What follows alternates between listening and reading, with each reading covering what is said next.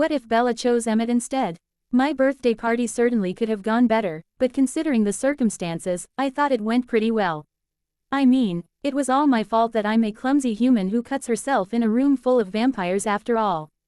I personally would have forgotten about the whole thing willingly, if not for the fact that Edward and his entire family were being very careful around me, especially Jasper. I had tried to tell him already that it was my fault and I didn't blame him, but he just shook his head and backed away. A few months passed in this same routine, me trying my hardest to make everyone else forget, and they in turn still trying their hardest to make sure I was safe. Edward and I had most of our senior class together, so we would have been able to talk a lot more during school than last year, if he'd been willing to talk to me at all. I could tell that he was growing more distant after what had happened. And nothing I did could make him snap out of it. It was December before he invited me to his house again. Of course, Alice, the least cautious of the family, had invited me over other times, but I decided against going since I just stressed the Cullens out.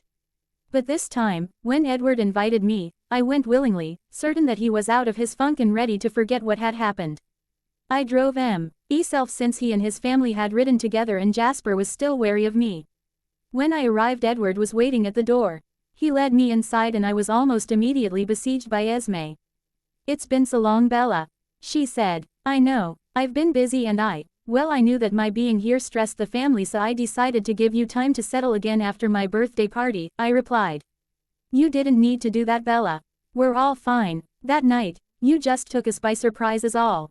I shook my head. "No, Esme, I go to school with Jasper, I know how he feels about me now and I respect that he wants to keep his distance. I didn't think it would be so hard to stay away." "Bella," Carlisle said from the kitchen doorway, "Jasper likes you, he just needed a little time to get control of himself again. I'm sure if you asked him now he'd say that he was fine with you being around again." I didn't reply. I already knew that Jasper might say that to make his family happy, but I could tell that he would be uncomfortable around me now. Even more so since he and all the Cullens knew that I was the most clumsy person on the planet. Edward took my hand and tugged gently. "Come on." I followed him upstairs to his room and sat down on his black couch. He didn't sit next to me like I thought he would. Instead, he paced back and forth in front of the shelves containing his CD collection. "Edward, what's wrong?" I asked quietly. He paced for another moment without answering, then stopped and looked at me. "Bella, I can't do this anymore." My heart filled with dread. I don't understand." "What can't you do?" I asked just as quietly as before. "I can't be with you." I tried desperately to control my breathing, but I knew that my heart was going crazy and that he could hear it. "Why? What did I do wrong? Is it because I'm so clumsy? Is it because of what happened at my party?" I asked. He shook his perfect head and said, "It's me, Bella. I don't love you anymore. I don't know what's changed, but I don't feel the same anymore. I'm sorry." I frowned at him and a sudden, unexpected burst of anger lashed out from me and I stood up. "It's me." "Is that all you can say, Edward?" "It's me. After everything that's everything how can you do this to me?" "I love you, Edward. What's changed so much since September? You were fine until my birthday. How can you not feel the same? You don't fall out of love, Edward. Not if you ever really loved someone." My anger had disappeared to be replaced by despair and panic. "I'm sorry, Bella, really I am. I've been so selfish, letting you think that I loved you, letting you love me. I didn't want this to happen. I didn't want to know you, to have you feel the way you feel about me. I tried so hard to stay away from you and then, I gave in because I was selfish enough to not be able to stay away from your smell. And when I tell you that it's not you, I mean it, Bella." I sank back down on the couch, stunned by his words. He'd never loved me, he'd used me for his own ends. You never loved me, you never wanted me. I smelled good to you," I whispered. He nodded. "But you said something had changed. You said you didn't love me anymore and now you're saying you never loved me at all." "Bella," he said gently, "I was trying to make it easier for you. I thought that if you didn't know that I never shared your feelings, it would be easier for you to let go of someone who once loved you than someone who'd never loved you and used you. I truly am sorry, Bella." When he made to hug me, I cringed away. "Don't touch me," I said loudly through my tears. He backed up and before I could blink he had disappeared out the window.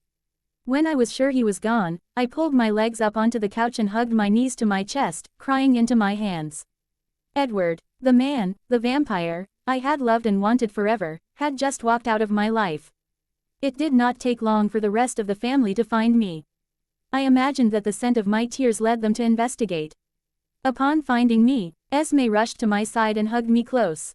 Bella, what's wrong? What happened, dear? Where's Edward? She asked soothingly. He left. He didn't love me, I cried into her shoulder. What do you mean? Bella, tell me what he said, Esme said quietly. I felt someone sit down next to me and instinctively knew that it was Alice. I took a deep breath and calmed my sobs enough to say. He said that he didn't love me, that he'd never loved me, that he'd used me. He said that he didn't want me anymore and he couldn't be with me. He said that it wasn't my fault, it was his. I don't understand. What did I do wrong? I whimpered. I must have done something. He's so perfect, it couldn't have been his fault. Now you listen to me, Bella. This is not your fault. I had no Edward could be so callous, but after this, you didn't do it. It was his fault, Bella. I'm so sorry, I should have told you, Alice said quietly. I jerked my head to look at her. You knew that he didn't love me? I demanded. You knew and you didn't tell me. She nodded. I hoped. He seemed to be coming around. I hoped he would fall in love with you. You were already so important to the family. I knew had none of us wanted to lose you because of him, so I kept quiet. When he told me himself, I told him not to tell you, I told him to try. It seems he didn't do very good. I'm so sorry. I need to go home, I said, struggling to my feet.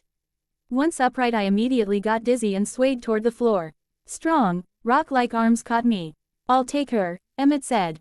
No, my truck, what about my truck? I said quietly. He chuckled. I'll drive you home in your truck, then run back here. It will be a breeze. I'll be back soon, he said to the rest of the family. He carried me out of the house and put me in the passenger seat of the truck. We were almost to the highway when my tears overflowed again. He immediately stopped the truck and pulled me over so he could hug me. I'm sorry for what Edward's done, Bella.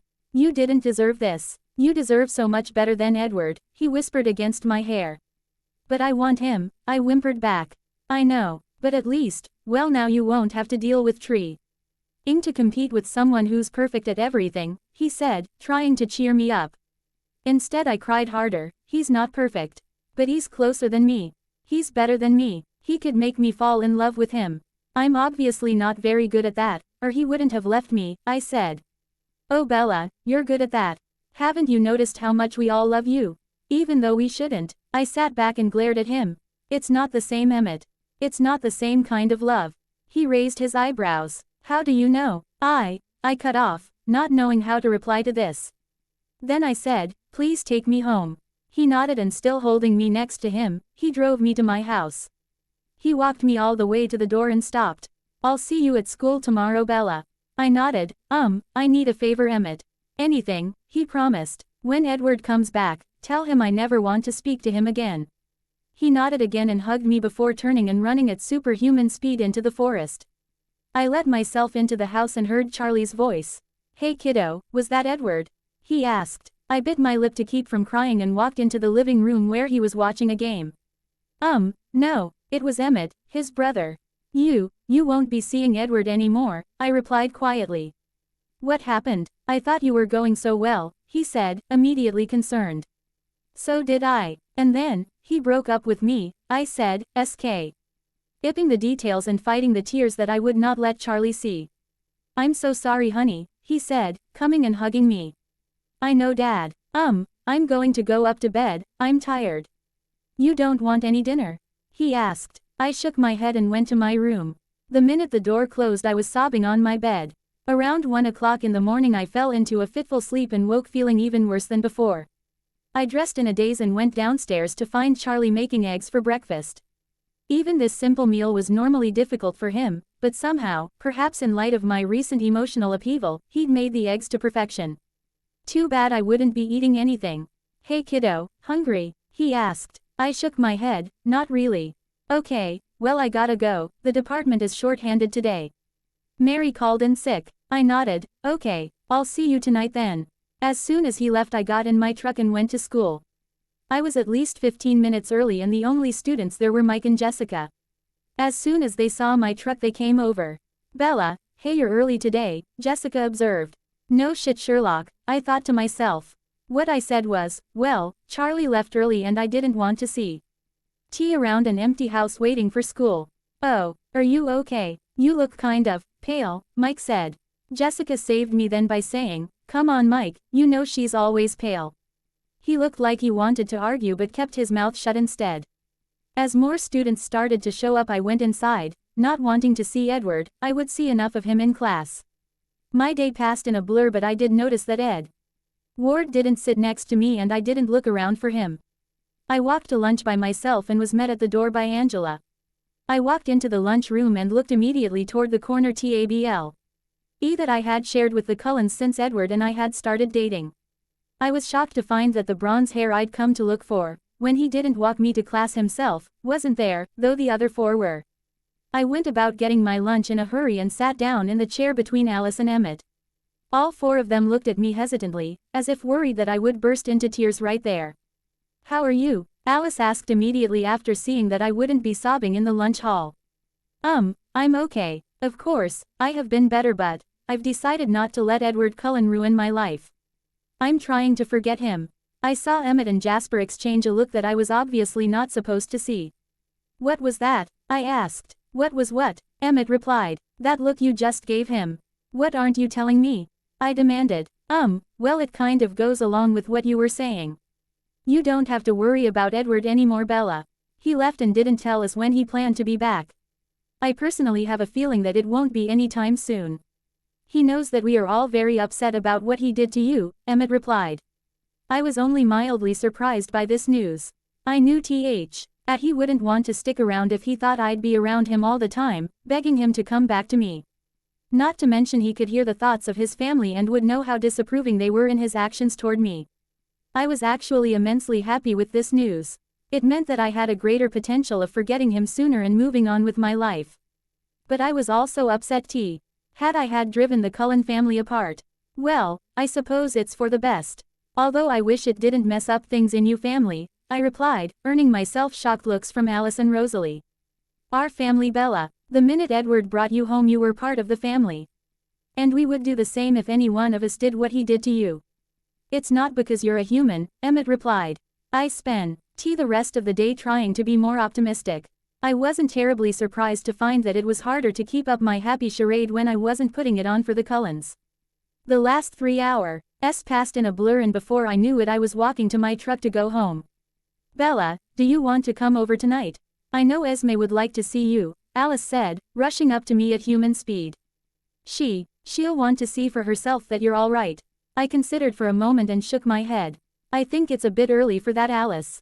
I might be trying to get over him but going back to the place that reminds me of him won't help with that. But maybe it will, she urged. Maybe it'll make it easier for you to move on if you see for yourself that he's moved on. I sighed. Fine, I'll be there at 5. No, I'll pick you up. Don't worry, I won't be late, she whispered as she hugged me. I hugged her back tightly.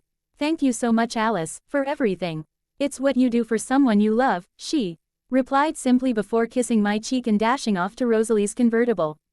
I felt a terrible wrench in my heart at her words. What would have made Edward stay for love? I thought dismally. Charlie was already home when I pulled in, parked next to a car that I recognized only too well. Bella, look who dropped by, Charlie said, coming out of the house pushing Billy Black. Behind them came Yako, B looking a little uncomfortable, and I remembered the last time we'd spoken, when we danced together at prom. He'd warned me then, and now I was paying for not listening to him. Hey, I said, trying to sound cheerful. It's good to see you, Bella. It's been so long, I was beginning to think you were down with some contagious disease, Billy teased. But I got his real meaning. According to Billy and the other elders, I'd been spending too much time with the Cullen family. Nope, I've just been busy. You know, at my age it's all about hanging out with friends and boy, I broke off at that, unable to say it without thinking about Edward. You alright, Bells? Charlie asked. Yeah, it'll take some getting used to, I replied softly. What will take getting used to? Billy asked pointedly. Her boyfriend broke up with her. Charlie explained. I had never seen Billy Black look as happy as when my father told him that my boyfriend, my life, had left me. He smiled warmly before realizing that I must be in pain over what had happened. Then the twinkle left his eyes and he looked at me with scrutiny. I'm sorry to hear that. Did he hurt you? He asked, which translated to I'm happy as hell, and even if he did hurt you, it's better than if you were still with him. I was quite attached to him, and to find out, I've never really experienced someone telling me they don't want me. It was quite a blow, especially since I thought we were doing so well. Behind Charlie I saw Jacob's eyes narrow at my words. Then, before I could forget, I said to Charlie, by the way, Alice is going to be here at 5 to pick me up. Carlisle and Esme want to have me over for dinner. I could almost hear Billy suck in his breath. In his opinion, the fact that I wasn't with Edward should have meant that I would have no reason to go near the Cullen family again. He didn't figure in the fact that I'd come to love them like family. But Bella, I thought, well, you and Edward just broke up. Do you think it's wise to be around him so soon? I won't be around him. After it happened, he called one of Carlisle's brothers and asked if he could stay with his uncle and his family for a while. He left this afternoon for Alaska. He won't be there. Oh, well then, I suppose it's all right then. You know I love Alice. Billy glared at me, as if I had anything to do with the fact that Alice could win over almost anyone. Then he glared at Charlie, who didn't see it. I couldn't keep a small smile from my face at the look. Right, well, I'm going to go change. Do you want me to cook you dinner before I go? I asked Charlie. He smiled at me. No bells. I'll just go over to the diner. Maybe I'll take Billy and Jake out to dinner tonight. That'd be fun. Bella, you just be careful. Some wounds, it's hard to hide them when you most need to, Billy said. It was my turn to glare at him, and I rushed past them into the house. All three of them were watching the game when I ran back downstairs to get the door when the bell rang. I pulled it open and said, "Hey Allie." Emmett grinned down at me. "Nope, not Alice. She and Jasper got held up at the house, so she asked me to come get you." "I hope you don't mind." "Of course not. Dad, you know Emmett Cullen, right?" "Emmett, this is my dad. Billy Black and his son Jacob." At that moment Emmett let out a hiss that was inaudible to everyone but me. At the moment that Emmett let out the almost silent hiss, I grabbed his arm and held on. Knowing that if he wanted to do anything drastic he'd have to risk hurting me, because I wasn't letting go until we were outside and in the car. "Emmett, don't be rude. These are very good friends of my family," I said quietly, but just loud enough for the others to hear. Taking a deep breath he smiled and nodded. "It's a pleasure to meet you." "Bella has told us so much about you," he replied. Billy and Jacob narrowed their eyes at this statement. "Yes, she's told us much about you too. She tells us that your scumbag brother has gone to Alaska to stay with an uncle," Jacob said. Emmett didn't let his surprise at my lie show. "That's right. Edward has gone to live with my adoptive father's brother, Richard.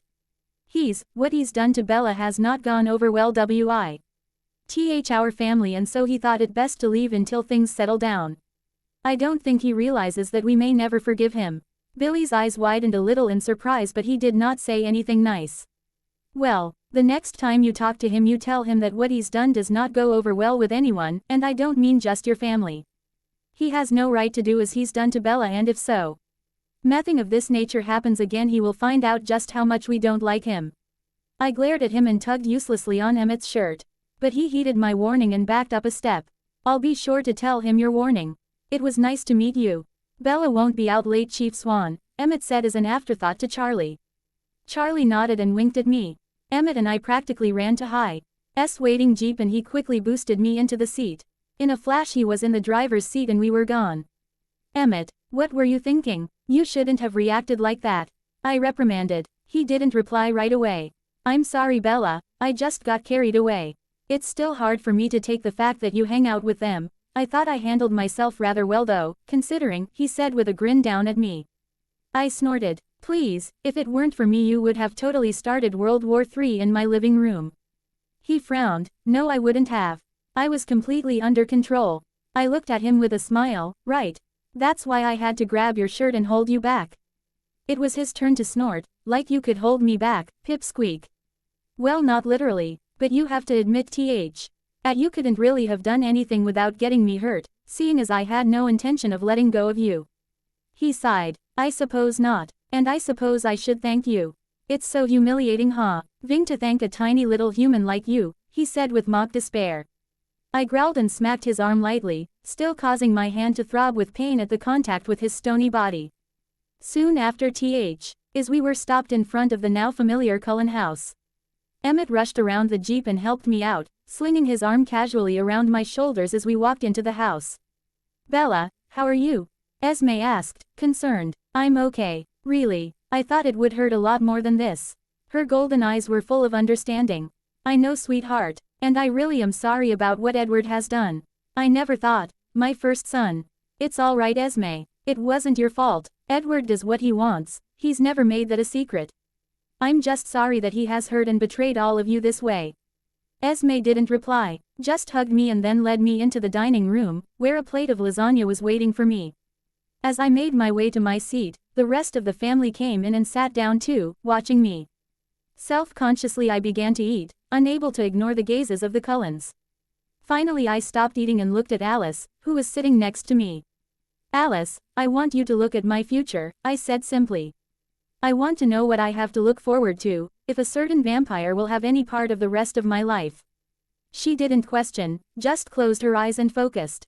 After a moment she opened them and looked at me in panic.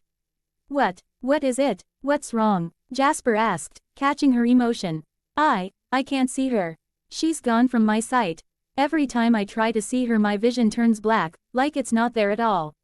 But I would see it if that meant she was going to die. I don't understand." "Carlisle," she asked. "I don't know, Alice. We've never dealt with someone like Bella. I think you and I should go research this." "You too, Jasper," he said, knowing that the handsome blonde would go anyway. The three Cullens disappeared out the door on their way to Carlisle's office, followed almost immediately by Esme. This left me sitting at the dining room table with Emmett and Rosalie. "So," I said, trying to fill the silence. Rosalie cleared her throat just before glaring at me, kissing Emmett, and disappearing behind the others. Did I do something wrong?" I asked, knowing that I had just chased almost the whole family out of the room. Emmett laughed. "No, Rose is just, she doesn't really like you. You already knew that, but sometimes, it's harder for her to be around you because she envies you, your humanity. Plus she's afraid that if you ever get changed you'll be prettier than her. She already thinks you're prettier as a human than she was. I think she's a little delusional. I'm not pretty. Anyway, I can leave," I offered quietly. He shook his beautiful head. "No, don't go. You and I almost never have time to talk. Or even hang out. Edward was always so possessive of you." We made our way to the living room and sat down facing each other before I replied, "Possessive? I just thought he was protective of me." Again he shook his head. "No, he hated when anyone took more of your attention than he did. He never let us even think about talking to you for too long, and definitely not alone. Alice was only able to because she never would have given up, and he knew that. We spent a few hours just getting to know each other. The next thing I knew it was morning and I was on the couch, lying against something very cold. I sat up slowly and stretched. Looking around, wondering what was going on, I noticed Emmett beside me, smiling. I blushed red. "I'm sorry, Emmett," I stammered. "Oh, Rosalie must be furious at me for keeping you here all night." He chuckled. "It's fine, Bella. And Rose wasn't too put out. She's been hunting all night, venting some of her frustration. I doubt she even knows that you're still here." "Oh, well, I will say that it's a good thing you don't sleep, or no doubt I would have been keeping you awake." He was careful not to let any emotions show at this point. And I knew I'd been talking in my sleep. I sighed. "What did I say last night?" You talked about Edward a lot, mostly wondering what you'd done wrong, why he didn't love you like he should have. It's nothing to be ashamed of, Bella. I've seen few people love someone else the way you loved Edward." I focused on my entwined fingers. "It's just so hard. I know it would be easier for me to deal with if I knew what I'd done wrong." "Why he didn't want me," I whispered, letting my hair fall forward to hide my face. Emmett took my chin in his cold hand and turned my face to look at him, brushing my hair behind one ear to look at me more clearly. "You did nothing wrong, Bella. It's his fault that all of this happened. You did everything right. You loved him, wanted him. It was he who did not let you go before he had you. He knew what he was risking when he got involved with you. He was just too selfish to stay away from you. You are an amazing person, Bella, worthy of anyone's love, even if they don't know it themselves. I've never met anyone like you." I felt tears trickling from my eyes. "Thank you, Emmett, for everything," I said quietly. He pulled me close for a hug and whispered back, "It's what you do for the ones you love." I remembered Alice saying almost the exact same thing and blushed again. What was with this family? Oh my God, Charlie. Oh, he's going to be furious that I didn't call him. I said suddenly, remembering that I'd spent the night here without permission. Emmett chuckled again. Don't worry about it. Alice called last night and told him that you'd fallen asleep in it. Whoa. It'll just be easier for you to stay the night. Of course, since he's infatuated with her, he had no problem with that. I let out a sigh of relief and leaned back against the back of the couch. Oh, did Alice and Carlisle figure anything out about her visions? No, they still don't know why you've suddenly become invisible to her sight. They are considering an outside force, but it's hard to belie. They since it's only affecting her visions of you.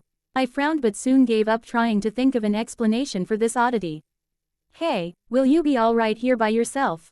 I need to hunt and I wasn't sure last night if you'd be alright here by yourself while everyone else was busy and I didn't want to leave you alone, Emmett said hesitantly.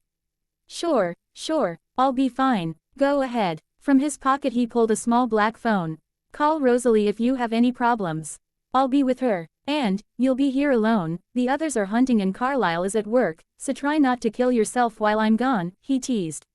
I grinned and took the phone. I'll try to be careful, but that's such a hard thing for me to do. He grinned back and disappeared. With a sigh I looked around the living room. Finding nothing to hold my attention, I made my way slowly up the stairs and found myself in Edward's room. I hadn't been in here since Edward's world-shattering news and was only slightly surprised to find that little had changed. There might have been a few outfits missing, but other than that the whole room looked the same. I sat down on the couch and stared blankly at the wall of CDs. As I sat there, the wind suddenly blew through a window I hadn't known was open. When I looked over, my heart stopped in my chest. Crouched in front of me, her wild red hair flying in the sudden wind, was Victoria. Well, hello Bella, I was hoping you would be here, she said in a voice that would have been beautiful if I hadn't been so terrified. What do you want? I whispered, though knowing that there was only one reason she would be here. Well, I would have thought it was obvious. But since you apparently don't know, I suppose I'll have to tell you. I'm here for revenge. Your precious Edward killed James, and so I'm here to kill you. See, the way I see it is a mate for a mate. He killed the one I loved, so I plan on killing the one he loves, you. Her red eyes flashed dangerously. My heart clenched. I guess I should tell you then. Edward doesn't love me. He never loved me. He used me and now he's left. He won't care if you kill me, so your revenge will be wasted, I said dispassionately. She frowned in confusion. How do I know you're not lying to save yourself? She demanded. I looked straight into her eyes. I have no reason to lie anymore. Either way you'll kill me. If I'm lying and Edward does love me, you'll kill me. If I'm telling the truth and he really did leave me, you'll still kill me, I replied. She smiled. Oh, but you're wrong there, Bella. I wouldn't kill you. I'd give you what you desire most. I looked at her skeptically. What I desire most? You didn't even know Edward was gone. She let out a tinkling laugh. No, silly Bella. You do not desire Edward above all else. Surely you have been able to feel your resentment building. Your hatred. No, what you desire most is to get back at him. And you know that you would have no chance, the way you are. I stood there confused for only a moment. And before understanding flooded me and I gasped. You plan to turn me? I whispered, surprised at how much I suddenly wanted this above all else. She nodded. That way I not only get back at Edward by doing what he didn't want done to you, but I also get to cause you 3 days of excruciating pain. Plus there's nothing quite like knowing that I turned you against him. It's a win-win situation for me. And in the end it's a win situation for you too. If I had expected her to wait for me to give my okay, I would have been surprised, but I knew she would do it when and how she wanted to, and so I was not surprised when she lunged for me and bit my neck. She laid me gently across the couch, kissed my forehead in farewell, and disappeared out the window before the pain started. When it did, I let out an unearthly scream that was so loud I was sure the whole town of Forks could hear it. Time seemed to stop as I lay on Edward's couch, trying to hold in my screams, writhing in unbelievable pain. I didn't know how much time had passed when I heard Emmett's voice. Bella, oh God, no, he shouted over the screams I could no longer contain. Carlisle, he yelled. I didn't know what was happening, but I did hear Carlisle's voice. She's been bitten. Can we stop it, the way Edward did last time? Esme whispered urgently. No, Carlisle said faintly. The venom has spread too far. We would not be able to stop it and might just end up killing her. Though, she might prefer that to what she will become. No, I screamed. No, I want this. I need it. I couldn't say any more. My body was overcome with racking convulsions as pain flashed red-hot through my veins. I didn't know how long the pain lasted, all I knew was that the pain eventually lessened and eventually disappeared as my once beating heart stopped for the last time. I opened my eyes and looked around. I could see very, very clearly and my sense of smell was incredible. "Carlisle, I think she's awake," Alice's voice said close by. I heard something I had never heard while human. The sound of vampires walking toward me. I looked around to see Alice sitting next to me, Jasper standing right behind her. "How do you feel, Bella?" Carlisle asked kindly. I looked at him and noticed that he seemed drawn but somehow happier than he had in a long while. I'm wonderful. What day is it?" I asked. Carlisle smiled faintly. "It took you 3 days to change." He sobered up then. "Bella, you can't go home anymore. We spread the story that you and Alice went hiking this weekend and went missing. In a few days we'll find Alice, looking not quite as clean or well as before. And she will tell us of the bear that attacked you and how you died protecting her from it." If I had been able to cry I would have then. "Charlie," I moaned softly. "He will be all right, Bella. He did fine before you came here, he will do fine after you leave," Jasper said soothingly. I shook my head, marveling at how easy everything was to do, how my voice had changed to the sound of wind chimes. "No, it'll be worse than before. He loves me more now, since I've lived with him. He'll blame himself for my death, blame himself for not being able to protect me." Carlisle and Esme exchanged a pained look. "What do you want to do, Bella?" "We cannot tell him the truth," Carlisle said softly. "I know, I just wish there was another way, a way to let him know that I'm all right." "Well, we'll think about it and try to come up with another way. But no matter what, whether we can tell Charlie or not, you are dead to the rest of the world," Carlisle said. I looked around at the others and noticed that the wariness they always tried to hide was now absent, gone with the last of my tantalizing blood. Then I looked at Jasper and saw his frown of mistrust. "Jasper," I asked, worried, "why are you looking at me like that? Don't you feel it? Any other newborn would be tearing the house down. It doesn't hurt or anything," he demanded. I frowned at him now. "What are you talking about?" I demanded in return. "I'm fine. You don't feel the thirst? You don't feel the painful burn in your throat?" he asked. I considered and finally shook my head. "I don't feel anything different from when I was human. I mean, I am a little hungry. But it's not painful and it's not exactly thirst." The Cullens stared at me in astonishment. "What, Bella, that's not usual for a newborn vampire. Nor is your behavior usual for someone just turned. Carlisle didn't even have your lack of thirst when he was turned," Jasper replied. "Oh, is something wrong with me?"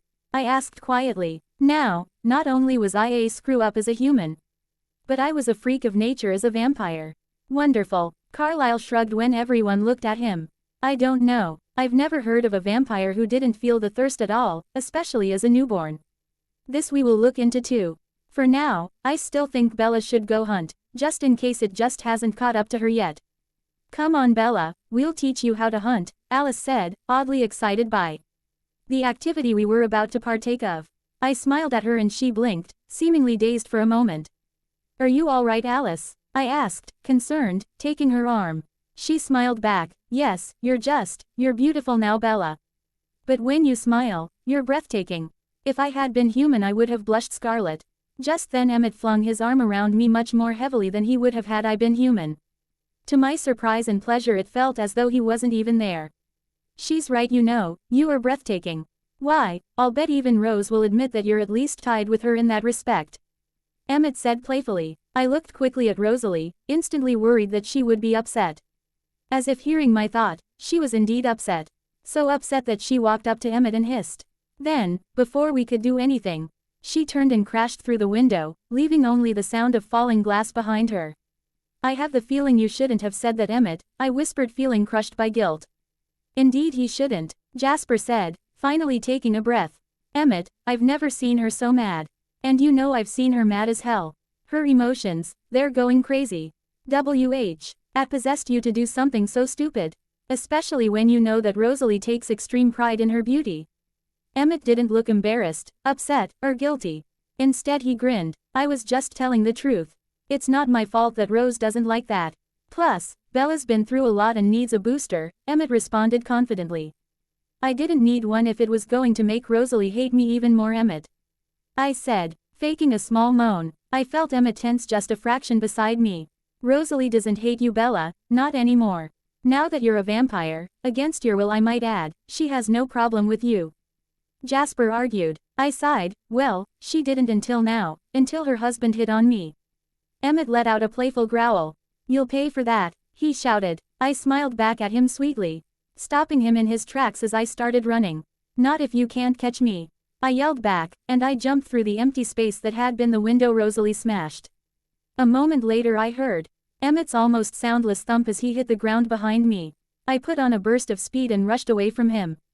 I'm going to get you, Bella, he called behind me, slowly, much more slowly than I would have thought. He gained on me and was right behind me. As he made to grab me, I flitted out of his grasp. The second time he tried, I ground to a stop and he smashed into me, taking us both to the ground. A second later I was on my feet again, looking around. A new smell filled my nostrils. Though I didn't know how I knew what it was, somehow I did. Somewhere very close to us now, were humans. Bella, don't move. Hold your breath, Emmett hissed at me, grabbing my arms and looking into my face. Emmett, let me go. I'm not going to do anything, I said with a frown. His frown mirrored mine, but he didn't loosen his grip. Come on, Bella, we've got to get out of here. I'm not going to do anything, Emmett. I snarled. It's not that, it's a search party, Bella. They're out looking for you. You're supposed to be dead, remember? If they see you, they'll know you're okay.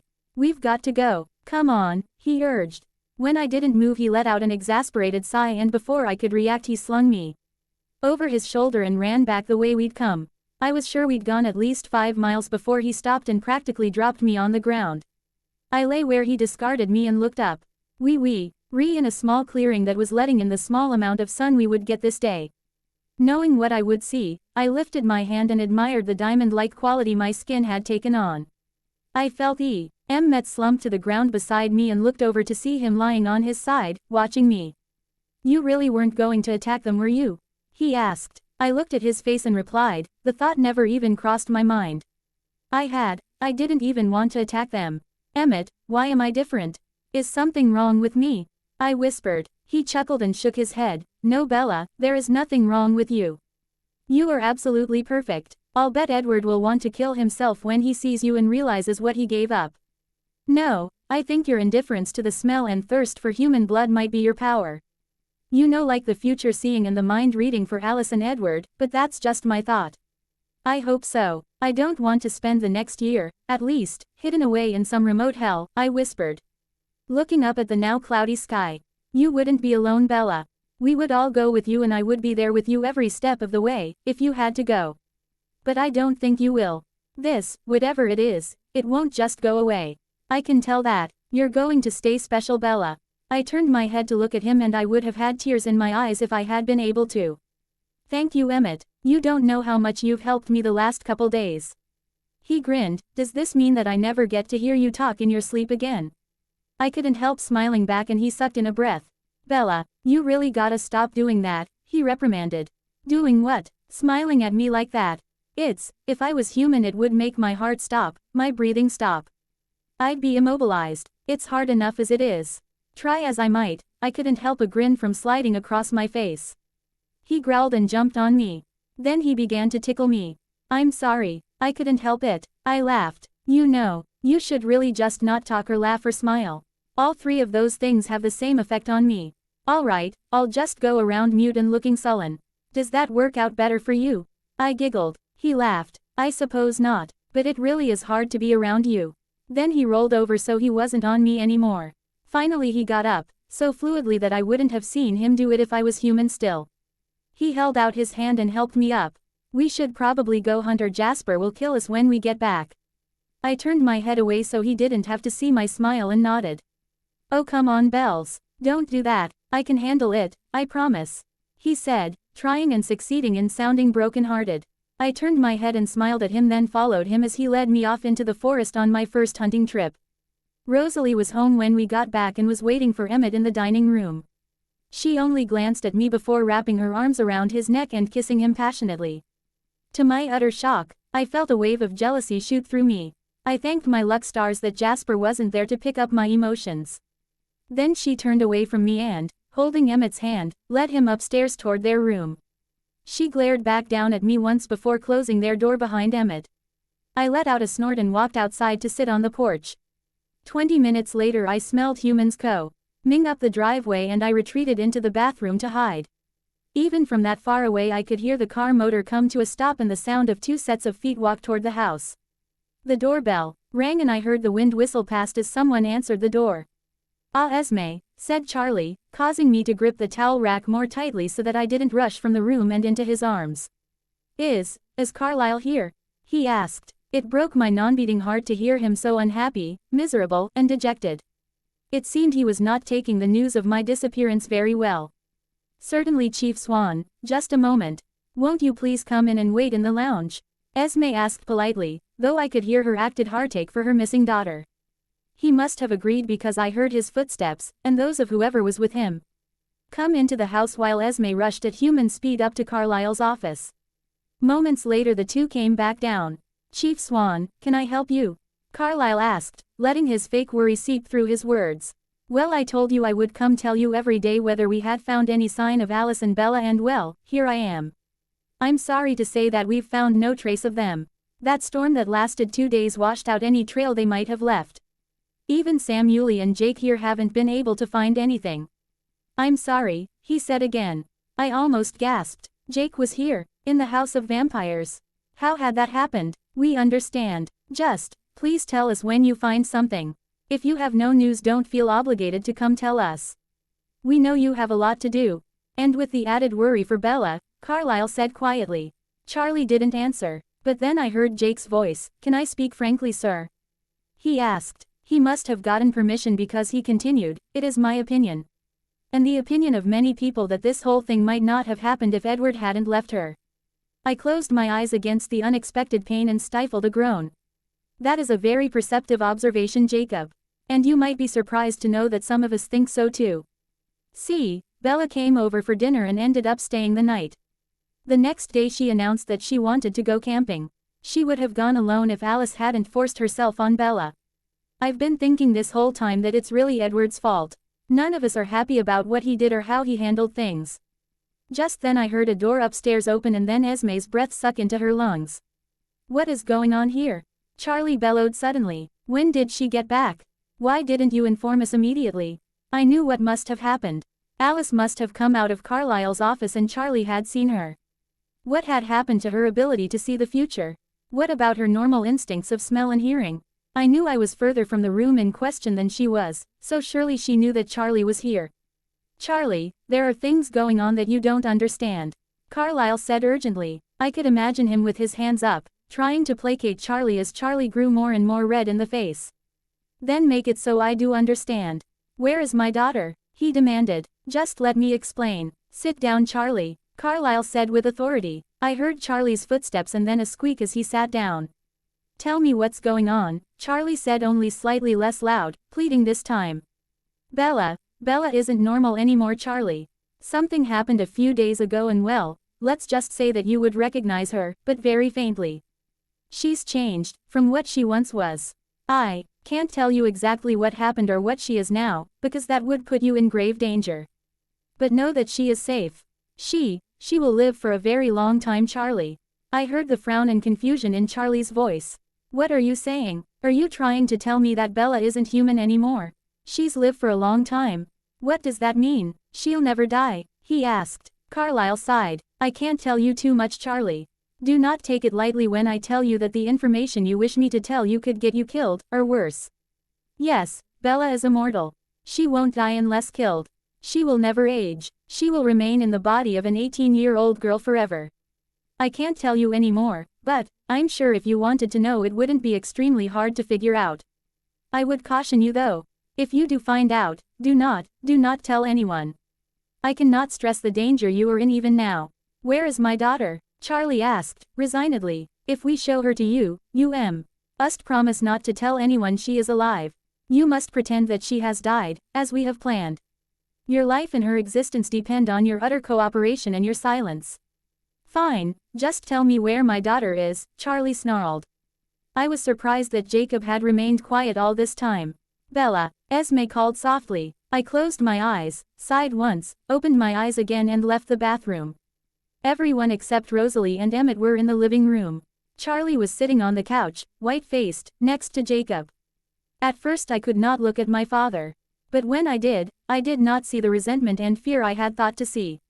"Bells, is that you?" he whispered. "Yes," I said, cringing when he flinched at the sound of my new voice. "Dad, it's me. I look and sound different now. I'm so sorry about all of this." "Bella, you're okay?" he asked simply. I smiled and saw that it did the same thing to them that it seemed to do to vampires. Jacob blatantly stared at me and Charlie seemed stunned. "I'm fine, Dad. I wish I could tell you what's happened. Carlisle says that's not safe." I nodded. "I know, I could hear you talking." Will you be alright? If you've been listening, and you believe Carlisle, you know that I can't ever come home again." I practically choked on the words. I never imagined that the loss of life with Charlie would hurt me so badly. "I'll try to make it through. I don't know how I'm going to tell your mother," he said almost to himself. I walked forward and knelt in front of him. From the corner of my eye I saw Jasper tense and lean forward, as if ready to spring. I looked up into my father's despair-filled eyes and took his hand in mine. "It's all right, Jasper, I'm not going to hurt him," I said absently when I saw Jasper take a step forward. Then I enveloped Charlie in my arms. He gasped at the contact to my cold skin and I started to back away, until he grabbed me close. "Oh Bella, I'm so sorry for everything. Every time we've ever fought, every time I didn't understand. I'm sorry." "I understand, Dad. I don't blame you for anything. You did the best you could, the best that any dad could.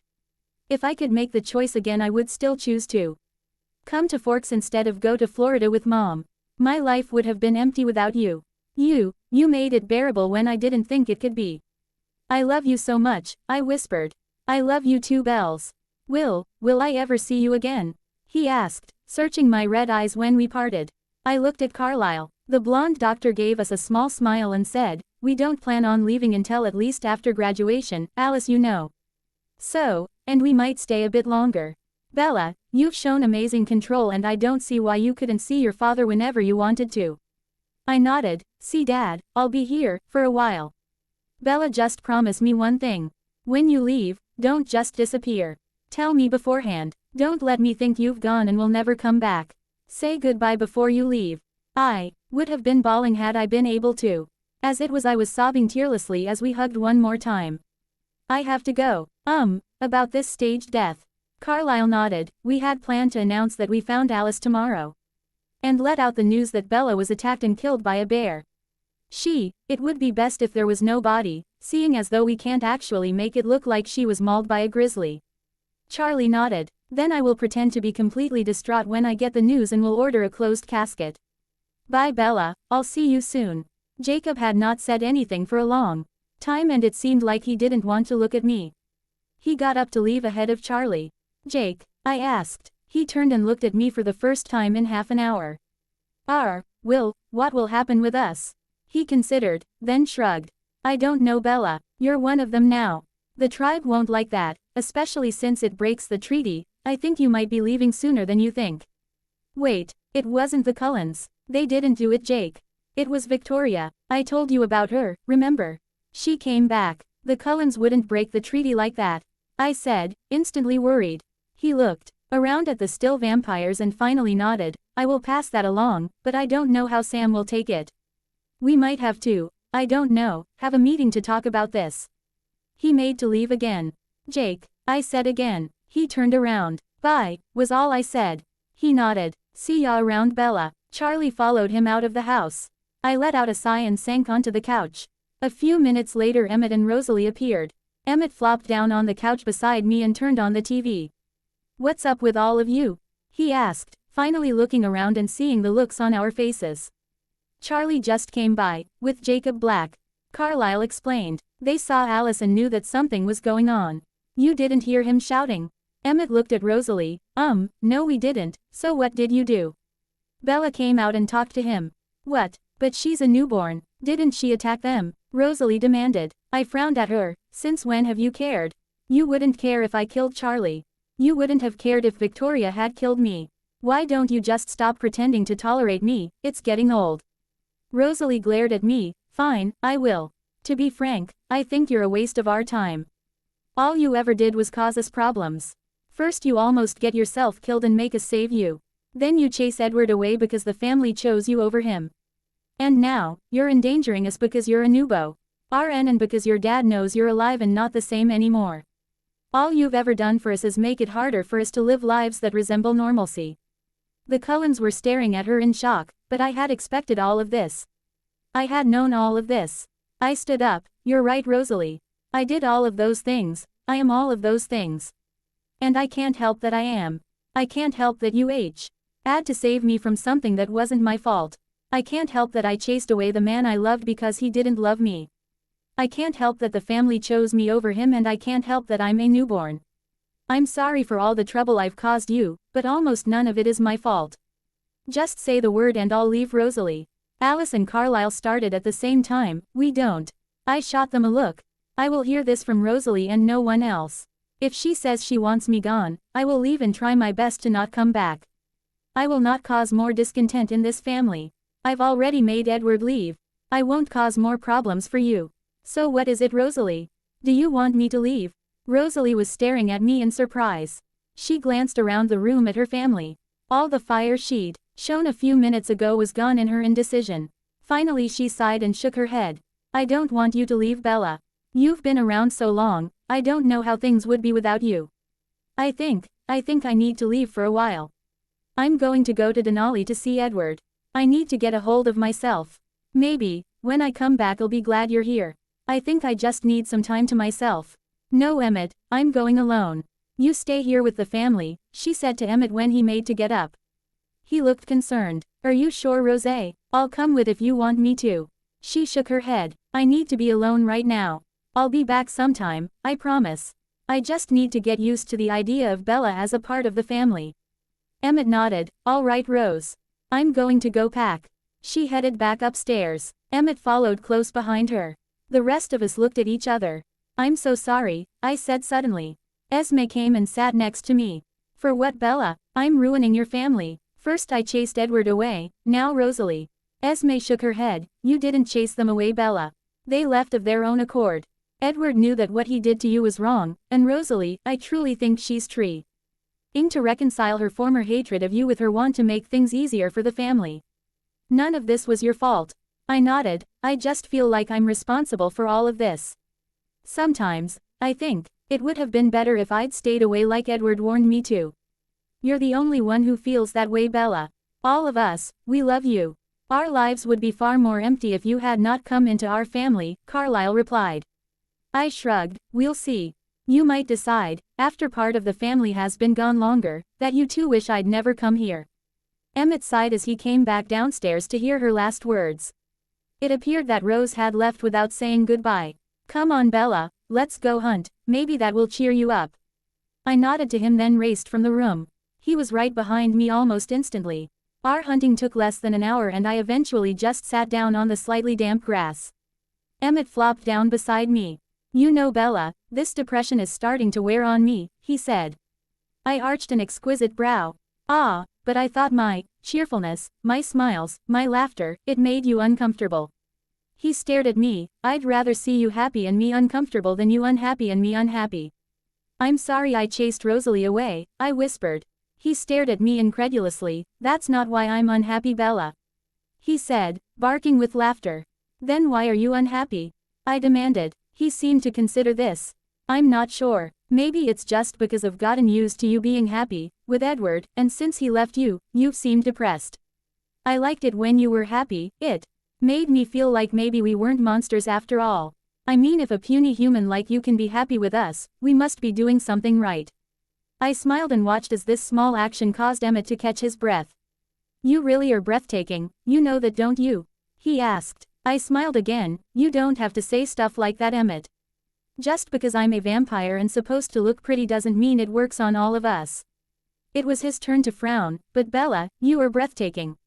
You're one of the most beautiful vampires I've ever seen. Haven't you even seen yourself yet? He asked. I shook my head. I was afraid to. I'm shocked that Alice didn't drag you over to one. Come with me, you have to see yourself. Emmett pulled me to my feet and dragged me to the stream. I gasped when I saw the exquisite creature looking back at me. I knew it was me because this person bore an uncanny resemblance to me, but she was more refined, more sculpted, more beautiful in every way. Even her hair was more full, a darker, more beautiful brown, a little longer than before. Her body itself would have been the envy of all women in the world, especially the stars from Hollywood. She was perfectly proportioned, and stood with such grace that it was hard for me to believe that she and I were the same person.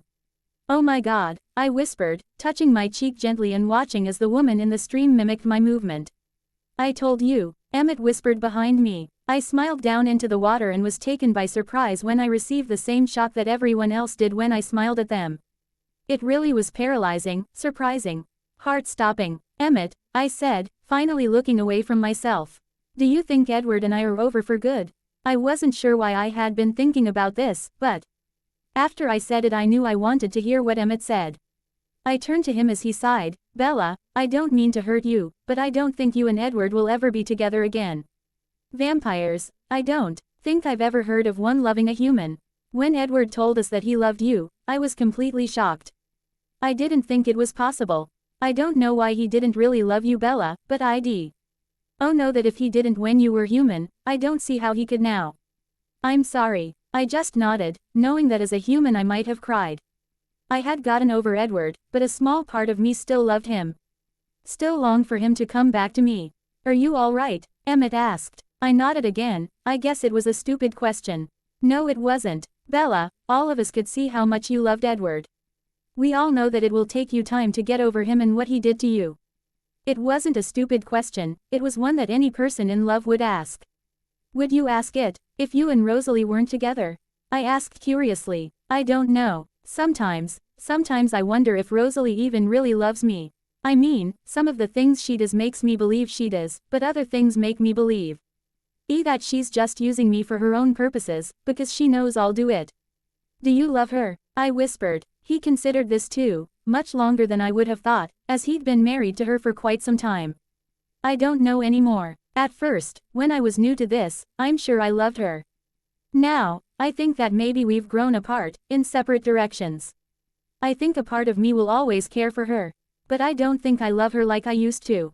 I nodded and started walking back toward the house. "Emmett, did you know that Edward and Rosalie were supposed to be together?" Carlyle hoped that they would get together after she was changed. "Yes, Rose told me once. Sometimes I wonder if maybe they were actually meant to be together. They have many of the same traits. You know, I've read before why you and Rosalie are together. You just seem so different." Emmett laughed. "Well, isn't that the pot calling the kettle black?" "What do you mean by that?" I asked. "Well, you and Edward are about as different as you can get. But you wonder about me and Rosalie." I felt myself laughing too, having not made that connection. "I guess you're right, but I still wonder sometimes." Emmett didn't look at me as he replied. "Rose and we do have a lot of differences, but one of our biggest similarities is that we both appreciate the opposite sex and what they can do for each other. Yes, Rosalie and I enjoy each other very much, which is one thing that has made us compatible." I frowned. "But don't you ever wish you had true love? Something that was not based around sex?" "Of course I do, Bella, but that doesn't mean I'll get it. We don't meet many vampires like us, and those who are most usually are already taken, and those who aren't, they usually don't want to be like us." I considered this. "I'm sorry for bringing it up, Emmett. Forget about it, it's no big deal." We arrived back at the house a few minutes later and went straight to the living room and plopped down on the couch to watch TV. 3 months passed before I even realized it. Alice was still going to school, though she found it much less appealing now that she was all alone. My funeral had gone according to plan, and Charlie had even mustered fake tears for the occasion. We saw each other every couple of days, Jacob and Emmett always in attendance. Rosalie and Edward had not come back at all in those 3 months, and I found that I was completely over Edward. Emmett and I hung out a lot, talking, hunting, playing games. Sometimes Alice and Jasper joined us, and other times the whole family got in on it. I didn't hink anything of the bond that was growing between Emmett and me. Then one day when we were out hiking, Emmett's cell phone rang. After looking at the name he hesitated, then flipped it open and said, "Hey Rose." I could hear Rosalie on the other end. "Hello Emmett. How have you been?" Emmett replied, "I'm okay. The family is fine. Alice is pretty mad that she has to go to school alone, but yes, I can imagine how upsetting that must be to her." Listen Emmett, we need to talk. Are you alone? She asked. He glanced at me then said, yes. I wasn't sure at first if I was supposed to leave and so I stayed. Knowing that he would tell me if he wanted me gone. All right, Emmett, I know this is going to come as a shock, but I think we need to break up. Emmett appeared shocked, his face froze and then he said, why? I'm so sorry Emmett. I didn't think that being here alone with Edward would have any effect on me, but it has. I realize now that he and I were meant for each other Emmett. Please don't be mad at me, I'm so sorry. Emmett was frowning now. You slept with him didn't you? You, my wife, and he, my brother, slept together. I could tell that if Rosalie could have, she would have been crying. Yes Emmett, I didn't, we weren't, it just happened. I'm sorry. Whatever Rosalie, I don't want to talk to you right now. I can't talk to you right now. With that he hung up the phone and leaned back against a tree to support himself. I looked at him with sympathy. I'm sorry Emmett. What they did, it's inexcusable. He just shrugged. They've been doing things like that for a while now. They just don't know that I know. I actually gasped. Are you serious? How long? He looked away from me. Let's just say since before he met you. They tried to be discreet about it but there were always things that gave them away. I'm surprised it's taken her this long to break it off with me. I was sure she was going to within the first week of being with him. Though I would have thought she'd be a bit more creative than saying that being alone with him has made her realize they need to be together. She's known that for a long time. Why didn't you ever say anything? Why didn't you tell me? I asked. Hocked and hurt that Edward had been cheating on me along with his lack of loving me. I didn't, it's not something I like to think about, the fact that I wasn't good enough for her, that I wasn't what she wanted. I didn't even think about you and what it would mean if you knew Edward was cheating on you. I'm still sorry, I whispered, settling my hand on his arm. He looked down at it, then at me. I'm not, he said simply. I looked at him inquiringly just before he kissed me. His arms wrapped around my waist and pulled me close as my own hands twined their way into his curly hair, keeping him close. Eventually we broke apart, though there was really no need. We looked into each other's eyes before taking a step away from each other. I'm sorry, Emmett said softly. I smiled and relished what this action did to him. I'm not. I replied, kissing him again. Bella, stop. Emmett said, holding me away from him. Why, what's wrong? I asked. I can't, I don't want to take advantage of you. I know how you operate Bella. And I still don't know what there is between us. I don't want to hurt either of us with quick decisions. Here it was again, another man was rejecting me. No matter what he said to hide it. I knew rejection when I saw it. I nodded noncommittally and turned away, trying to hide my pain. I'd just thrown myself at him and he didn't want me, just like Edward, though he was a little faster in telling me he didn't want me. Bella, wait, come back here. Emmett said. When I didn't turn back, he came after me and pulled me around. Bella, what's this? Don't Emmett, I understand. Just leave me alone, I replied dryly. Wait, what's going on? Why are you acting like this? He asked, sounding confused. Come on Emmett, don't pretend to be the nice guy just because you don't want to look like the asshole. I was so stupid, kissing you when I should have known it wouldn't mean anything to you. I should have known you'd be just like Edward. Now just hold on a second. Don't you dare compare me to that scumbag Bella. What is going on? Tell me what I did. Like you don't know already. Why did you kiss me Emmett, if you were just going to tell me you didn't want me? Is it because you like seeing my pain? You like seeing me like this, suffering because I know that I'm nothing, that no one loves me, wants me, needs me. You just see me as a piece of ass and when you're through with me you'll move on. Just like Edward. I was sobbing dryly now. Wait. You think I rejected you? You think I don't want you? Bella, I've wanted you forever. Ever since Edward left you I've wanted you. He said, sounding relieved that he knew what was wrong. Don't lie to me Emmett Cullen. My voice was dangerous, especially with its bell-like quality. I'm not lying to you Bella. And I don't like seeing you like this. I don't like you thinking that you're nothing, that no one loves, wants, or needs you. Then I'll just leave, then you won't have to see me or care about what I think. Bella, I don't like you thinking that because I love you, I want you, I need you. You are not nothing, you are everything. Ever since Edward left, you've been my world. You're the reason, well, the whole get up in the morning thing won't work huh? He asked, smiling. Against my will I smiled back. You love me. I whispered. Emmett came to me and hugged me close. Oh Bella, how could I not? How could I not? I love everything about you, your humor, your compassion, your ability to get into trouble, your smile, your adventurousness, you have everything that I need. How can I not love? Everything you are is what I've been searching for. I smiled into his chest and hugged him back. I didn't want to, but I love you too, I whispered. He laid his head on top of mine and I felt him breath in my scent. Why didn't you want to? I was afraid that if I let myself love you, you'd do what Edward did. I thought that it was too soon, that my heart would be broken again. He stepped back. I would never hurt you, Bella, not if I could help it. I will never do to you what Edward did. Without you, I wouldn't want to live. Emmett and I walked back to the house hand in hand. Alice was waiting for us, practically jumping up and down. Oh Bella, I'm so happy for you. And Emmett. Alice, what, shouldn't you be sorry for me? Emmett asked pointedly. She shook her pixie-like head. Nope. See, you're not upset that Rosalie left you. You're actually ecstatic, which means I can be too. Oh, and guess what? Rose called and told me what happened and said that she and Edward were coming back to talk to you face to face. She thinks you're taking it badly and she feels that it'll be easier if she comes here in person. Emmett stared at her like he didn't understand. Rosalie, and Edward, coming here, to talk to me? He asked. Alice nodded. They should be here by the morning, if not sooner. What do you plan on telling them? She asked, looking pointedly at our still entwined fingers. The truth, I replied.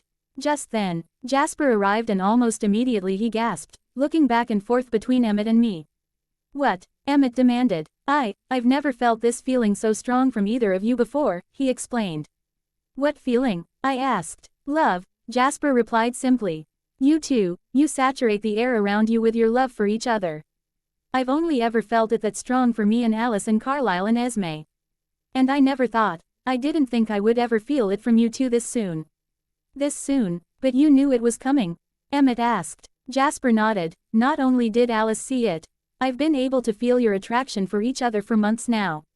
I knew it was only a matter of time before you realized it yourselves. I smiled at him. Well, as fun as this is, I think I'll go inside and sit down for a bit. The others followed me inside and Emmett immediately sat down beside me and practically pulled me into his lap. So what are you going to do about Edward and Rosalie? Jasper asked. Emmett and I looked at each other. I don't know what Emmett will do, but I'm not going to cause problems with them. At one time I wanted nothing more than to get back at Edward for what he did to me, to get revenge. But now that I have Emmett I don't care. Wait, what? When did you want revenge?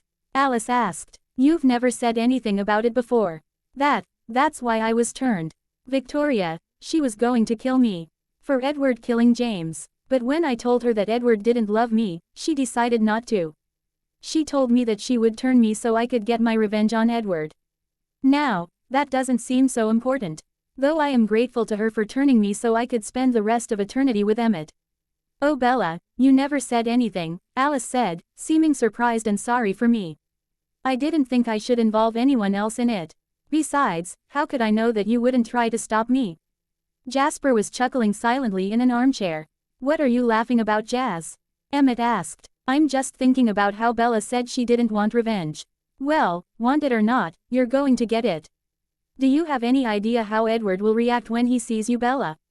He'll realize what he gave up. What he could have had. He'll realize that he was stupid for not turning you, then leaving you. To me, that's the sweetest revenge. I smiled and nodded. I see your point, Jasper. Does Edward even know about me? I asked. Alice and Jasper exchanged a look. But the answer I wanted didn't come from them. It came from the stairs. No, Edward does not know about you, Carlisle said. At least, no one in this house told him. I cannot tell you if Rosalie said anything though. We do not talk to Edward often and when we do it is not about you. I was more than slightly surprised by the news that I had been a vampire for 3 months and Edward might not even know about it. Wow, was all I could say. What? Emmett asked. I don't know, it's just strange. I always thought, when I was turned, Edward would be the first to know about it. I always wanted him personally to do it. And now, he's the only one who might not know. Will it bother you, him being back? Emmett whispered close to my ear. I looked up into his golden eyes and searched for what he was really asking me. I found it not far from the surface. Emmett, I love you. No matter what my feels were for Edward. They are gone now and would not matter even if I still had them. You are everything to me. I have no other purpose in life than to be with you. Will it bother me? Will I pin after him now that he's coming back? If you knew how truly happy I am now you would not even need to ask me that. He smiled. She's telling the truth, Emmett. Jasper decided to pipe in. Emmett looked over at him. Thank you, Mr. Emotions. Is there anything else you'd like to add? He asked. Jasper raised his eyebrow. Do you really want me to say that out loud? He asked, as if surprised and shocked. Emmett growled at him and Jasper laughed. No. All I can say is that I'm happy for you both and I know that you can both overcome Rosalie and Edward's return. If you weren't together I wouldn't be so sure, but already you are completely devoted to each other. I will be shocked if either of them can do anything to both you now. I smiled and eased away from Emmett to go give Jasper a big hug. Thank you, Jasper, I whispered before letting him go. He nodded, still grinning. I hadn't realized while I was human how little he seemed to smile. Now, all he ever seemed to do was laugh and grin. I went back to Emmett's side and Ost gasped when he pulled me around gracefully and kissed me. We continued kissing for several minutes, until someone cleared their throat. I broke away from Emmett and looked accusingly at Alice. She looked back at me innocently. Oh come on Bella, you know I couldn't let you two act like that in front of Jasper, he'd pick up your mood and God knows we don't need that. Alice said playfully. I act too. Ally gasped this time and would have slapped her if Esme hadn't come in at that moment and hugged me. Oh Bella, I'm so happy, she said just like a mother. I smiled and hugged her back tightly. I'm happy too, Esme. I think I'm even more happy than I was with Edward. I'm glad. After all that's happened, you deserve to be happy. And Emmett will be good with you, you're so much alike. I smiled over at Emmett, who was looking at Esme adoringly, just as a son should. Okay, well I'm going to steal Bella for a while, Alice announced. Oh don't look like that. It's not like you'll never see each other again. She reprimanded Emmett and I as we both looked at her with upset expressions on our faces. I'm just going to pretty her up, give her a new outfit. You'll be fine till then, Emmett. I sighed heavily as Alice dragged me upstairs. Honestly Bella, don't you want to show Edward exactly what he lost? She asked, sounding exasperated. I considered, not really Alice. See, now that I have Emmett, I don't really give a damn about impressing Edward. She gave an inelegant snort. It's not about impressing him, Bella. It's about making him jealous as hell. Come on, just indulge me will you? She pleaded. Do you have any idea what I could make you look like now that you're perfect in every way? She asked. I frowned. You know Alice, that's kind of an oxymoron. See, if I'm already perfect, you can't improve me. Alice smiled. Well I'm glad you didn't miss the oxymoron lesson in English class before you died. But no matter, you're still getting a makeover so just deal with it. I rolled my eyes and sat down to be beautified. Within an hour Alice had me done. My hair was freshly curled and pinned, my makeup was done, and she had put me in a very pretty dark emerald green cocktail dress with one strap, almost no frills. And a rather deep neck plunge. As we were getting ready to go back downstairs, I noticed a pretty blue dress in her closet. Why didn't you put me in that one? I asked, indicating the dress. Though I liked the one I was wearing, I thought that one seemed more elegant. She looked at me like I was mental. Bella, blue is Edward's favorite color on you. If he saw you in a blue dress the night he came home, he'll think you're still waiting for him. Now the green one, I personally think it suits you more, and it just happens to be Emmett's favorite color, she said slyly. I shared her smile and followed her downstairs in 1.5-inch heels. Being a vampire certainly had its perks, such as the fact that it was almost impossible for me to be clumsy anymore. Others were downstairs in the living room watching TV, or pretending to. Alice and I flitted into the room and almost involuntarily all eyes turned to me. I smiled self-consciously and watched as Air faces froze with the power of my expression. I imagined that if I could stun them when a normal vampire, as this new and improved one I could possibly kill them. Bella, Emmett finally breathed. You look amazing, he said. I tried to hide my smile and failed but it seemed the family was prepared this time. Thank you Emmett, Alice really is amazing isn't she?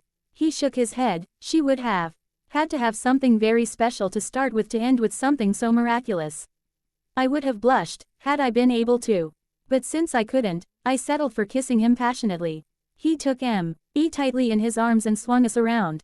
Suddenly, He broke away and set me on my feet. Are you ready? He whispered. I inhaled slightly and realized that Edward and Rosalie were only about 100 yards away from the house. Emmett took a position right behind me and wrapped his arms around my waist, resting his chin on my shoulder. Hello, we're here, Rosalie called through the house a moment later. In a flash, she and Edward had entered the living room and stopped. Rose, Edward, Esme said, going forward to hug them. It's been too long. Yes it has, I've missed you Esme, Edward sighed softly. Jasper and Alice went forward with Carlisle to welcome back the two missing family members. As I knew we would, Emmett and I stayed away, not changing our position at all. Finally everyone stopped greeting each other. In that instant, when the rest of the family separated, both Rosalie and Edward looked at us. Not surprisingly, their eyes widened, though I was sure Edward's were going to pop out of his head. Bella, he breathed, sounding almost how Emmett had earlier. Knowing what it would do to him, I smiled sweetly. Immediately he froze. Bella, what are you doing here? He asked, taking an involuntary step forward. I live here Edward, I have since you left. I wondered how he would take this. Perhaps he would think that his family had been only too happy to be rid of him. But, how did this happen? Who? He looked accusingly at Carlisle. Carlisle shook his head. In all of your extensive planning you seem to have forgotten Victoria. Even now Edward let out an angry hiss. Yes, well, she came back while we were hunting and decided that instead of killing Bella, she would make all of us happy and change her instead. She's been living with us ever since, occasionally seeing Charlie as well. What? You're letting a newborn near humans? Have you gone mad Carlisle? Edward demanded. On the contrary Edward, I believe I am incredibly sane at this moment in time. Bella is immune to the smell of human blood. We don't know why, but it doesn't affect her one way or another. Edward scrutinized me again. New appreciation appeared in his eyes as he took in my newly perfect body. And then, his eyes focused on Emmett's hands around my waist and he frowned. I could imagine what he was seeing, me standing there looking beautiful with Emmett's arms wrapped casually but possessively around my waist. It appears we did not need to come back and console Emmett, Rosalie. It seems he's being consoled already. I didn't think you would run off to my brother after we split Bella. I didn't take you as such a low, loose woman. I sucked in an outraged breath. How dare you say such a thing to me Edward Cullen? How dare you, when you and Rosalie were sleeping together even before you met me? And while we were dating. Low am I? You're the low one Edward. You left me out of nowhere, because you couldn't stand that fact that you were with a petty human that you didn't love. Or did you and Rosalie have this all planned? You would break my heart first, disappear, then Rosalie would find a convenient excuse to join you, and then you would break Emmett's heart. Rosalie and Edward exchanged a glance. I had been fishing in the dark. This thought had just now occurred to me, but it seemed it was true. Wait, you two were sleeping together even before Bella moved here? Alice demanded. Edward and Rosalie turned to her. Alice. We can explain, Rosalie pleaded. Save it Rosalie. What about Emmett? You and he were married. Just because we aren't human doesn't mean that doesn't bond us just as strong. What? Why would you do something like that? Alice, we love each other, Rosalie pleaded again. Oh, but you couldn't tell Emmett that could you? You couldn't ask him for a divorce or tell him that you wanted to see other people could you? You and Edward are perfect together. Bella and Emmett deserve people who will love them, they deserve each other. How do you think Emmett feels right now? The entire room turned to face us and Emmett's arms tightened oh so slightly around me. I brought my hands down to cover his and squeezed encouragingly. Finally he said, I already knew. I've known for a long time that Rosalie was unfaithful. That my brother was a backstabbing pig. But what you did to Bella, Edward, I didn't think even you were capable of that. I don't care that you both betrayed me, I am just glad that Bella will be loved and cherished the way she should be. Wait, you knew Emmett? And you never said anything? Rosalie asked. What could I say? That you're a stupid whore who can't keep her legs closed. That's not generally something I like saying to my wife. See, I might not have been in love with you, but I did love you, and I'm enough of a romantic and a gentleman not to go around calling my wife a slut. Maybe I just didn't care. I knew you would keep doing it even if you knew that I knew, so I just saved myself the time. Maybe I wanted you to leave me. I don't know, all I can. Now is that whatever has happened to this family has got to be fixed. I won't let personal relationships ruin what this family has built over the years. But I will say this, Bella is and always will be a member of this family. Carlisle was looking at Emmett in admiration and pride.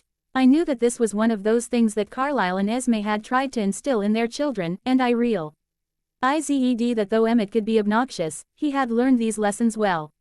I agree, Jasper said. Let bygones be bygones. This family has been together too long to let something like this get in its way.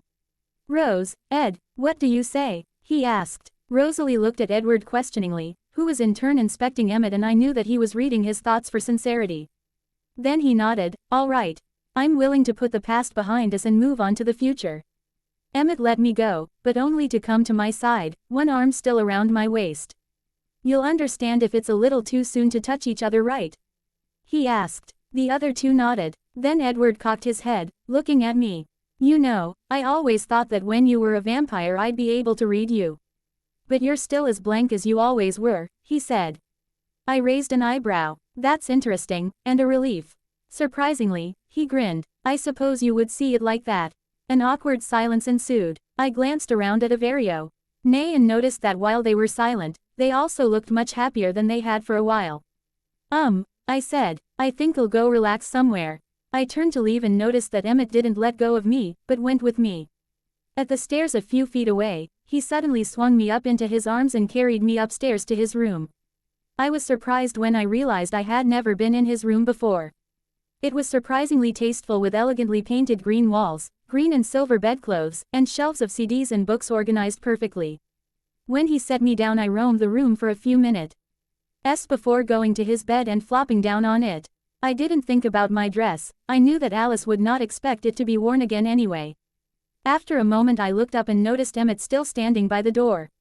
I smiled softly and patted the bed beside me. In a flash he was next to me, looking into my eyes. Ever so slowly, he moved closer and kissed me. I wrapped one arm around his neck to hold him in place as we kissed, and soon his arms were tight around me and my fingers were twined into his curly hair. As I felt things becoming more heated, Emmett pulled back and looked down at me, where I was pressed into the mattress under him. I supposed now that since he and Rosalie enjoyed each other so much that they had a need for beds, one reason that Edward wouldn't have. What's wrong? I whispered around my gasps. Bella, I think we should wait. I mean, Rose and I are technically still married and you and we just started dating. Are you upset? He asked and I turned my face away. I looked back at him. Of course not. I'm just surprised at myself. I didn't think I would want you so badly. I completely understand, Emmett. It's funny, I always wanted to be a virgin when I married. But I never thought I'd last that long. And now, I gave a small laugh. He kissed me softly again. You understand why I want to wait. It's not just because of Rose. It's because I respect you. Because I love you enough to know that even if you're a vampire, you'll want to have that night be special. I grinned up at him. And you think it won't be special no matter what?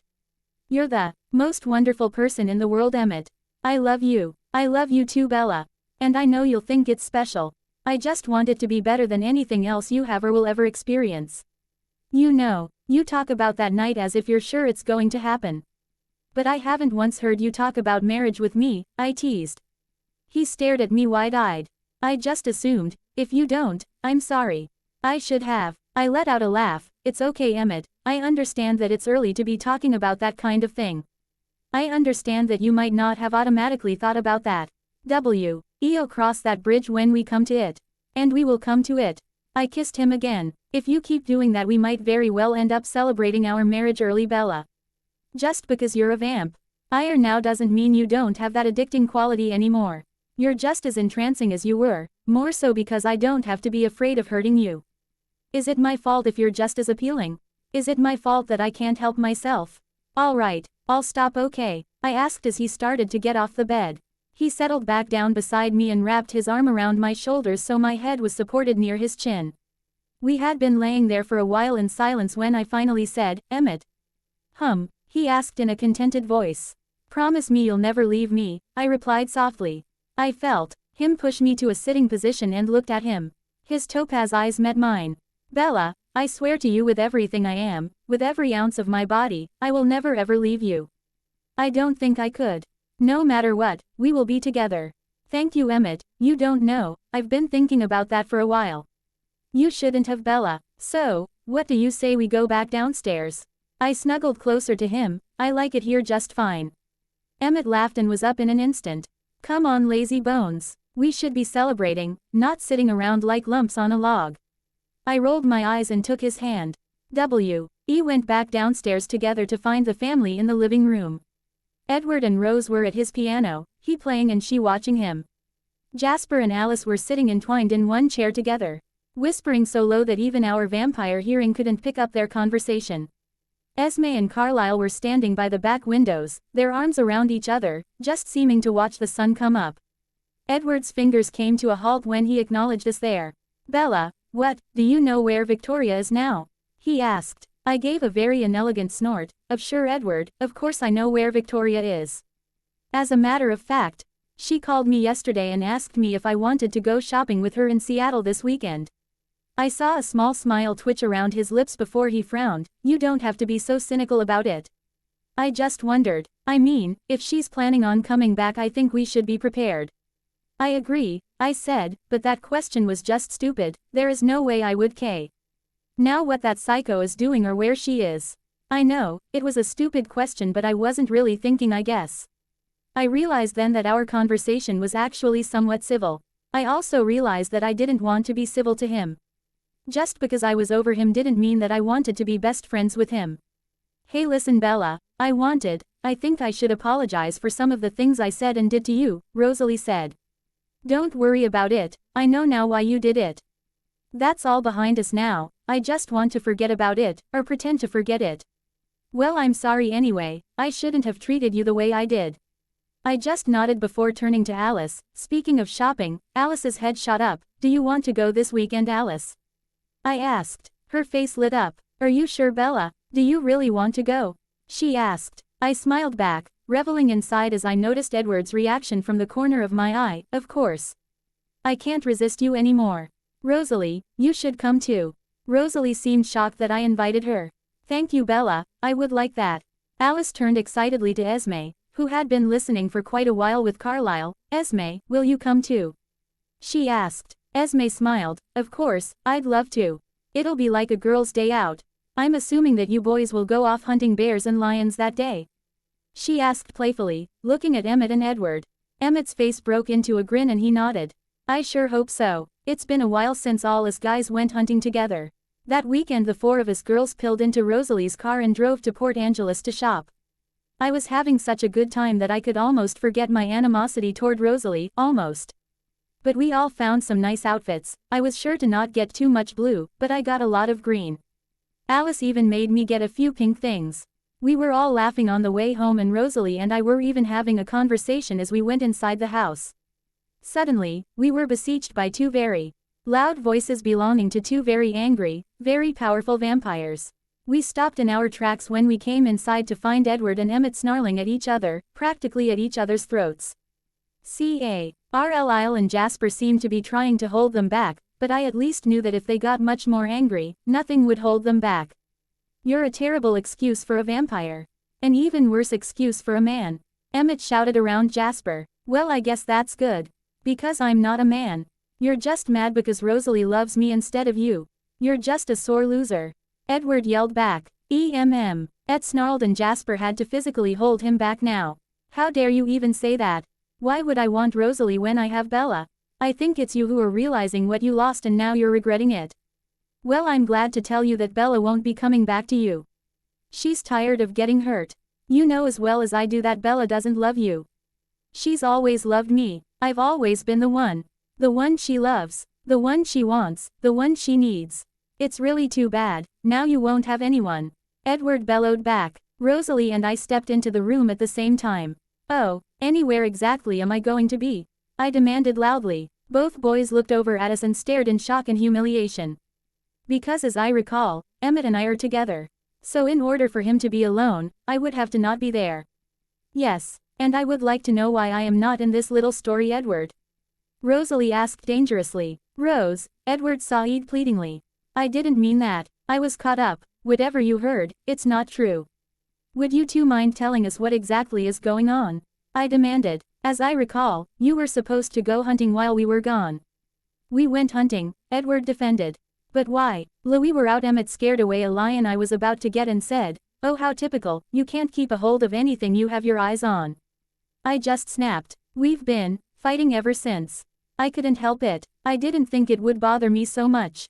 Edward, just so you know, I do not love you, I do not want you, and I do not need you. Also, I do love Emmett. I'm sorry that I don't love you. I am sorry that you left me after telling me that I wasn't good enough for you. I'm sorry for moving on when you obviously thought I should be wallowing here alone and in pain. I paused for a moment, suddenly realizing that what I was saying was crazy. You know what, on second thought, I'm not sorry. I'm not sorry for anything. Everything that's happened is partly your fault. How does it feel, Edward, knowing you played such a big part in our lives? I walked further into the room and flipped my hair back over my shoulder. If you hadn't left me, Victoria would have killed me, thus I would not be a vampire. Because I wouldn't be a vampire, I probably wouldn't be here to be with Emmett, and so you and Rosalie would have no problems coming back into the family. But alas, you saw me as a vampire and decided that you like what you saw. You decided that you could get me back even if I didn't want you, even if I was happy, even if it would hurt Rosalie. I'm not sorry to say that you and I, we're over, Edward, done. Except for being brother and sister, we have nothing to do with each other. Emmett shrugged Jasper off him and came to me, hugging me tightly. When he released me, I saw that no one else had moved. Now, I don't really know if it's possible, but I personally would like to just be a family. Edward, if you can get over yourself, maybe we'll have a chance at that. What do you say? Are you willing to try? I asked. He glanced around the room until his eyes rested on Rosalie. Following his gaze, I noticed her silently pleading with him. Finally he nodded. I'll try. And I swear I won't be any trouble anymore. If things don't work out, I'll leave. Esme made a quiet sound and I shook my head. No, Edward, you will not leave. If anyone leaves, it will be me. I'm the one who caused all the problems, and by leaving I will be the one to solve them. This time everyone made an uproar. Carlyle's voice drowned out the others when he said, No, Bella, that would not solve the problems, but most likely make them worse. You see, if you left, Emmett would go with you, breaking up the family anyway. Not to mention you are part of the family. We would not be a family without you. Besides, can you imagine what would happen to Alice if you weren't here anymore? No, Edward will get his act together and we will be a family again. There was such authority in his voice that both Edward and I nodded automatically. All right, now, no more fighting, I mean it. This time everyone nodded in agreement. I sighed and picked up my discarded shopping bags. The high I'd gotten while on the trip now completely evaporated. Emmett followed me upstairs as I headed to his room to drop off my purchases.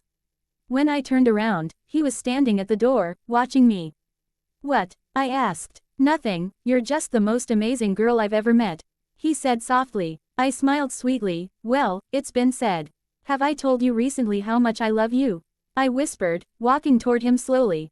He considered. Now that you mention it. I don't think you have. Perhaps you should tell me again. It was my turn to pretend to consider. Nah, I think it'll be more effective if I show you, I said before kissing him softly. As I knew he would.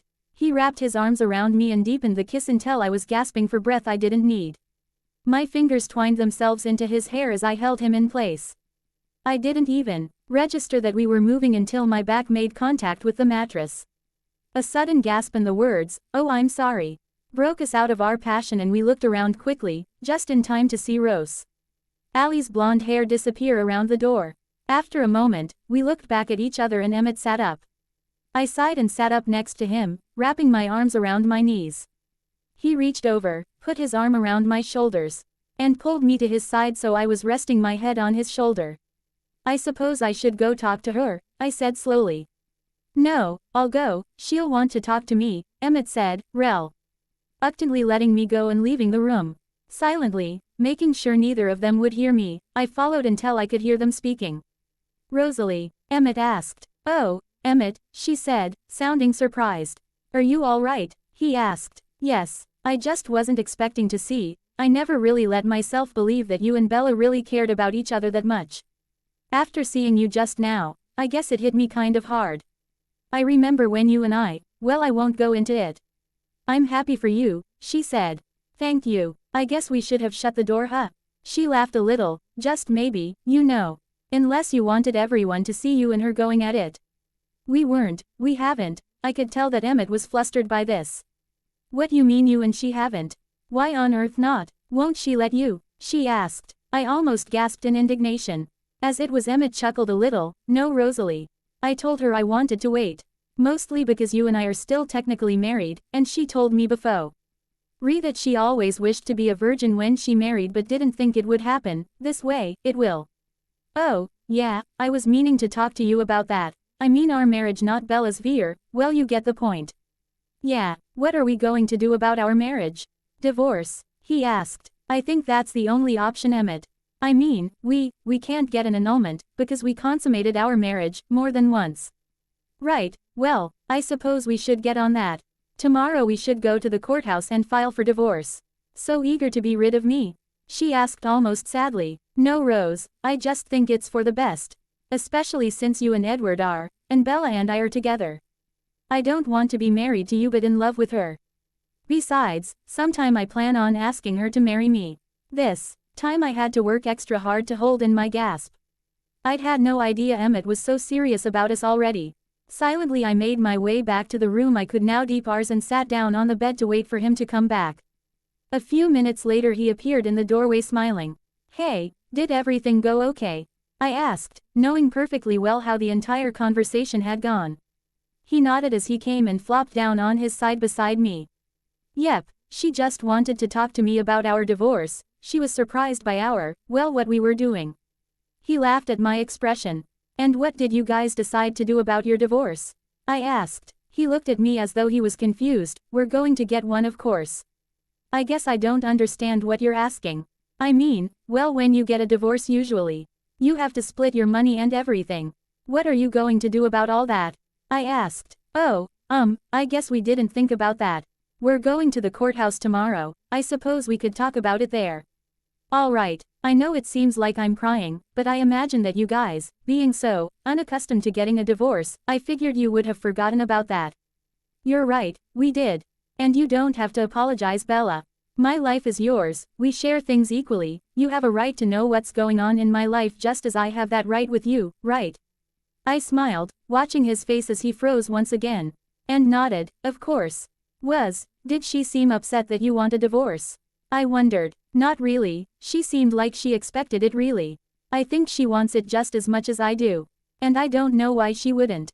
We obviously aren't together anymore, she's sleeping with Edward and we're together, she has no reason not to want to be free of me. I sighed and lay back onto the bed. Emmett lay down beside me and took in my face. Bella, what would you say if I asked you if you would like to go to a ball with me?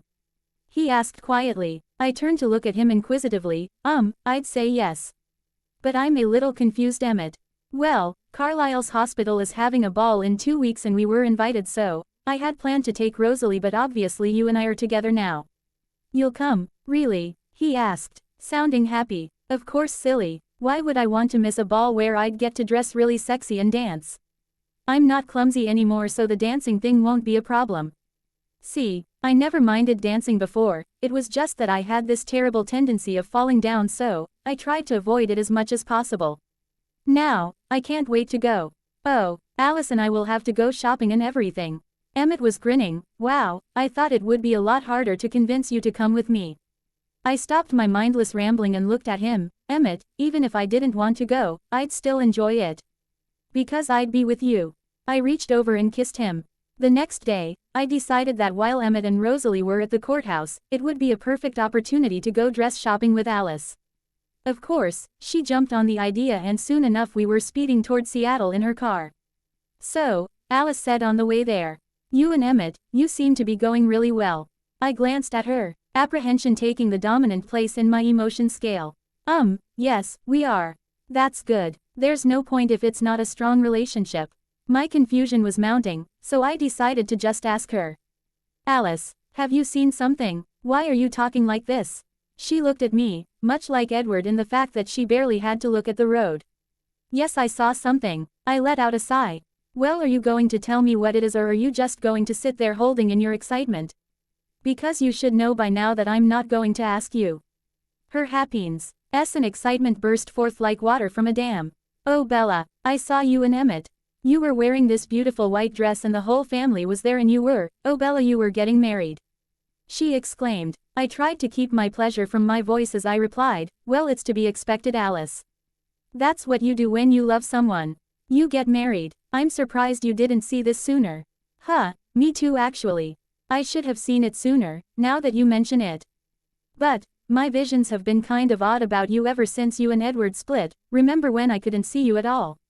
Oh yeah, well at least you see me sometimes now, instead of never.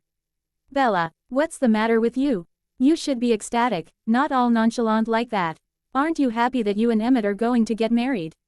Of course I am, Alice. But, I don't know, I don't think I can get as excited as you until he actually asks me. Did you happen to see when that might be? I asked, because you know, this vision of yours could be some stretch in the future. She didn't reply, and no matter how much I badgered her she wouldn't tell me. We arrived in record time at the dress stores of Seattle and Dee immediately became immersed in silk and satin. In the end, Alice chose a black satin floor-length dress that showed off her perfect body in just the right ways, with a modest neckline and a tie-up back. I was undecided between a dark purple gown of silk material with a deep plunge and sequins, and an emerald green dress with a plunge neckline, no back at all, and a beaded pattern that started at the bosom and went all the way down to the floor. In the end, Alice helped me decide with only the simple words, "Emmett likes you in green." Naturally, this was all it took for me to choose the green one. We were almost back to Forks when I brought up our earlier conversation. So Alice, are you ever going to tell me when he's going to propose? If you don't tell me, I'm going to start thinking you're a phony who can't really tell the future. She gave me a mischievous smile. Come now, Bella, you should know by now that I can tell the future. Don't tell me you've forgotten about our little trip to Phoenix when James was after you. You had no trouble believing my future telling then. I let out a growl. Are you going to tell me or not? I demanded. Again she gave me that smile. And what if I don't want to? What if I want it to be a surprise? This time I gave her my brightest smile, hoping to disarm her. It only partially worked. Well, there's always the slight chance that I'll forget you exist and never talk to you again. I mean, as terrible as that sounds, I might have a lapse in memory that takes you out of my memory so badly that I don't even remember you when you're standing right in front of me. She let out a hurt gasp. Bella, you wouldn't. I just smiled at her. All right, just remember that my visions change if your mind changes. He could change his mind about when he's going to ask you. But as far as I could tell, you know what, I'm not going to tell you. I'm going to keep this a surprise whether you like it or not. And I don't care if you never talk to me again. Emmett serves to have you completely in the dark about this. It's more romantic. Alice, I exclaimed. Nope, I'm not going to tell you, so stop badgering me about it. Emmett and Rosalie were back when we came inside the house. They were sitting on opposite sides of the living room watching the TV, or at least pretending.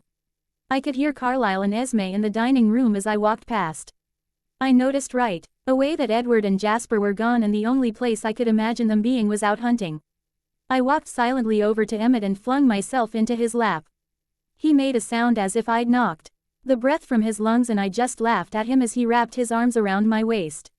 So how was shopping? He asked. It was okay. I found this really pretty dress.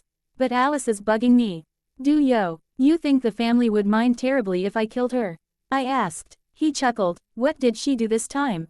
She saw something and won't tell me when it's supposed to happen. I said, knowing that I sounded like a child. Well, the one thing I've learned about Alice is that she doesn't do what you want her to, she does things her own way. She'll tell you when she's ready, or the future will become the present and she won't need to tell you at all. I sighed. I know, she's just so annoying when she does that. So how did it go at the courthouse? I asked, finally making my way around to the question I'd been dying to ask him. He grinned. Well, it seems I'm a single man again. Like hell you are. Just because you're not married doesn't mean you don't belong to me. I said with a smile. He chuckled again, and we decided that we would split our belongings into what they were before we married. See, they don't need to know that we aren't really going to follow through with that. I glanced over at Rosa. I then got to my feet and went over to her. Before she could resist, I pulled her up and into my arms. Thank you, Rosalie, I whispered near her ear. She looked shocked when I pulled away, having not hugged me in return. Thank you. For what? She asked. For letting go of Emmett so that we could be together. I never thought I'd be in your debt, but I am. I know, you didn't do this for us, you did it for yourself. But it still made my life happier, and so I'm thanking you, I said when she was going to protest. She smiled back, well I guess you're welcome then. Maybe after a while we could, be friends. She asked hesitantly. I smiled back, I think I'd like that Rose, though it might take a while to get to that point. But whenever that point comes, I'm more than willing to be friends. Thank you, Rosalie said, hugging me this time. When we broke apart, Emmett burst out laughing. We both turned to him with questioning looks on our faces. You two are ridiculous. Rose and I looked at each other before we both ran at him. Almost immediately he realized the danger he was in and made a run for it. He was out the door in a flash with us right behind him. The sound of all three of us hitting each other then hitting the ground was so loud that everyone in Forks was probably thinking they were doing bomb testing in the mountains. I was shocked and delighted to find that the impact with the earth had not hurt a bit. Emmett was still laughing and I rolled over on top of him, a mockingly fierce look on my face. Instead of making him stop, this action only made him laugh harder and before I knew it he'd rolled us over until he was on top of me and holding me down. I snarled at him and rolled us over again. This time he just lay underneath me, finally giving in. Suddenly, our laughter was gone and we were just staring into each other's eyes. We were broken from our intense scrutiny of each other's eyes by the sound of someone clearing their throat. I looked over to see Jasper grinning down at us with Edward just behind him. But the sound we'd heard had come from the tiny little pest of a vampire at Jasper's side. Alice smiled at us smugly as we shot to our feet like lightning. We were just, Emmett was, I stammered, not knowing quite what to say. Emmett was very clearly enjoying himself, Jasper teased. I glared at him. That's not what I was going to say, Jasper. I was going to say that he was making fun of Rosalie and we were trying to get back at him. Yeah, I completely understand how you were getting back at him. You're a cruel woman, Bella Swan, Jasper said. I would have blushed, had I been able to. But since I couldn't, I settled for saying, as cruel as they come, Jasper my boy. And then I gave him the most disarming smile I could muster. Of course it worked instantly and I laughed as I turned on my heel and headed back inside. Carlisle and Esme were sitting together at the never-used dining room table, holding hands. When we walked in they smiled brightly. Bella, Emmett tells us that you agreed to go to the company ball with him, Carlisle said. I nodded. That's wonderful. You'll love it, it's really fun. It's nothing like prom, with a bunch of two hyper teenagers. Esme said with a gentle smile. I smiled back, remembering when Edward had taken me to prom and how all my friends had been so crazy about a simple night of getting too dressed up and doing too many things on your feet. I'm glad I'm coming, I expect it will be a lot of fun, even if Emmett is going. Esme's smile grew as she looked at Emmett, who was trying unsuccessfully to look affronted and hurt. I sighed, rolled my eyes and kissed him soundly in apology, knowing that this was what he wanted anyway. Yay, because I imagine you would have so much fun without me there, he joked. I considered, well, now that you mention it, I will need someone to keep all the men off me. I pretended to look him up and down. It looks to me like you'll do that job just fine. He growled at me and hugged me close. Yes, I will do that job just fine. And not because I'm your bodyguard, but because if anyone touches you I'm going to rip their hand off. Oh come on Emmett, you know that if you did that every single male who works with Carlisle, who employs Carlisle, will have their hands gone. Because, quite frankly, I don't know how anyone will be able to stand not touching her. Edward sighed from where he was leaning against the doorway. I turned to look at him quizzically. He just shrugged. It's true. I'll be interested to hear what they think when they see you walk in wearing the dress you bought. You're going too? I demanded, figuring that he must have seen my dress through Alice's thoughts. Of course, we all are. He seemed surprised that I didn't know this. Oh, Emmett didn't tell me that. He just asked if I would go. That should be fun, I said for lack of a better word to describe an event that would involve dancing with Edward in any near vicinity. We always enjoy it, Edward replied. I just bet you do. I thought to myself. It was at this moment that I remembered the fact that I was supposed to be dead.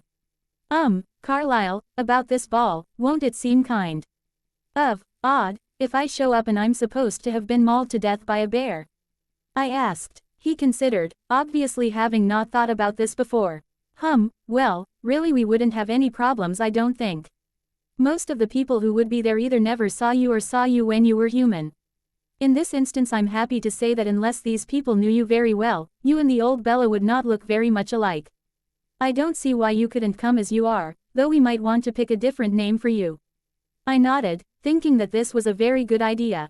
So what's my code name going to be? I asked. Alice said, thinking. I should have known she would be the one to pick it out. How about Elizabeth Cahill? I considered this, trying to figure out if I would remember to answer to this name. Alright, but maybe we should start calling me that now, so I get used to it. The rest of the family nodded in agreement. 2 weeks later, the Cullens and I were getting ready for the ball. Rosalie, Alice, Esme, and I were all in Alice's room getting ready together. Rose and Esme loved my dress, they thought it complimented me very well. I decided that since it was back, I wouldn't do it justice with my hair down, so I let Alice and Rose twist, braid, and curl it and put it up. Soon we were all ready and going downstairs to meet the guys. All of them but Edward W. Air waiting for us, and Emmett's jaw dropped when he saw me. I'd tried to make sure he didn't get to see the dress until now, and it had been worth it. When I was at his side, he kissed me softly and whispered against my ear. You look absolutely gorgeous, Bells. There won't be a woman in the room who won't want to be you, nor a man who won't want to be with you. I smiled shyly at him. The women will only want to be me because of the hunk that asked me to go with him, I teased, indicating his flashy black tux and the green vest he'd chosen, most likely with Alice's help since it matched almost perfectly with mine. Why thank you, miss, he said gallantly with a flourishing bow. I grinned this time and rolled my eyes. Edward was just pulling his tux jacket on as he came into the room. I couldn't help notice that he seemed a lot less organized now than he had before. When he saw me, he stopped dead in his tracks and blinked several times. I decided to ignore him and led the way out to the limo that was waiting for us. The Cullens obviously went all out for these formal occasions. Emmett and I sat side by side, holding hands. As we rode, I looked up at him, smiled, and reached up to kiss him. Rose let out a noise. Won't you have time to do that later? She asked. Well, yeah, but you should never miss an opportunity to make other people uncomfortable, Emmett replied cheekily. And I know that. It makes almost all of you wiggle in your seats seeing us kiss like that. Carlisle, Esme, and Jasper rolled their eyes. Alice gave him an affronted look and burst out, after all the times we saw you and Rosalie together. Nothing you and Bella did would make us uncomfortable. Emmett's eyebrows shot up and he turned to me. Emmett, I warned, knowing he was planning something. Before I could react, his mouth descended on mine and we were kissing more passionately than ever before, right in front of his entire family. My arms wrapped around his neck of their own accord and his arms wrapped around me. His hands comfortable on my bare back. When we finally broke apart, the rest of the family did indeed look uncomfortable. I take back what I said, Alice said immediately. Emmett's booming laughter filled the car just before we pulled up to the ball. Emmett and I were the last ones out and so we were the most ignored, thankfully. Most people were surrounding Carlisle, as he was the hospital's head doctor.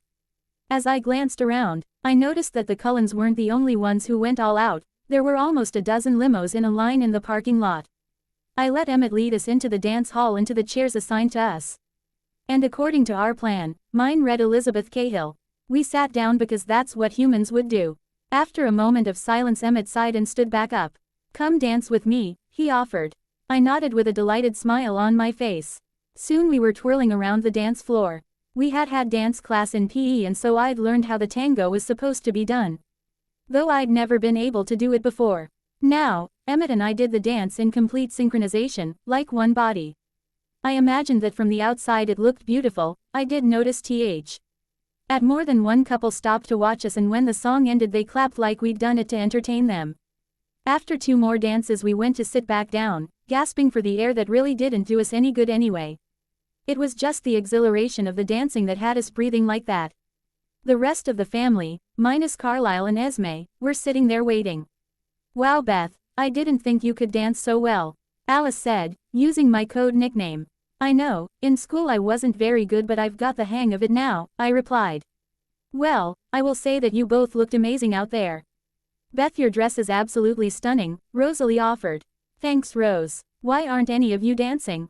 I asked. This is how we usually do it. We make it look like we're isolated, then we suddenly take over the dance floor. It's a Cullen tradition, the crowd expects it, Jasper replied, his arm around Alice's waist as they sat together next to us. Oh, then I guess Emmett and I shouldn't have done that, huh? Jasper chuckled. No, I think you did the right thing. Especially since you're new, they won't expect you to be exactly like us right away. I nodded understandingly. A moment later Carlisle and Esme returned smiling, obviously having a good time already. After a second, Alice bounded to her feet and tugged Jasper up. It's time to dance. Of course, she would pick just then, when a slow song was starting, to go out and dance. Emmett and I joined the rest of the Cullens, and as Jasper had said, we quickly cleared the floor. Our four couples twirled and spun gracefully with the music, not swaying back and forth, really dancing. Everyone was standing around us in a circle, watching the beauty of it. When the song ended, Emmett and I stopped and started to go to our table to sit down for a while. A gently hand on my arm made me turn. "May I have this dance?" Edward asked gently. I looked at Emmett, who shrugged. "All right," I replied, following him back. He took me in his arms and I hesitantly laced my fingers around his neck. We did not dance as we would have with our partners, we just swayed like we had at prom. "You look amazing, Bella," he whispered too low for anyone to hear. "Thank you," I said simply, uncomfortable by how his arms had tightened around me. "I'm serious, Bella, I didn't say you weren't Edward. But what do you expect me to say?" I said thank you, I wasn't aware you needed more praise than that. Bella, I miss you," he blurted. I had been expecting this, just from the way he was acting. I had known he would try to make a move on me, so I didn't even try to pretend that I was surprised. "I don't miss you," I replied bluntly and truthfully. "Oh come on, Bella, do you really expect me to believe that you're happy with Emmett instead of me?" he asked. I gave him a glare. "Well, yes, I do expect you to believe that, because you see, it's true. Emmett and I love each other, we're happy. If anything, I'm happier with him than I was with you. Why are you doing this, Edward? Why can't you just be happy with what you have with Rosé? You left me, remember? You broke my heart to be with her. So be with her. Bella, I was stupid for leaving you. I love you. Take me back," he pleaded. After a second of staring at him incredulously, I pulled away from him so that he no longer held me. "Edward, you know what my answer is. You know that I love Emmett. And even if I didn't, I wouldn't be able to believe you. You told me once that you loved me and then you told me you'd never loved me. I'm sorry, but you're just going to have to get over me like I got over you. Besides, why want me back because you like what you see when you look at me? It has nothing to do with my personality."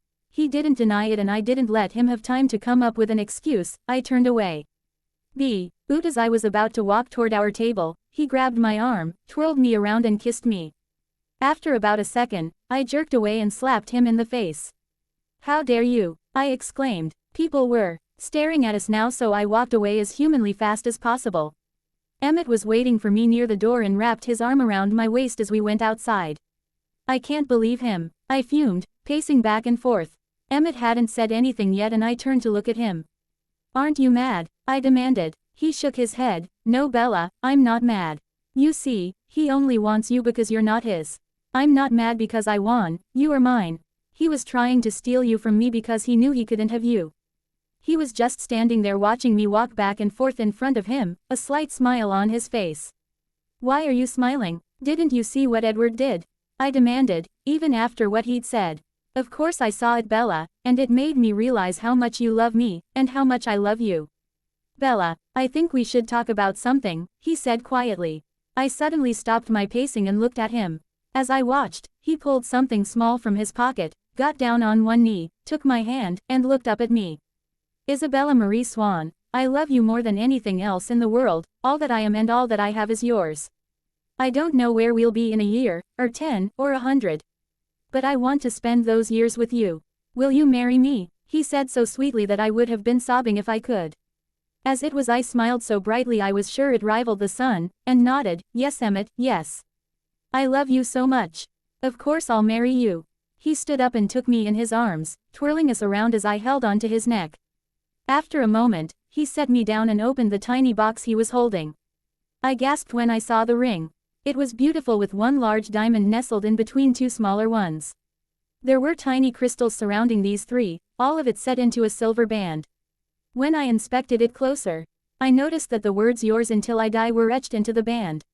"Oh, Emmett," I gasped. "It's gorgeous. It matches the owner then," he whispered. When I looked up at him, he was looking down at me with love and adoration practically leaping out at me. "I love you so much," I whispered back, kissing him passionately. "I love you too," he replied when we broke apart. Suddenly I giggled. "What?" he asked, smiling. Alice will be so mad that she wasn't here to watch this, I said, giggling some more. Alice didn't know anything about this, Emmett replied confidently. I shook my head. No, she knew. She told me that day we went dress shopping. That's why I was mad at her, because she wouldn't tell me when you'd do it. And now she wasn't even here. I wonder why she didn't see it, I mused aloud. Maybe because I hadn't planned on doing this tonight, he replied. It was kind of spur of the moment. I knew I looked surprised. But, you had the ring and everything. Yeah, because I was going to propose. But it wasn't supposed to be tonight. I was going to take you to dinner and ask you then. Well, I think this is much more romantic, I replied, wrapping my arms around his waist. I mean, we're at a fancy ball. I've just chosen you, the knight, over the prince. It's just like a fairy tale. Thank you so much for making my life complete, Emmett. No, thank you. I decided not to repeat it again and instead just wrapped one arm around his waist so he could go back inside. As I was expecting, Alice came up to us right away, looking very happy. Oh my gosh, she squealed, hugging me. This is so exciting. Please let me plan the wedding. She pleaded. I smiled at her. All right, Alice, but nothing too crazy, I replied. Then my face fell a little. Well, really it can't be crazy. Because I'm supposed to be dead, remember?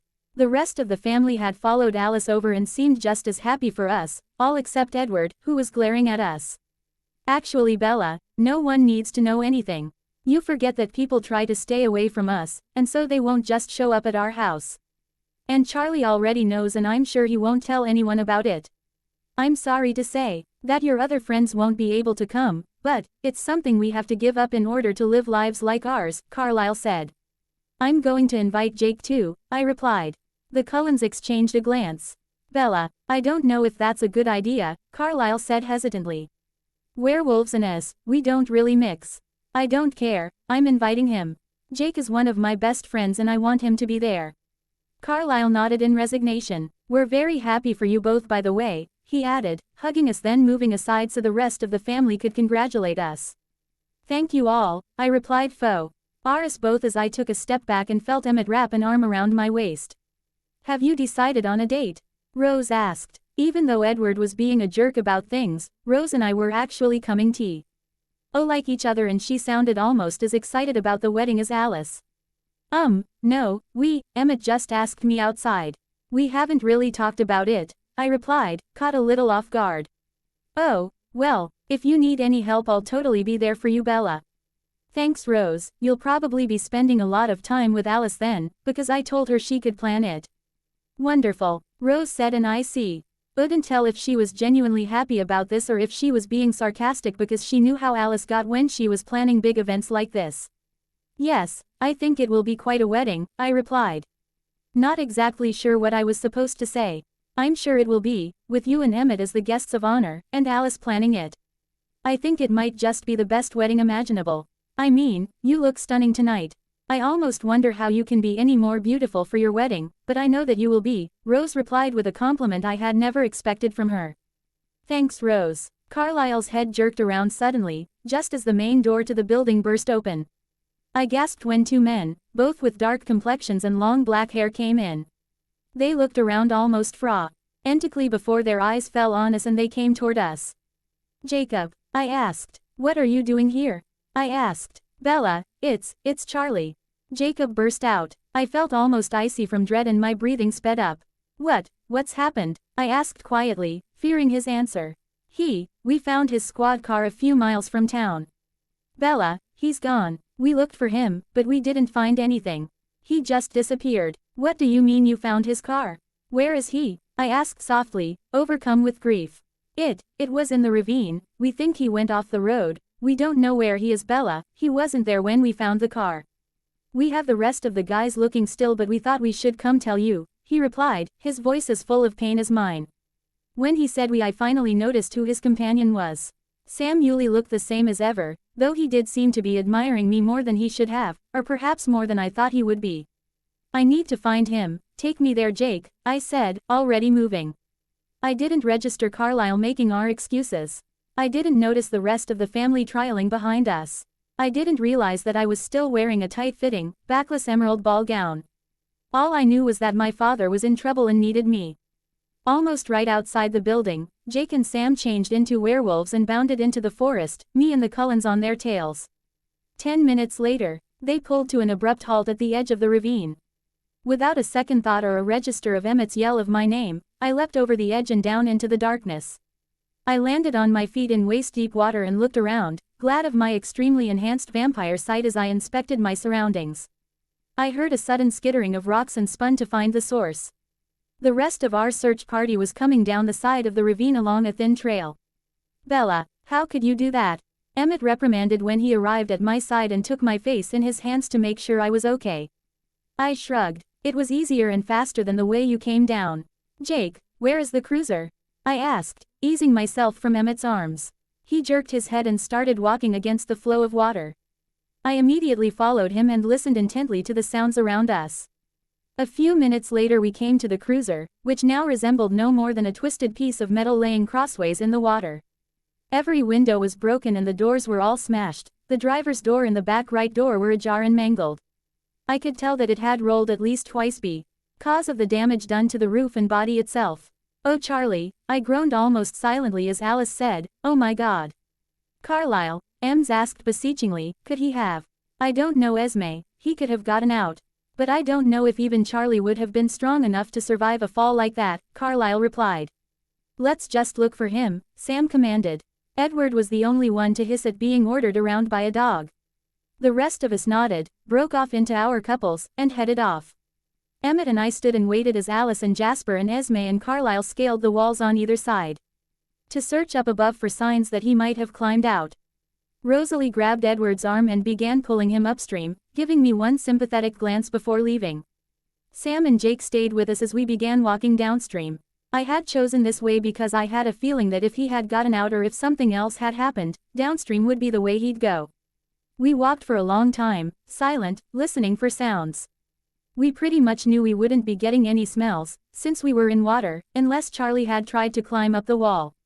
After several hours, we came upon Seth, Quill, and Paul.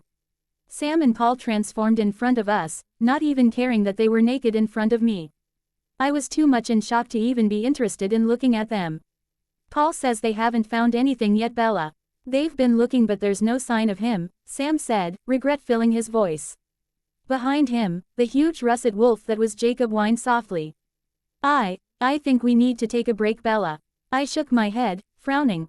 "No, I'm going to look for my father until I find him. This has nothing to do with you. If you don't want to help, go home, but I'm not giving up on him." "He didn't give up on me. I don't mean to sound heartless, Bella, it's just, most of us have been awake for at least 3 days for one reason or another. We're dead exhausted. I told you to leave." I snarled. "I don't care if you're here. I don't care if you leave and don't help us search. I don't need you here. I can find my father just as easily as you could have. Go home, you mutt." He looked taken aback but put a restraining arm on Paul's chest when the anger-prone young Indian looked murderous. "I know what you're feeling, Bella, and it's killing me that you have to feel that way. I know you won't apologize now. But I know you don't mean what you say. I will leave the choice up to the pack. If they wish to stay, they can. If they wish to leave, I will not stop them." A moment later, Jake phased back, pulling his jean shorts on so fast that even us vampires barely saw it. "The pack has decided, Sam," he informed. "Let us hear their decision so that we can get back to the search," Sam instructed. "Everyone is staying," Jake said simply. "I asked each of them individually, Sam, and every single one of them is going to search until we find him. It's not just because we all know and love Charlie. It's because we all know and love Bella. And we know what this must be doing to her. Even though she's the enemy, we can't help but love her. She was a part of the pack before she was a vampire, and to us, she'll always be one of us." Sam nodded and turned to me. "There you have it, Bella, we're staying. We will look for him until he is found. We will not abandon you and Charlie so easily." I just thought, I didn't realize how committed the pack would be, and I am sorry for what I said before. I gave him a curt nod before heading off again, Emmett at my side and the pack members trailing us. We searched all that night and part of the morning to no avail. By 6 that morning, the rest of the police force was out looking too, having gotten a report of Charlie's cruiser in the ravine. But we were all far out of human searching distance. Miles and miles up and down river. It was almost 1 in the afternoon when we heard the howling. Jake let out a wail of grief and I knew they'd found Charlie. I gave AC. Ryan put on a burst of speed that was matched by Emmett and Jake. Several miles from where we'd been searching, and almost 20 from where the cruiser had been found, Leah Clearwater and Colin were waiting. They were both in human form now, both kneeling in the mud and water near a very still object. As we got closer I could see the tears streaming down Leah's face, the grief in the set of Colin's mouth. As we got closer, I realized that the still object they were guarding was Charlie, and he was not getting up. Even from where we were still walking I could smell the difference from this Charlie and the old one. When we arrived at the scene, I let out a heaving sob and fell to my knees beside my father. I threw myself on him, hugging him close, sobbing dryly into his clothes. "Dad," I sobbed against him. "Please." Emmett sank to his knees beside me and hugged me as I hugged Charlie. Suddenly he let me go and sat up very straight. "Bella," he whispered. When I didn't answer he jerked me back. "Bella." "What?" I asked around my crying. He's not dead. He's alive," Emmett said. I stared at him incredulously for a moment then looked at Charlie. He looked very dead to me. "Emmett, I don't think. You just can't tell the difference, Bella, because you're so new to all this, but he's alive." "Barely, but he's alive. We need Carlisle." With that Emmett whipped out his phone and began talking faster than I could comprehend. After about a second, he closed the phone. "Carlisle will be here in a few minutes." "What are we going to do, Emmett?" I whispered, holding Charlie's hand. Emmett gently pried my fingers from Charlie's and held it. "I'm sorry, Bells, but I don't think it'll help him if you're touching him. You're so cold, and he's so far gone." I nodded almost absently, not taking my eyes off my prone father. As I watched, Jake and Sam walked forward and lay down on either side of him, giving him their body heat. "Thank you," I whispered on another sob, this time of gratefulness. About 5 minutes later, the rest of the Cullens were there, so fast and invisible that some of the wolves jumped to their feet in fright. "Carlisle," I gasped out in relief, stumbling to my feet.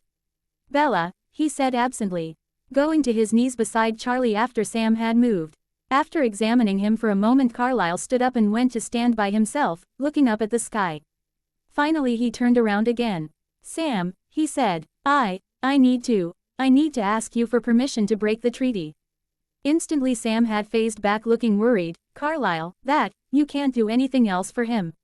There is no other way?" he asked pleadingly. Carlisle shook his head, looking genuinely sorry about this. "He's too far gone to go the hospital. He would die in a matter of days. Right now, if he doesn't go, he will die in a matter of hours. He lost a lot of blood and has hypothermia. Please Sam, let me save him." Sam looked torn between wanting to help Charlie and wanting to uphold the treaty.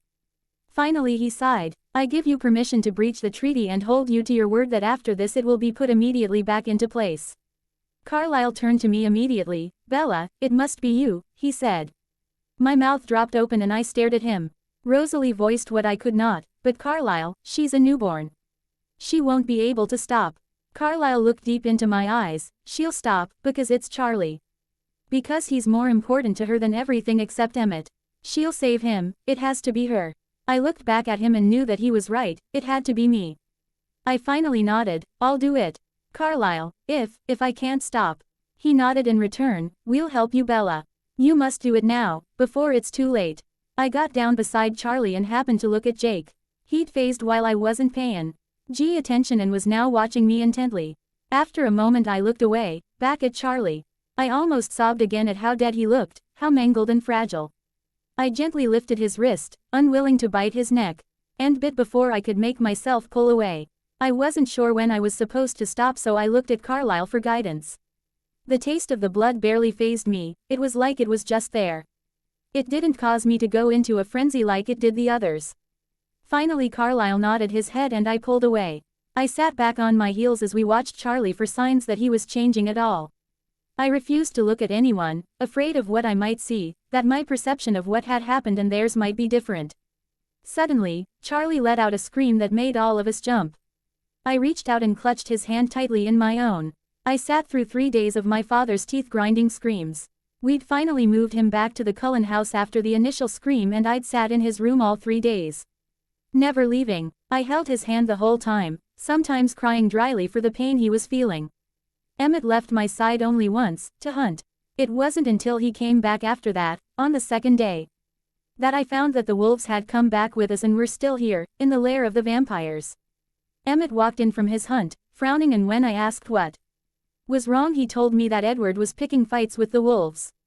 Finally, Charlie gave one last scream and opened his eyes. He'd always been handsome in my opinion, but now, he was just like the Cullens, but older. He sat up and looked at us. Bella, he asked, what's going on? Do you remember any of it? I asked quietly. I remember, the cruiser, something happened and I went down the ravine.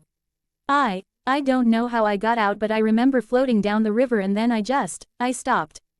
Then I heard this really loud howl and then I heard you, Bella, you were pleading with me. I tried to answer, I did, I just couldn't. And I remember pain, like I've never felt before. What happened to me? Why is everything so clear? Why can I hear so well? Dad, you remember when Carlisle told you that we couldn't tell you what happened to me? I asked, trying to work around to the answer.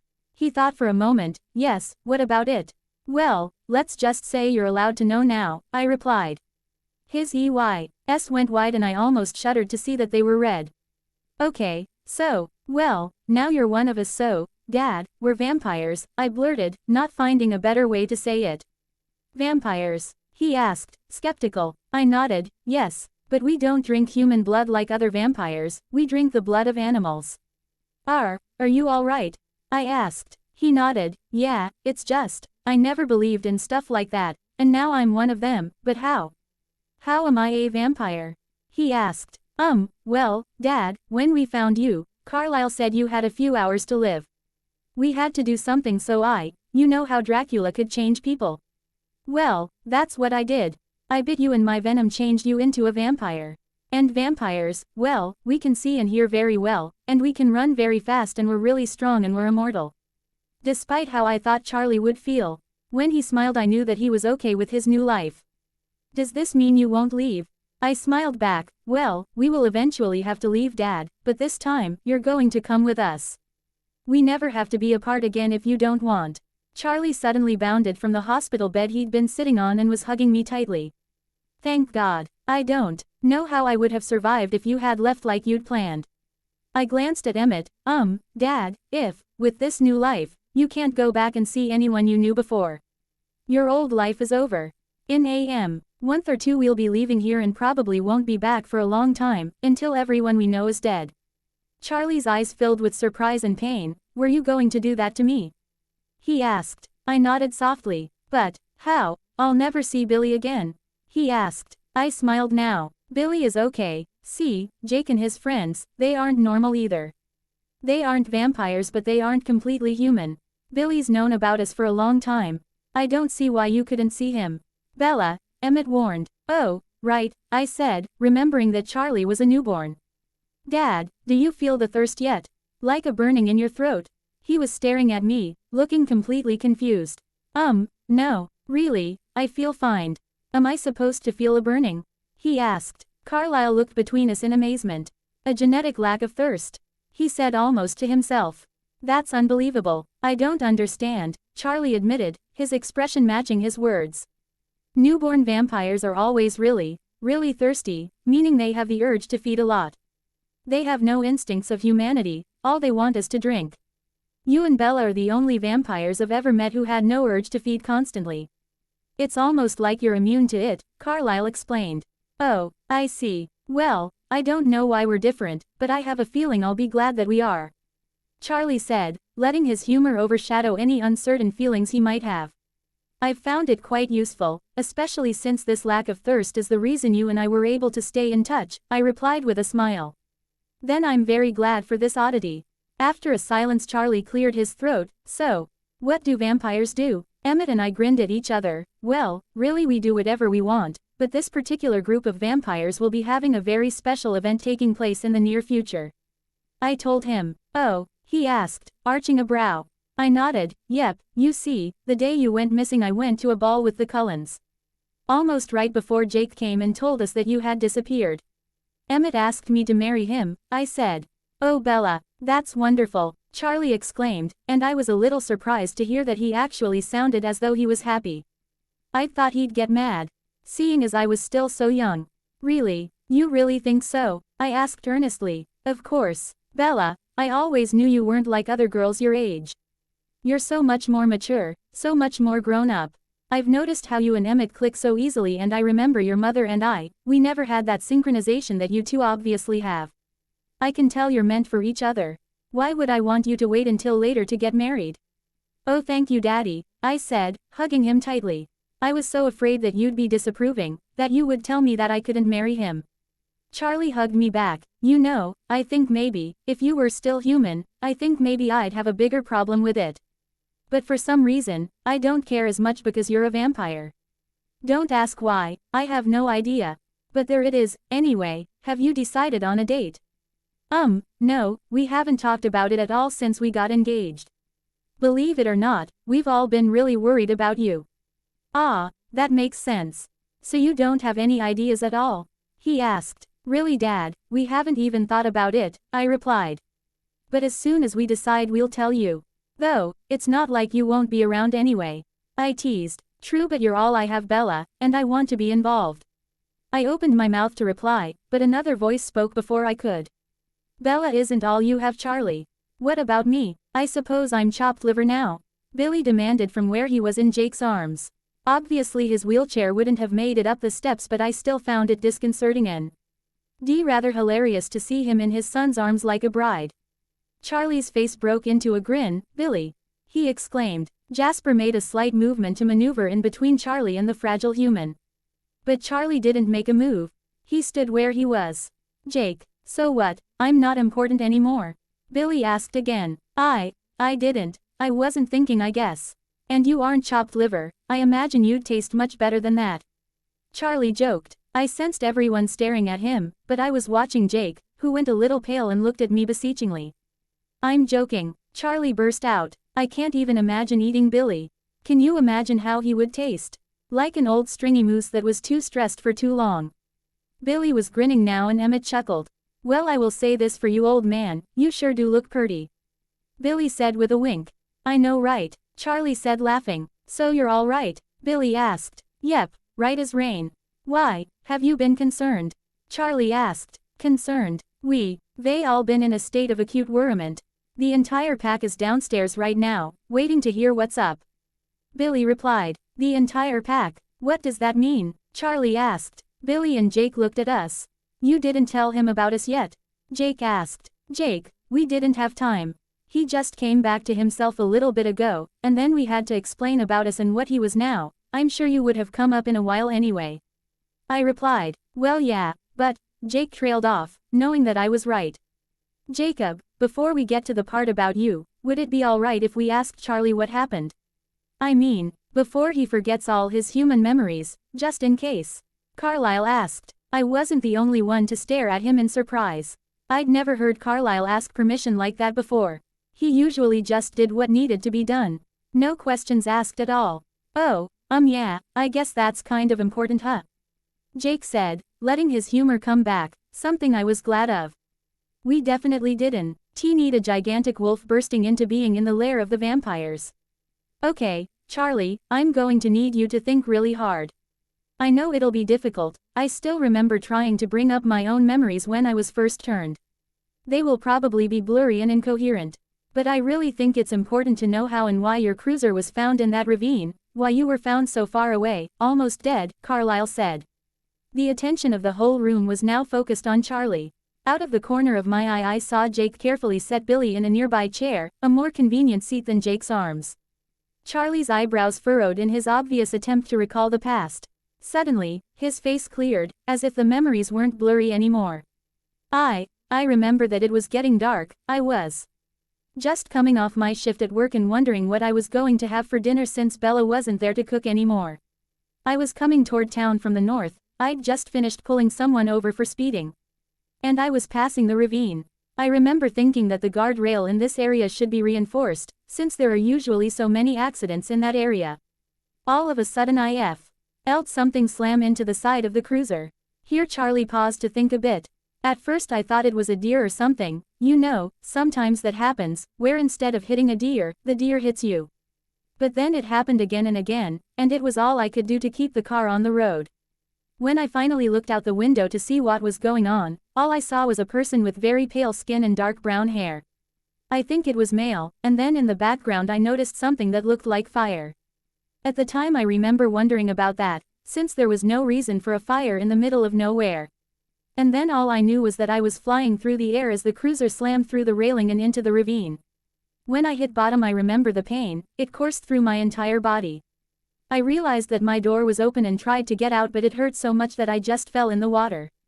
It took everything I had to roll over so I didn't drown, and then I guess I just floated. I don't really remember any of that. I'm pretty sure I was unconscious from the pain.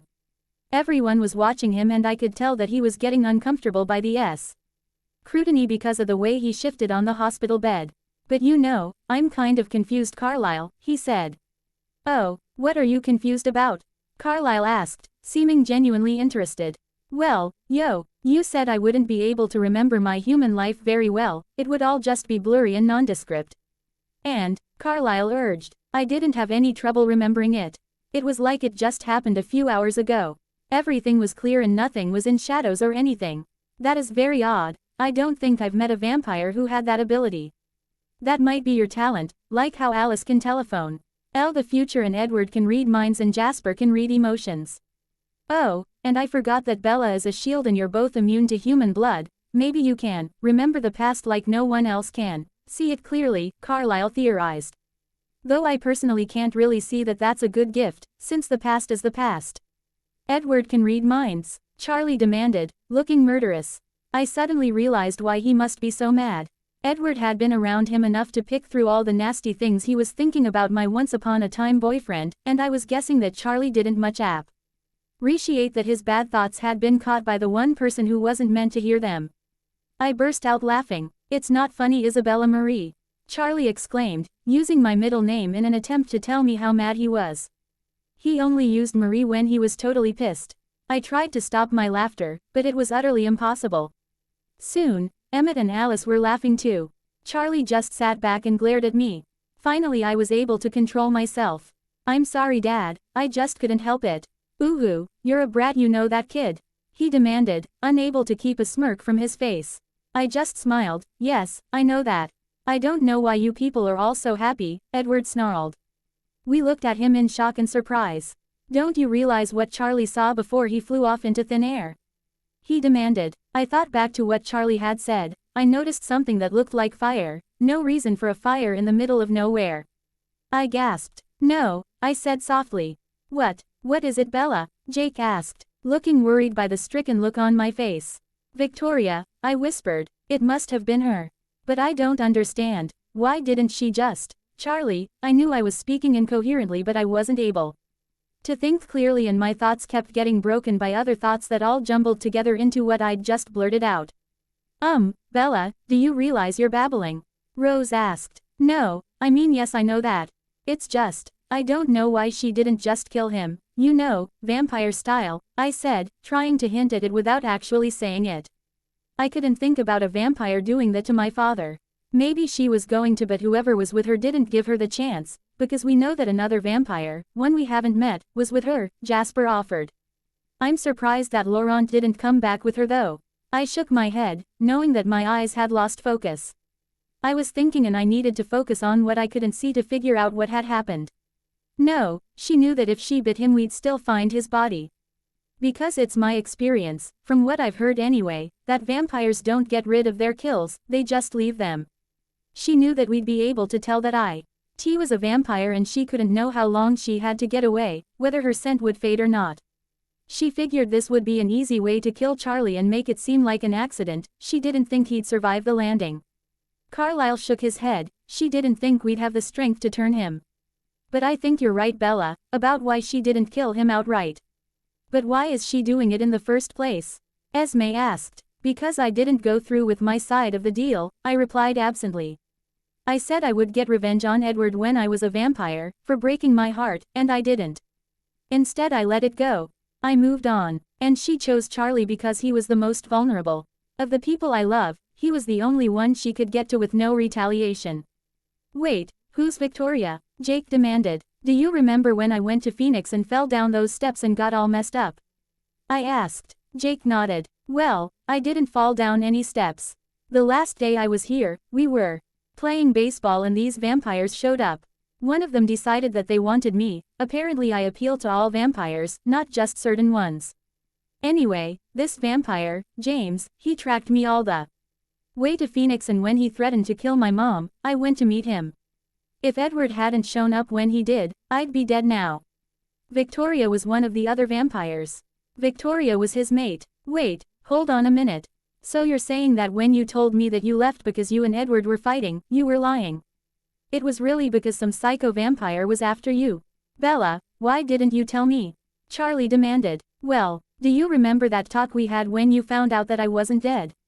The reason we gave you then is the reason you couldn't know in the beginning. Besides, you wouldn't have believed me if I told you that a vampire had tried to kill me. Can't you just let it go? It's over and now we have bigger problems, I said, exasperated. Fine, but what do Jake and Billy have to do with this? Why do they get to know about vampires when I couldn't? Charlie demanded. I had a feeling he was purposely being difficult. We'll explain later, I said, brushing it off. But right now we need to take action. Jasper, I asked. The blonde vampire, who I now knew had experience in this type of thing, immediately took over and I turned away to sit on the floor in the corner, not even paying attention. You all right, Bells? Emmett whispered, sliding down next to me. I sighed and laid my head on his shoulder. I just don't understand. But you were right there, you were telling us what you thought happened. How do you not understand? Emmett asked, confusion pulling his brows together. I sat straight up again and turned to look at him. I don't mean about that. I mean the fact that just when I'm happy, just when I think my life is getting closer to normal, something happens. Why does this always happen to me? I've never done anything too wrong, never broken the law, killed anyone. I've lied a bit, but I didn't think that that justifies all the stuff that's been happening. I mean, don't these people have anyone else to terrorize? Why can't they just leave us alone? I knew that. My voice continued to rise as I spoke until I was practically shouting, but I couldn't help it anymore. Edward was the one who answered the questions. I hadn't intentionally let the whole family hear. It's because of Isabella. We don't really know why, but it seems like vampires are just drawn to each other, especially those that drink human blood. They seem attracted to those of us who drink animal blood like bees to honey. Because you've been associated with us for so long, and Victoria knows this, you've become a natural entity to us, thus adding you to our coven and to our realm of danger. I tried to warn you all that time ago, that being near us was dangerous. It's your own fault if you didn't listen. I glared at him as he said this last part. Well, if you'll recall, I had some help in not listening. I personally would say that more than half of reason I was near you was because I thought we were in love. If you hadn't led me on, maybe I wouldn't have hung around you so much. And why? Oh, you could have gone on doing whatever the hell you were all doing before you met me. Carlisle could smell another argument ensuing and so interrupted swiftly. Bella, Edward, stop this right now. It's not helping anything, and whatever problems you two are having, get over them on your own time. This is about the whole family now, and Jake and the others. We'll just have to be on watch for her and this other vampire she's with now. I think we should split the day into shifts, to patrol the area, Forks and the reservation included.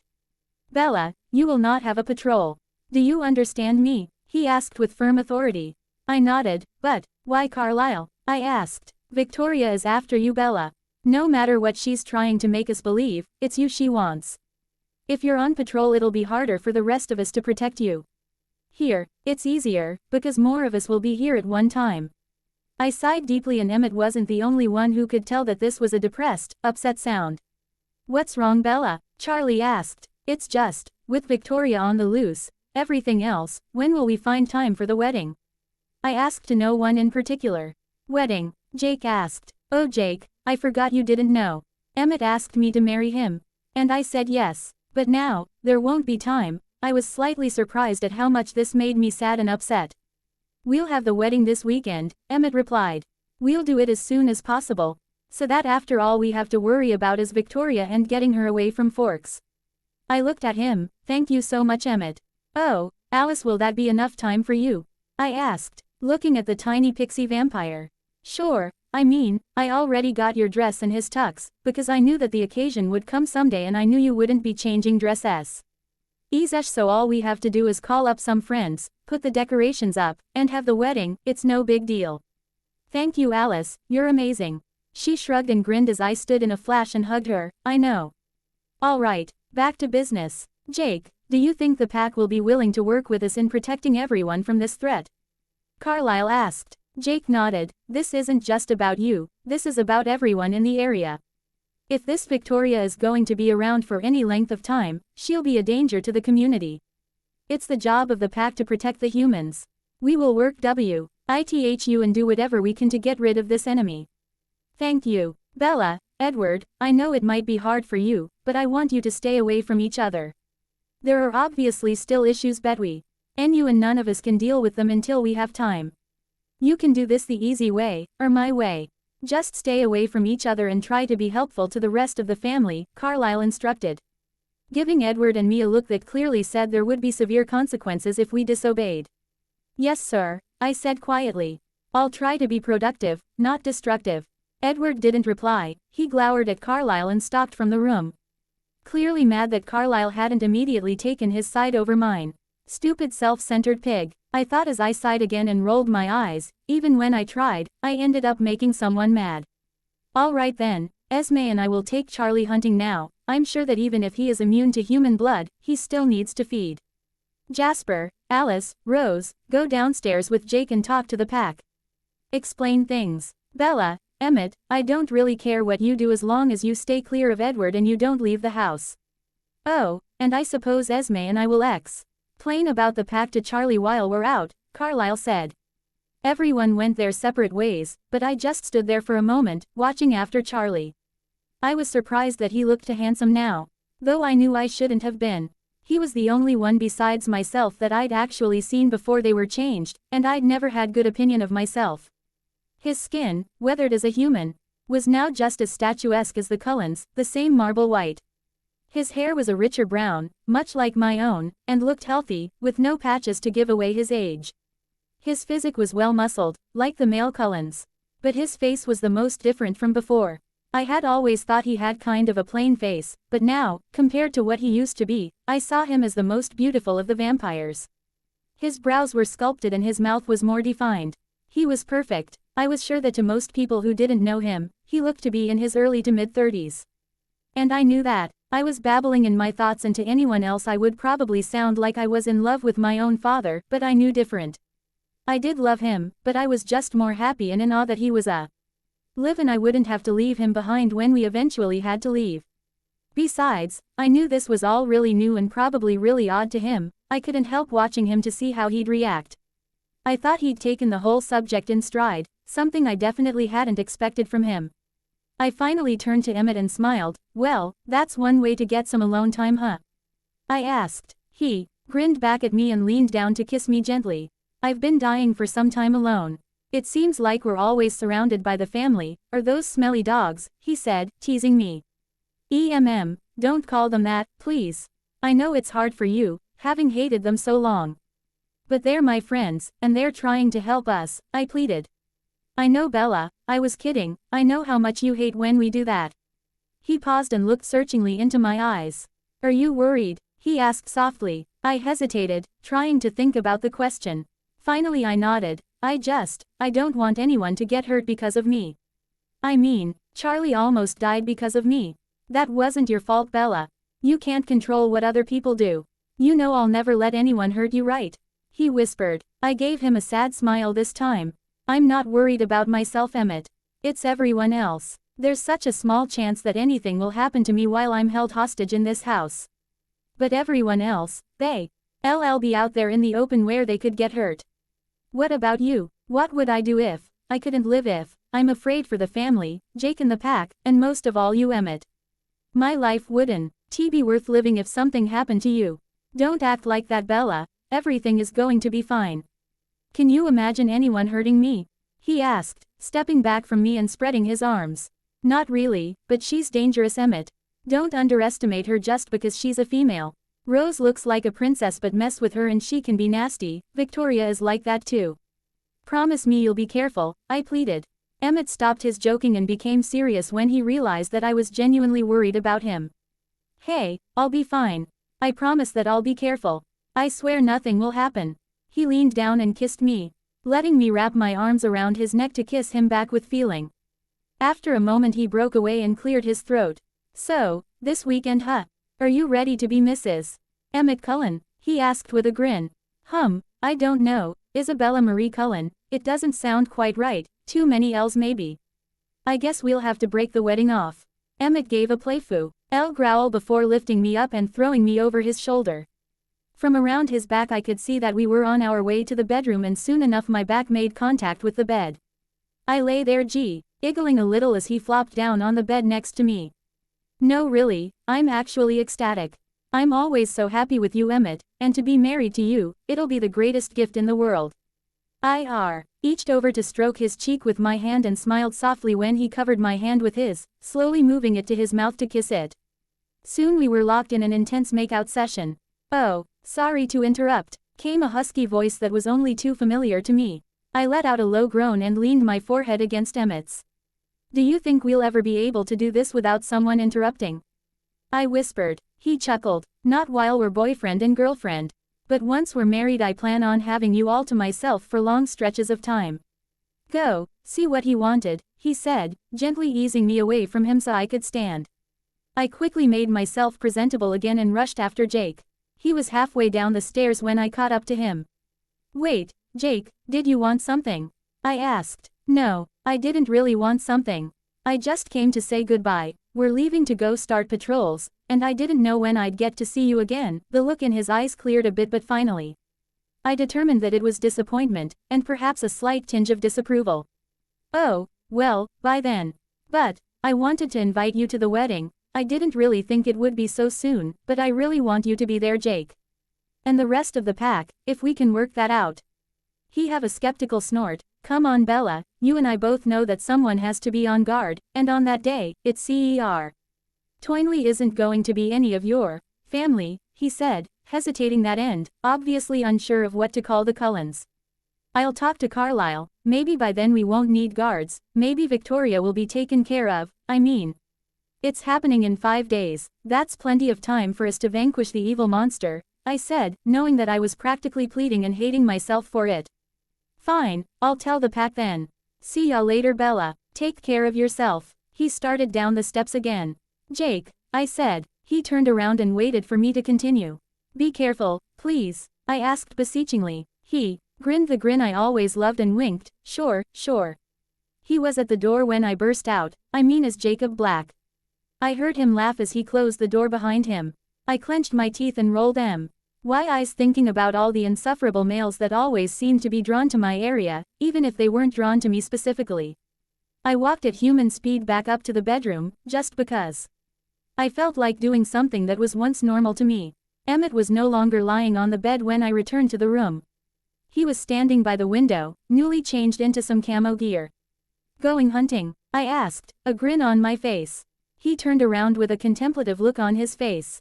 Actually, yeah, I think you should go too, if you're going to be cooped up in the house until this weekend you'll need to hunt now to keep your strength up. But Carlisle said not to leave. I contemplated this new predicament for a while. I think you should just call him and ask him if it's alright.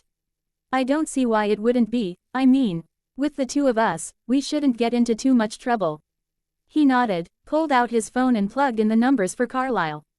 Emmett, is everything alright? What's wrong? Carlisle asked. Yeah, everything's fine, nothing's wrong, it's just, I think Bella should go hunting one more time before she's confined to the house, but we wanted to ask you first, Emmett explained.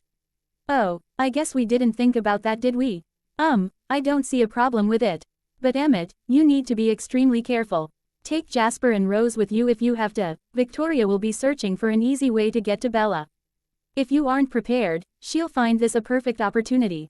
Emmett was nodding even though he knew Carlisle couldn't see him. Alright, thanks Carlisle. You guys be careful too. Just because she wants Bella doesn't mean she's above attacking you. Yeah, we'll be careful. Take care, we'll be back in a while. Emmett snapped his phone shut and looked at me. Well, are you coming or what? I mean, I suppose I could go alone, or maybe Rose would like to come with, he said nonchalantly. I growled and hit him on the arm hard. Ouch, he exclaimed, rubbing the arm that I hadn't hit, plainly showing that my smack hadn't hurt him at all. Yes, I'm coming. Let's go, we should take Jasper and Alice with too, it'll be more fun and Alice will be able to tell us if anything's going to happen. I took his hand and led him downstairs. Jasper, Alice, and Rosalie were sitting on the couch, staring at the TV. Hey, want to go hunting? I asked cheerfully. Alice looked up at me. I thought you were no house arrest. We talked to Carlisle and he agreed that if I'm going to be stuck here for a week I might as well feed now, to hold myself over, but he also said that it would be a good idea to invite you guys to come, so, you wanna come? I asked. Rose was up in a flash. Sure, I have nothing better to do since Edward is sulking in the bedroom. She grinned and rolled her eyes. Alice and Jasper looked at each other and shrugged. Why not? We haven't been hunting in a few days.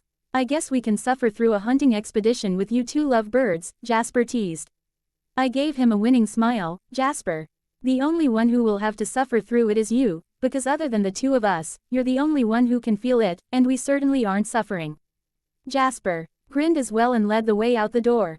We were very cautious on the way, going slowly and silently to listen for sounds of people approaching. Soon we came upon a herd of deer. We'd agreed already to have 2 people hunt and 3 on watch, so I let Alice and Jasper hunt first, waiting my turn while watching out for an attack. When Emmett tried to urge me forward after Alice and Jasper were done, I shook my head and whispered. No, I want to be last so that I'll have 4 others guarding me. It's not that I'm self-centered or don't trust any of you, it's just that she's after me and think that the more protection I have the better. You're right, I'll be right back, Emmett said, kissing my cheek then turning to leap at an unsuspecting buck. Soon I was done as well and we were heading back to the house. To our surprise we met Carlisle, Esme, and Charlie coming back too. I wasn't too surprised to see that Charlie's clothes were torn and covered in blood. I was pretty sure I'd looked much the same after my first hunt. Bella, this is amazing. Charlie exclaimed. All the things we can do now, the things that were impossible before. I don't think I'd ever heard him this enthusiastic. I smiled because he was so obviously happy about being a vampire. While he had writhed in pain I sometimes wondered if what I'd done to him was right, if he would accept what I'd turned him into. Apparently he liked his new life just fine. Yes, it is amazing. Even more so because I get to spend the rest of eternity with the people I love. Charlie gave me an endearing smile and slung his arm around my shoulders as we went inside. That you do, Bells, that you do. Edward was coming down the stairs when we went inside, looking more vexed than I'd ever seen him. Where did everybody go? He demanded. I so wanted to snap back at him. But Carlisle's words worked their way through my memory so I ignored him and went to sit down in the living room. I distinctly heard Rose reply, we went hunting, Edward. If you hadn't been in the bedroom sulking maybe you could have come with us. I smirked then grabbed the remote and turned on the TV. I flipped through the channels looking for something to watch. I almost squealed in excitement when I noticed that The Princess Bride was on and it had just started. This was one of my all-time favorite movies, one I had watched almost every weekend with a friend of mine when I lived in Phoenix. I immediately chose this and sat back to enjoy an action-filled romance. Emmett snickered when he walked in to see me watching a chick flick, but sat down beside me and wrapped his arm around my shoulders. I snuggled closer to him and lay my head on his shoulder. Charlie walked in a little later, newly washed and dressed. So, I suppose you couldn't tell me that Jake was a werewolf before either? He asked, sitting in one of the many armchairs. No, I couldn't. I swore to Jake I wouldn't tell anyone. Besides, you know that you didn't really want to know about any of this until I was turned. You didn't even suspect before then, I said absently, still focused on the movie. True, but I still don't know how I didn't suspect anything. After everything that seems to happen to you, and the Cullens really aren't normal, and Jake and the other res boys were growing so fast and I never questioned it. I shrugged. You like familiarity. You don't like when things are how they're supposed to be and have a hard time accepting things that are more advanced than you are. A lot of people are like that. Charlie made an odd sound in his throat and from the corner of my eye I saw him sit back in the chair and look at the TV, possibly for the first time. Oh, this was your mom and my movie. It was playing in Port Angeles on our first date and we went to see it. He said, sounding surprised that such a movie would still be played so many years later. I didn't deign to respond to this outburst. What was there to say? Good for you. Instead I just focused on the movie and the feel of Emmett beside me. I distantly heard Rose and Edward arguing about something in the background and it was almost tempting enough to stop watching the movie to listen in on them, but I Decided that I probably didn't even want to know what they were fighting about. I just hoped that Edward hadn't told her about him kissing me, or about how he wanted me back. It was one thing for him to break my heart once. But to break the heart of the one he'd broken my heart for, that was unacceptable. The days leading up to my wedding were filled with little more than sitting around doing nothing, at least on my part.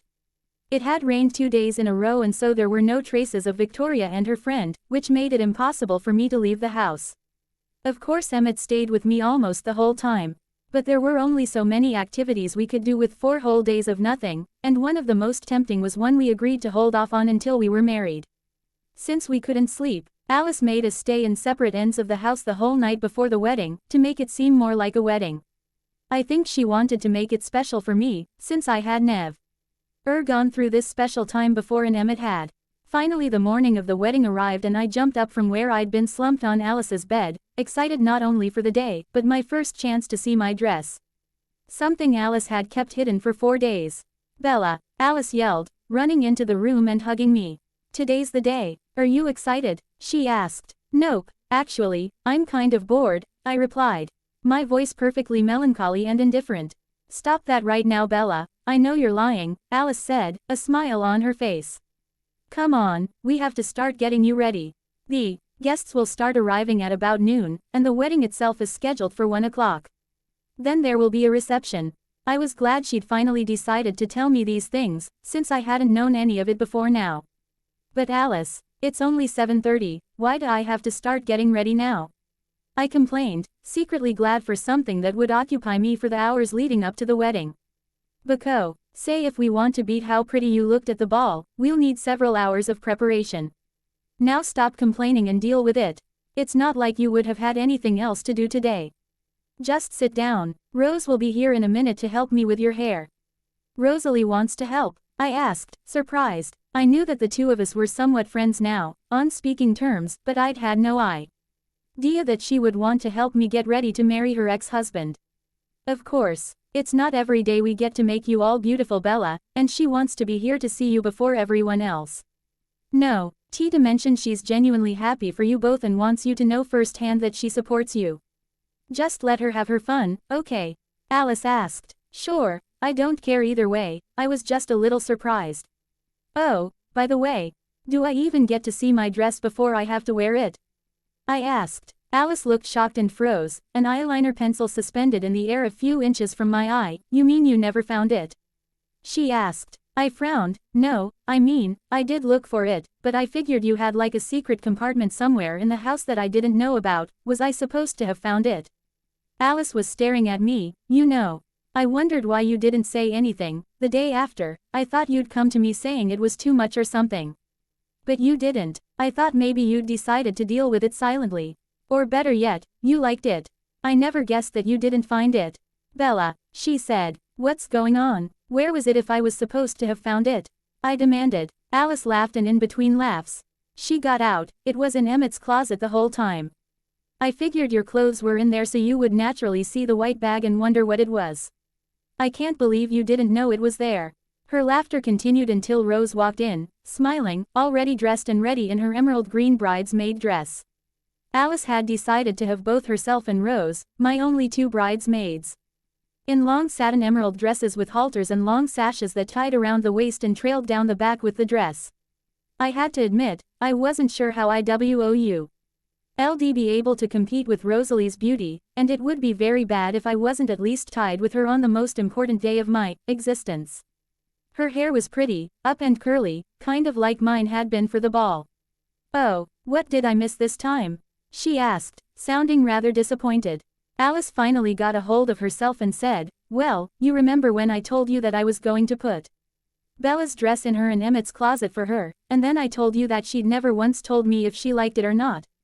When Rose nodded, she said, "Well, she never said anything because she didn't realize it was in there. It's been there for almost a week, she goes in there every day, and she didn't see it." Rose chuckled and shook her head. "Poor Bella. Well, at least you'll get to see it when we're done with your hair. And believe me, you will love it," she exclaimed. "You will look so beautiful, Bella." "Thank you so much, Rose, for, well, being there, I guess, even though I know you don't have to be." Bella, whatever our differences once were, we're over them, we're sisters now and forever. With those words, Rosalie came forward and hugged me, as if it sealed a sacred pact between us. Alice snorted and pushed us apart. Come on you two, we need to get back to the wedding. Rose, I think we should just do lots of big curls and maybe put half of it up. What do you think? She already did the whole updo thing for the ball. And with her dress I think the curls and half up would look really pretty. Rose nodded and started right in on making my hair a masterpiece. 3 hours later, my makeup was perfect. In shades of silver and gray, and my hair was amazing. Rose had gone all out, making the curls all different sizes and then pulling the front back, leaving the bangs straight in the front. To fasten it at the back with a diamond-studded clip. As she was putting it in, Rose had told me that Esme had used it for her first wedding to Carlisle, and they'd been married a few times. Esme hadn't known what to give me to prepare for the day, so she gave me something that had sentimental value to her. I found out that it was pure silver and the diamonds were real. To finish off my hair, Alice ran up and sprinkled silver glitter over my head. Finally it was time for my dress. Since I hadn't seen it yet, Alice had Rose cover my eyes so it would be the surprise I'd thought it was in the first place. I heard the rustle of the bag before Alice had even come near the doorway and suddenly Rose's hands were gone from my eyes and I was staring at the most beautiful wedding dress I'd ever seen. Even though it was Alice holding it I could tell that on me it would still trail the ground for several feet when I put it on.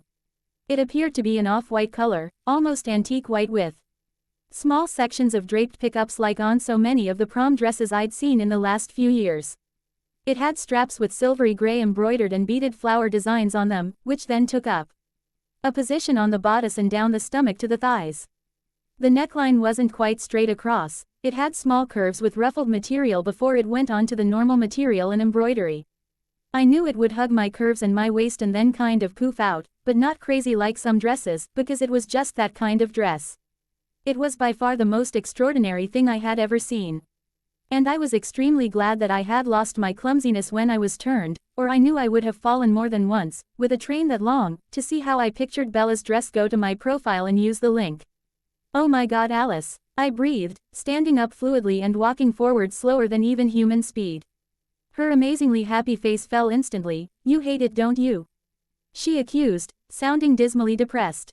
I actually laughed. No Alice, I don't hate it. It's the most beautiful, amazing, wonderful wedding dress I've ever seen.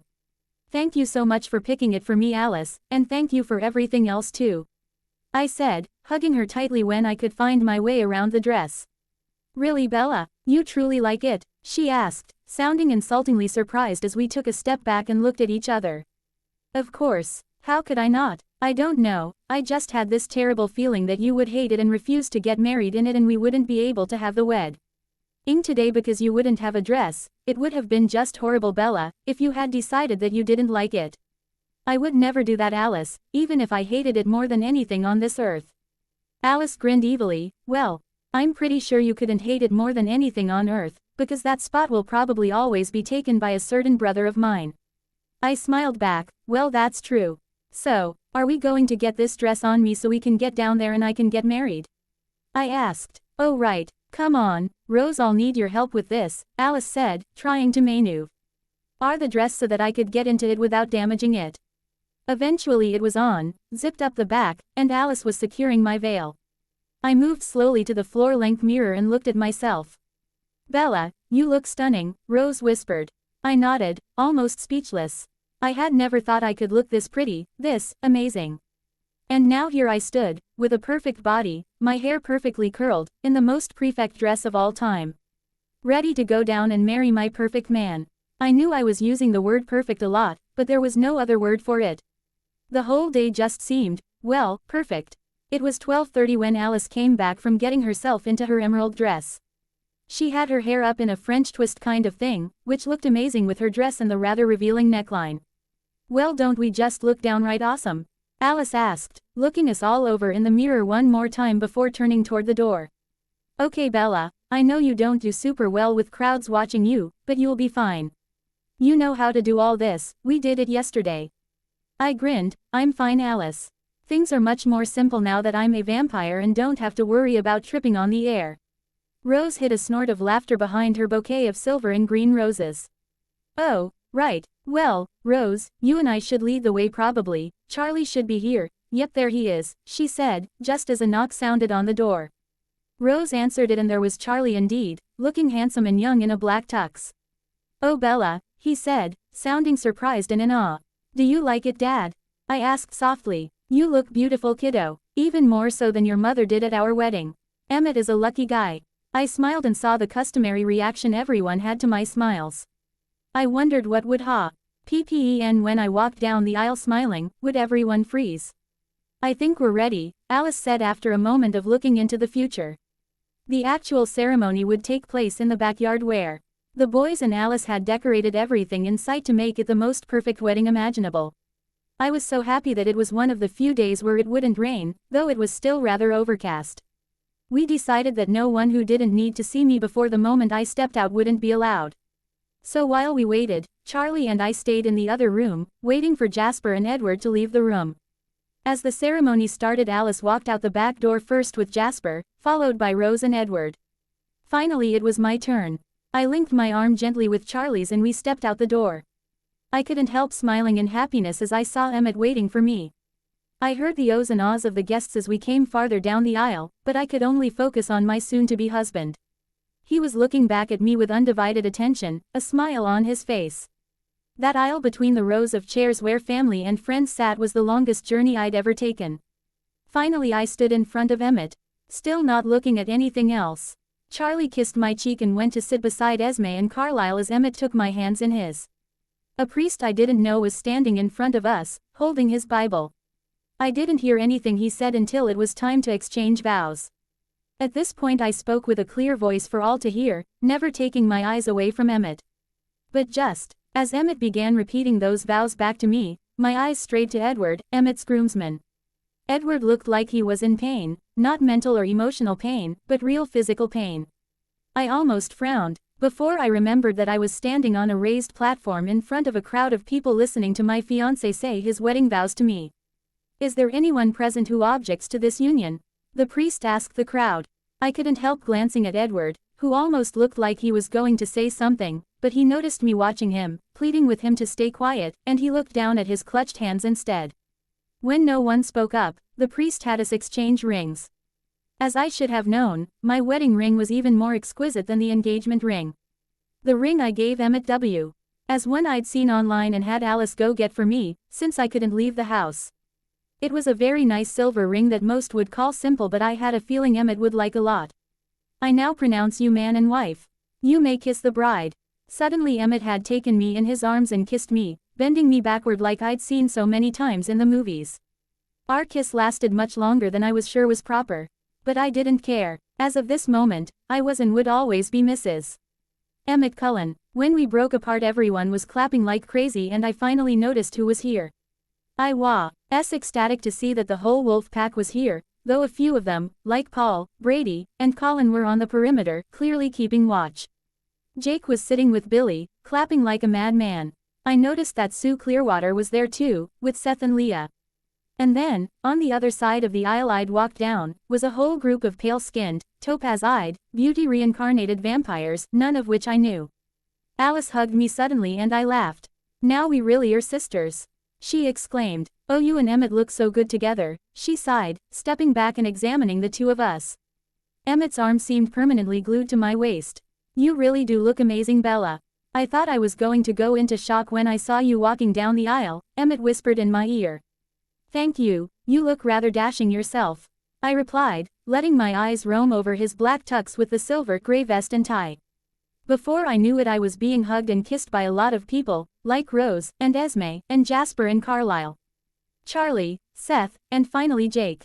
Oddly, Jake seemed extremely happy for me. I had thought he'd be adverse to the whole idea of my marriage. Congratulations, Bells, you look absolutely gorgeous, he said as he hugged me. Thanks, Jake, you're an awesome friend, you know that. He just grinned and winked. As we released each other, Emmett took my waist again and read me toward the group of vampires that was talking with Edward.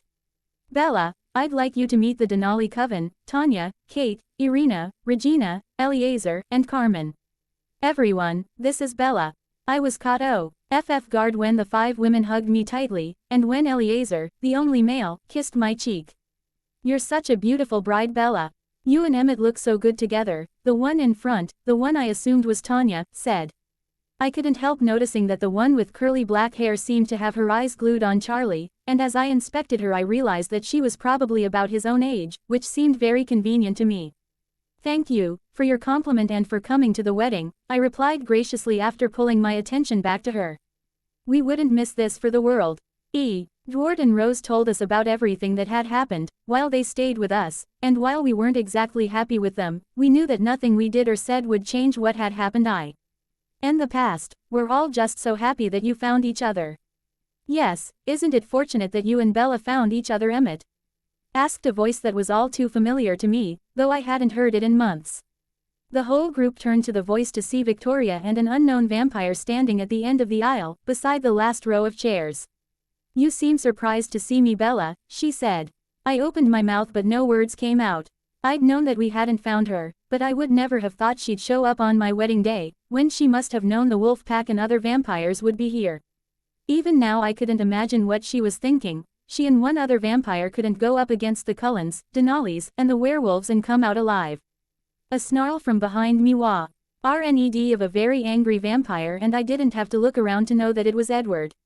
I felt a wave of calm envelop me and knew that Jasper was trying to keep the situation under control. What do you want here? Carlisle asked, taking control as he usually did. Well, I just wanted to congratulate my good friend Bella on her wedding day. Is there something wrong with that? She asked, trying to sound innocent. You are not a friend of anyone here, Victoria. And you are definitely not welcome here. Leave now, or we will make you, Carlisle replied, his voice hard. She smiled a feline-like smile and shook her head slightly. No. I don't think so. You see, Bella and I have some things to talk about. You won't be talking to her anytime soon, Carlisle said, moving very slowly into a crouch. I felt Emmett move slightly next to me, inching slowly in front of me. Victoria's smile turned into a grin. Oh, come now, Carlisle, you should know by now that what I want, I get. See, my friend Leon here has a very special ability. Something I've had him saving up, just for this moment. He has this odd freezing ability. So if I wanted to talk to Bella it would be very easy, because he can be selective. He can choose to freeze or unfreeze whoever he wishes, and there would be nothing you could do about it. Emmett had time to emit half a snarl before he was cut off and there was no sound at all. I looked around to see that it did indeed look like everything was frozen. The Cullens and Denali's were arrayed around me in defensive positions that would do them no good. The wolves were to the side, some of them obviously had been shaking in anger, holding back their transformation. I took in all of this in the time it took Victoria to reach me. Silly Bella, you do realize that none of this would be happening if you had just gone through with your side of the deal, right? Now I'll have to make your life a living hell, if only you'd done as I told you to. I hope you're ready for this, Bella, we're going to take a little trip. Before I could respond Leon had scooped me up, and before I knew it, I was immobile. I thought about this as we started running, if I was able to comprehend what was happening around me while being frozen. Then Emmett and the others could too, they could watch as I was carried away. I watched as we flew through the forest, Victoria leading us away from the Cullens, away from Emmett. And into a situation that I was positive I didn't want to be in. And as I was kidnapped, the only thing I could think about was how much these two would pay if they got one speck of dirt on my wedding dress. I wasn't surprised that we ran the whole day and into the next morning. But I began to wonder if Leon's power would work with us so far away, if he was capable of unfreezing the Cullens from this distance. When we finally stopped, Leon dropped me unceremoniously onto the ground, my dress poofing up, obscuring my view of Victoria. I was still frozen, which didn't surprise me really. Though I'd hoped they'd slip up and I'd be able to escape. I was pretty confident that I was faster than either of them, and stronger, since I was a much newer vampire than them. As I lay there, unable to move, Victoria crouched down beside me, smoothing my dress down so we could look at each other. You know, this dress, it really is spectacular. Don't you agree, Leon? She asked optimistically. Indeed, it is among the finest dresses I've ever seen, though I suppose it helps that such a beauty is the one wearing it, he replied with what was to my eyes a purely evil grin. Leon, is it possible for you to be able to unfreeze Bella's mouth, so she can talk, but keep the rest of her frozen? Victoria asked as though she were purely curious. Of course, that is as simple as 1, 2, 3. And as he said these last 3 words my mouth did indeed come unglued.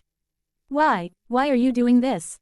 I asked quietly. Come on Bella, I know you didn't finish school but I did think you were smarter than this.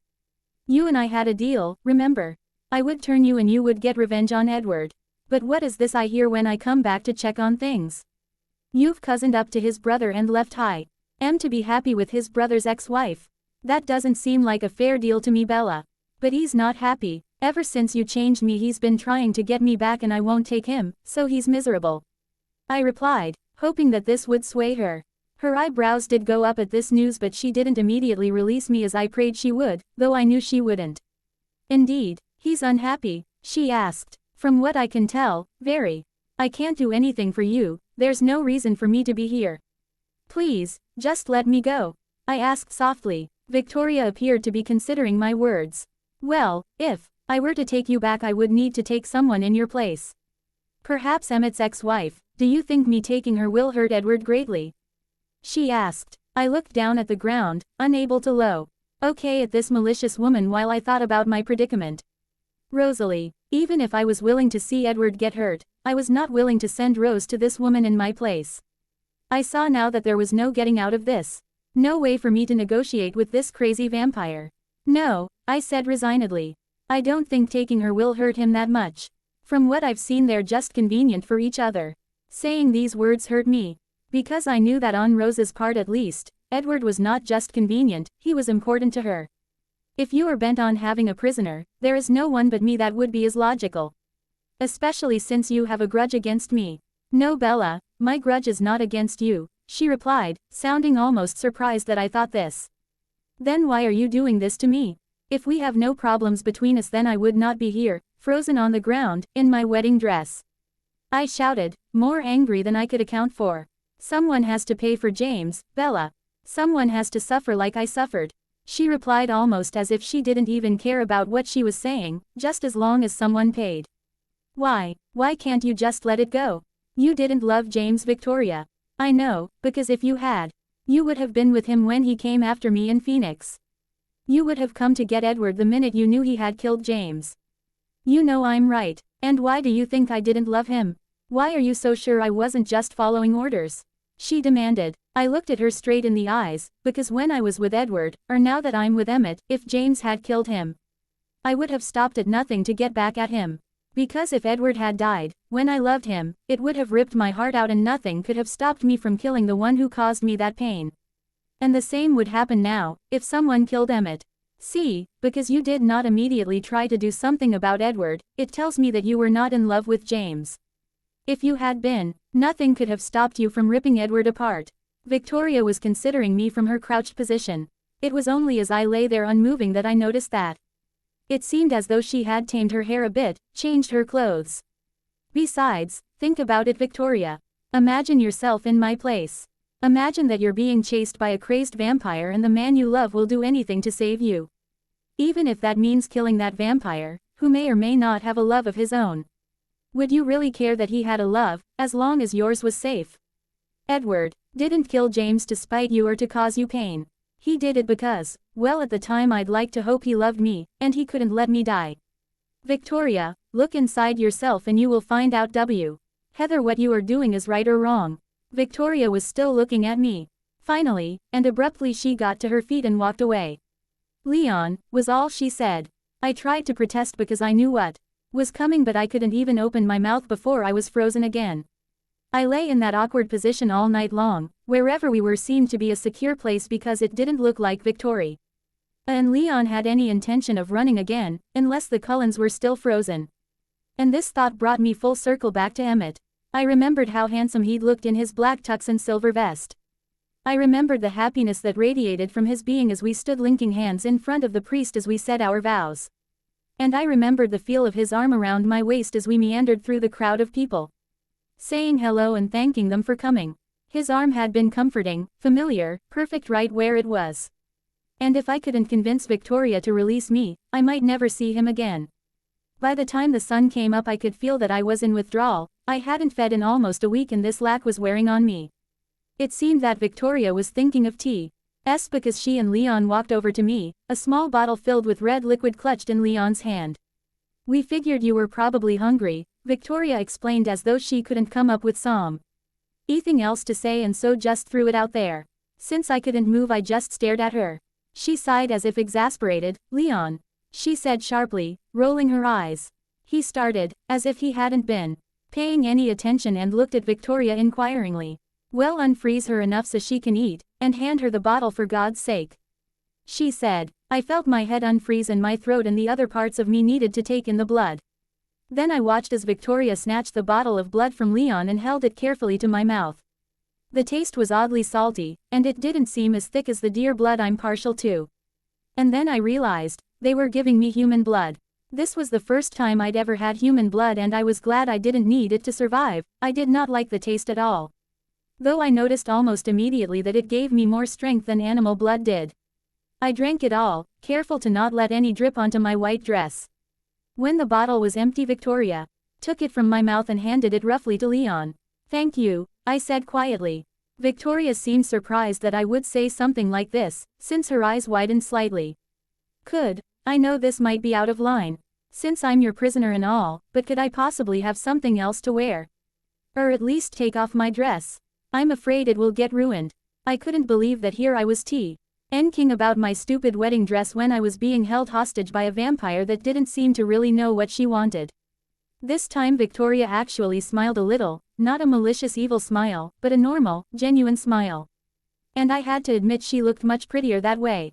I'm sorry I didn't think of it before.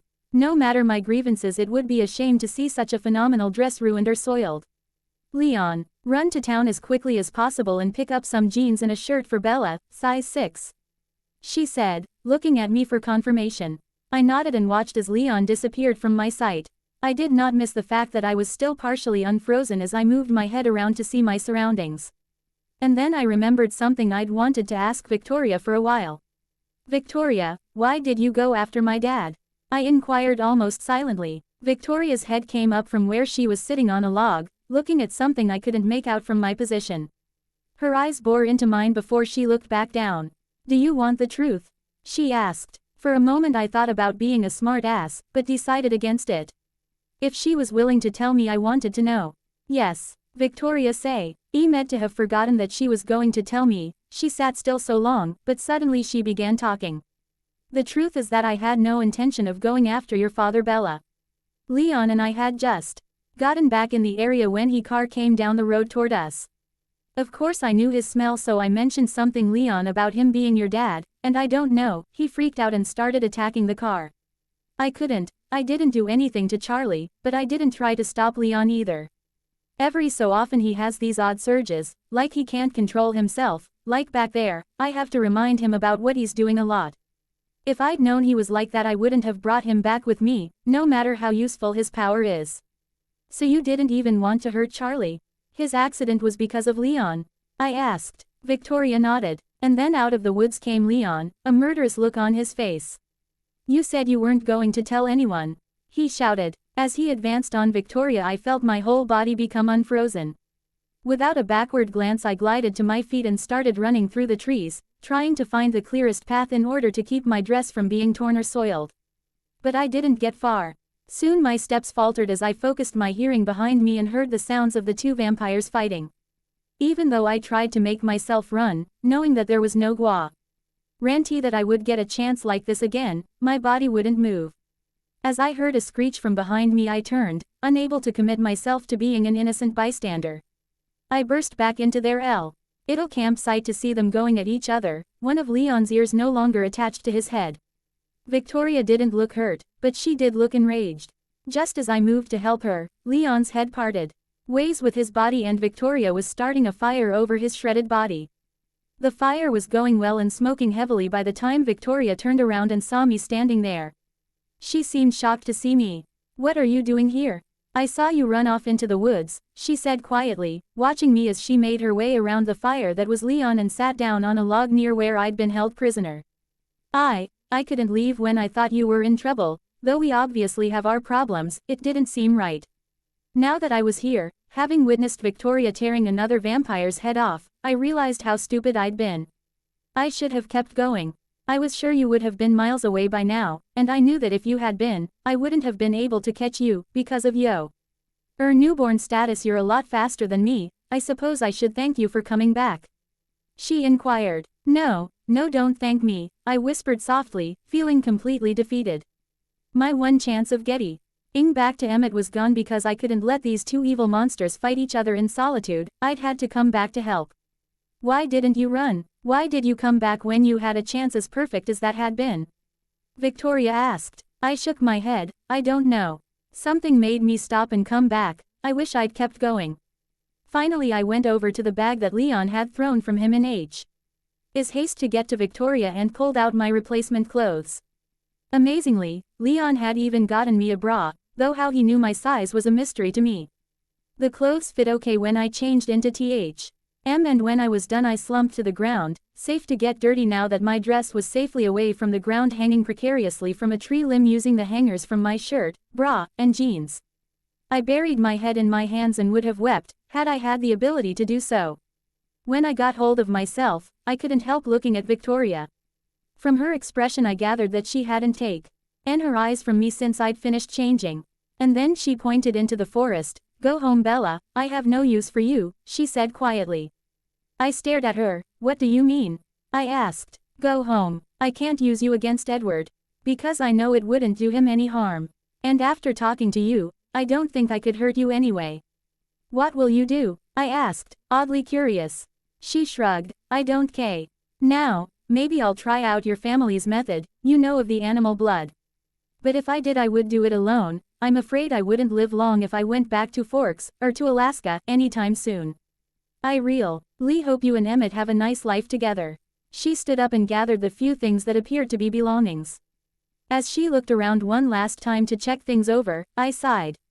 "Victoria, come back with me?" I asked. She stopped what she was doing and stared at me. "Come back with you? Now Bella, don't be silly. Surely you realize how bad of an idea that is. After everything, your family must hate me." I smiled at her and wasn't too surprised to see that this smile didn't work on her the way it did on other vampires and people. "All you can do is try. Besides, I wouldn't let them hurt you. And because they love me they'll respect my wishes. Victoria, you're all alone. I know you're a somewhat social animal, even if you don't like crowds. It's not right for you to be alone." Victoria sighed. "You don't seem to understand that your family hates me, Bella. I destroyed your wedding, remember? You should be on your honeymoon right now. I don't think Emmett will forgive me for that." I gave her a mischievous smile. "Victoria, Emmett will do anything I ask of him, and if that's forgiving you for what you've done to us, then so be it. Really, if you think about it, I'm the one you've wronged. And it should really be my forgiveness that matters." Victoria just shook her head. "It doesn't matter, Bella. I know that if I were to come back with you, it would just stress everyone out, and your family doesn't need that." "But maybe I'll see you again sometime?" she asked. I nodded, almost too choked up to reply. "Yes, I'd like that. If you're ever in the area again, please don't stay away, come see us. And, thank you for letting me go." Victoria nodded, picked up her few belongings from where she'd dropped them, and faded into the trees, leaving me alone. I slowly got to my feet, dusted my hands on my pants and carefully rolled my dress over my arm. It didn't take me long to figure out which way I needed to go to get home, but I had no indication of how long it would take to get there. With a sigh and a glance toward the area Victoria had just disappeared into, I started running, being extra careful around the trees, for fear my dress would snag on a branch. I ran for a whole day before stopping to rest. As I sat on a log, catching the breath I didn't need, I heard a twig snap close by. Immediately on alert, I got to my feet and looked around. The sound of feet was coming closer, faster. And then I realized that it wasn't just one set of feet, it was many, all running in my direction. Steeling myself for either flight or a fight, I stood ready to face whoever burst from the bushes and into my little clearing. But I wasn't prepared for it when it happened.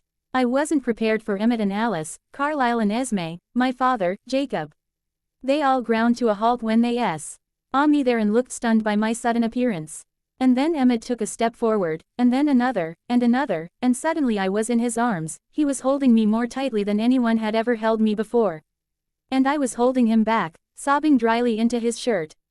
When he let go to look at me, I gladly relearned the contours of his face. Our reunion was interrupted shortly though by the words, "How did you escape?" We both turned and I felt anger burning in me as I looked at him. That's not important right now, Edward. Esme chastised him. We're all just glad she's safe and back with us. But that's the thing, isn't it? She shouldn't be back with us. Don't you guys think it's weird that she's here? How could she have escaped? That's right, she couldn't, which means Victoria has something up her sleeve. And you're all just standing there being all emotional. Jake took a step forward, a contemplating look on his face.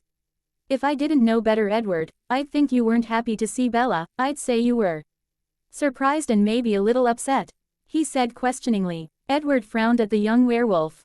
I have no idea what you're talking about, Jacob. Why wouldn't I be happy to see her? I don't know, but the first thing you say is, how did you escape? To me, that sounds like you're mad that she's safe. Unless, no, it couldn't be. He shook his head, but I could tell that he left that sentence hanging because he wanted someone to ask about it. What, Jake? I asked. Well, it's obvious, isn't it? He asked, looking at me quickly before glaring back at Edward. He was in on it. He was in league with them, Bella. I sensed more than saw everyone's head turn in Edward's direction. My focus was completely on him. I felt myself getting more and more mad as he just stood there, neither denying it, nor acknowledging it. Edward, is it true? Carlyle asked softly. Edward looked at his father. You can ask me that. After all these years, you can ask me if I'm trying to sabotage my own family. Carlyle closed his eyes and opened them again, looking at Edward with a slightly hard expression. Edward, just answer the question. I don't know what you want me to say, Edward replied, avoiding the question. Yes, you do, Edward. You do know what I want you to say. I want you to tell me the truth. Were you in on the plot to kidnap Bella? Knowing that she would be part of the family by that time and in full awareness that there was a great likelihood that she would be killed. It's not fair, Carlyle. It's not fair that I took care of her, I protected her, and she gets to be with Emmett. Edward burst out, practically screaming his guilt. Though I wanted nothing more than to rip him apart right then and there, I held myself together, knowing Carlyle will handle it. It is fair, Edward. It is fair that she ended up with Emmett. You left her, remember? You broke her heart, told her you never loved her, ran out on her and hooked up with your brother's wife. Believe me, it is more than fair. Carlyle's voice was dangerous now as his growing anger permeated his tone and his body. If you'd wanted her so much, why did you leave her? I didn't think. I thought she was lying when she kept saying she wanted to be like us. I thought she was joking. And it was too much work for me to keep watching out for a klutzy human. But then I come back, and she's there, a vampire, beautiful, perfect, and I wanted her back. Finally my anger burst forth and I couldn't stop it. You did this because you thought I was pretty. I was, what? Just another pretty girl who was stupid enough to fall for you more than once. You thought that because I was now a vampire you were free to come back and mess up my life again. Mess up your brother's life even more. You are a selfish bastard, Edward Cullen. I yelled. Bella, settle down, Carlyle started. He ruined my wedding day. I screamed. The most important, special day of my life. He ruined it because he was a jealous prick. Settle down. Oh no, Carlyle, I am so far beyond settling down. This jerk has messed up my life enough. I won't let him keep doing it. Emmett, I'll understand if you feel that you need to stay with your family and if you choose that I will always love you. But I can't stay here if he's here. I just can't let him keep doing this.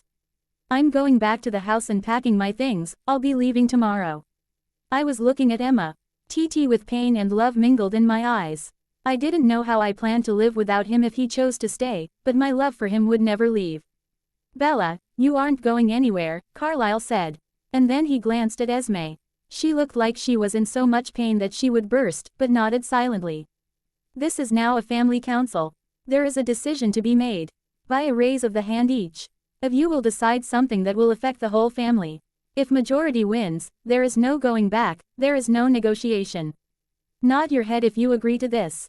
He said this very diplomatically, even though I could tell from his tone that it hurt him to say it. The whole family nodded, except Edward, who was still seething. Jake and my father, who'd so far declined to being a Cullen, just stood there watching.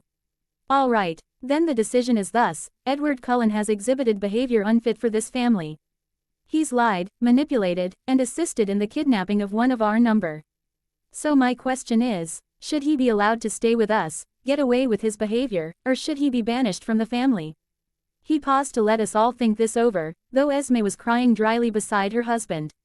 A show of hands. Who believes that Edward Cullen should be forgiven, his actions ignored for the good of the family?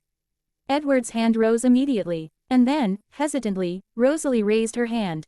Carlyle waited a moment to make sure no one else was going to do anything. Who believes Edward should be banished from the family? He asked quietly. I looked around at the family who was standing immobile and raised me hand. Slowly Emmett and Alice and Jasper raised their hands. Looking down at the ground, Carlyle put his own hand into the air. I couldn't help but look at Esme. She'd sunk in on herself. When Carlyle tried to coax her out, telling her she had to vote, she shook her head.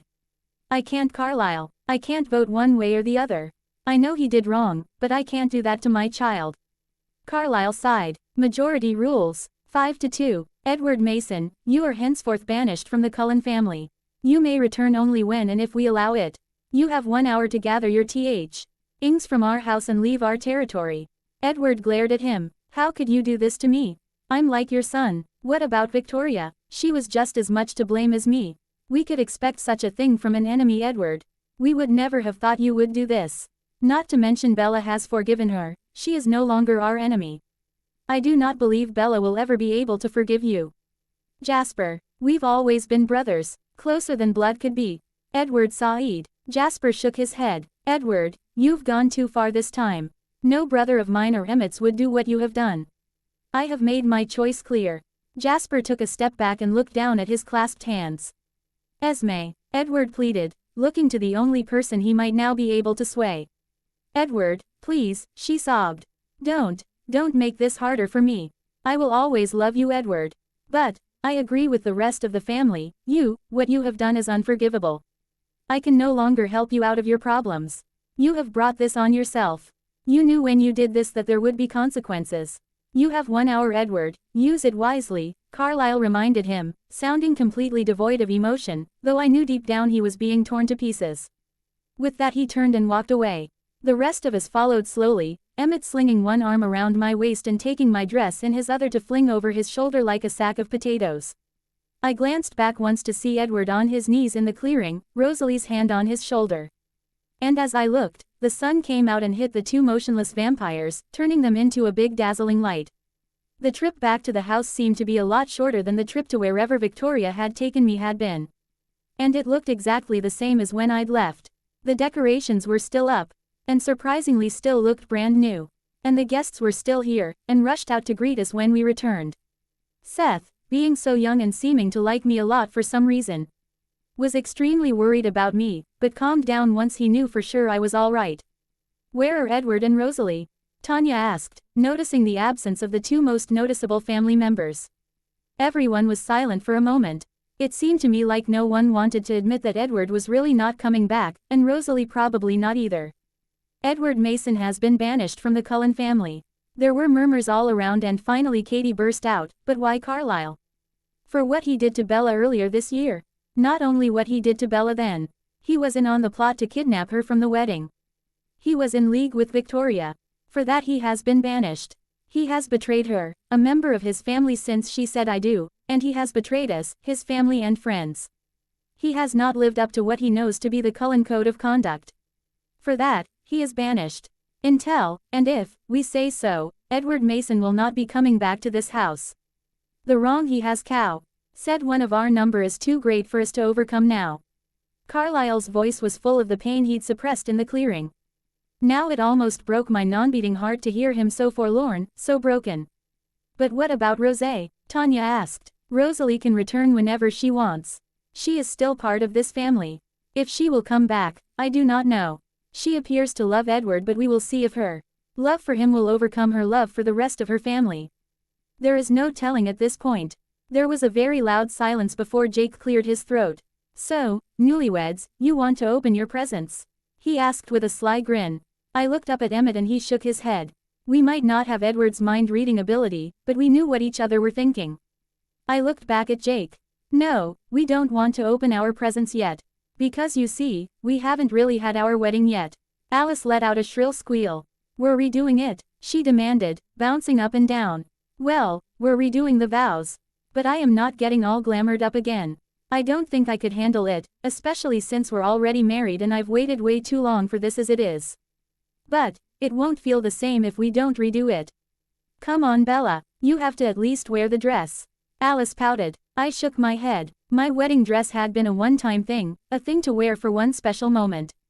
And that moment, had been the minute I walked down that aisle and saw the man I was going to marry, his eyes filled with love for just me. I would not be wearing my wedding dress again. No Alice, but I will let you pick out a different dress for me. Just a simple one though. Nothing extravagant, I yelled as she flitted away before I was done talking. I sighed and looked at Emmett. I'll be back soon, and then T.S. will all be a memory and our life together will start. He grinned down at me, kissed me swiftly, and pushed me from him gently. I suppose I should at least put on something presentable, he questioned. I looked him over and realized that he was wearing his tux, and it was a complete disaster from his trek through the forest searching for me. I suppose you should, I said, giving him my breathtaking smile, laughing. And flitting away after Alice. She'd already picked out a green dress of me, floor-length but slimming, not puffy at all. It hugged my curves and had a generous versus neckline and little back to it. Much like my ball dress had been, but without the beads, and it was a different color green. I didn't let her do my hair, or my makeup, that would have taken too long. I just put on the dress. Let her find a necklace and earrings to match it, put on some silver high heels, and walked from the room. Emmett was already waiting in black dress pants and a pristinely white shirt that seems almost out of place on him. He was even wearing an emerald green tie. We smiled at each other simultaneously as I walked toward him, and burst out laughing. The words this time seemed to be less than a second long. And in a flash Emmett was kissing me, bending me backward like they do in the movies. Jake and the guys let out wolf whistles and everyone clapped. We didn't break apart right away and eventually Alice intervened, pulling me away from my husband. You can do all that and more on your honeymoon. This time is for the rest of us, Alice said loudly to general laughter. I sighed and let her pull me away. But she made the mistake of leading me to the dance floor. Instantly Emmett's arms were around me and I snuggled closer. This time is for me, Emmett growled at her good-naturedly. Everyone knew that the first dance was important. And then my very favorite love song came on, God Bless the Broken Road. We twirled around and around, not talking, just looking at each other, listening to the words. It worked so well for us, we had both been through lovers and significant others to get to each other, and we had had our hearts broken, and this had led us into each other's arms. He song ended and Emmett twirled me away from him, so we were holding one hand and our other was swung out parallel with the floor. Of course everyone clapped. I would get sick of that relatively quickly, I was sure. More dancing followed that, and the cutting of the cake, of which none of the vampires ate. But for the group of always hungry werewolves, the fact that half the people here wouldn't be eating left more for them and they were happy with that. And finally to the part that Jake had apparently wanted us to get to, the presents. The Denali group gave me a beautiful necklace with what EY said were very rare emeralds from the crater of a volcano. What emeralds were doing in a volcano I'd never know, but they were gorgeous nonetheless, and they gave Emmett a beautiful watch made from solid gold with a ring of diamonds around the face. The wolves gave us something even more special, to me anyway. They gave us permission to cross the treaty line, to let us visit whenever we wanted to. I hugged Sam especially hard for this. I knew it was really his decision. Thank you so much, Sam. That was one of the things I regretted most about being a vampire. I'd lose all of you. And now you've given it back to me. I whispered. Bella, you were our friend before you were a vampire, we wouldn't just forget you like that.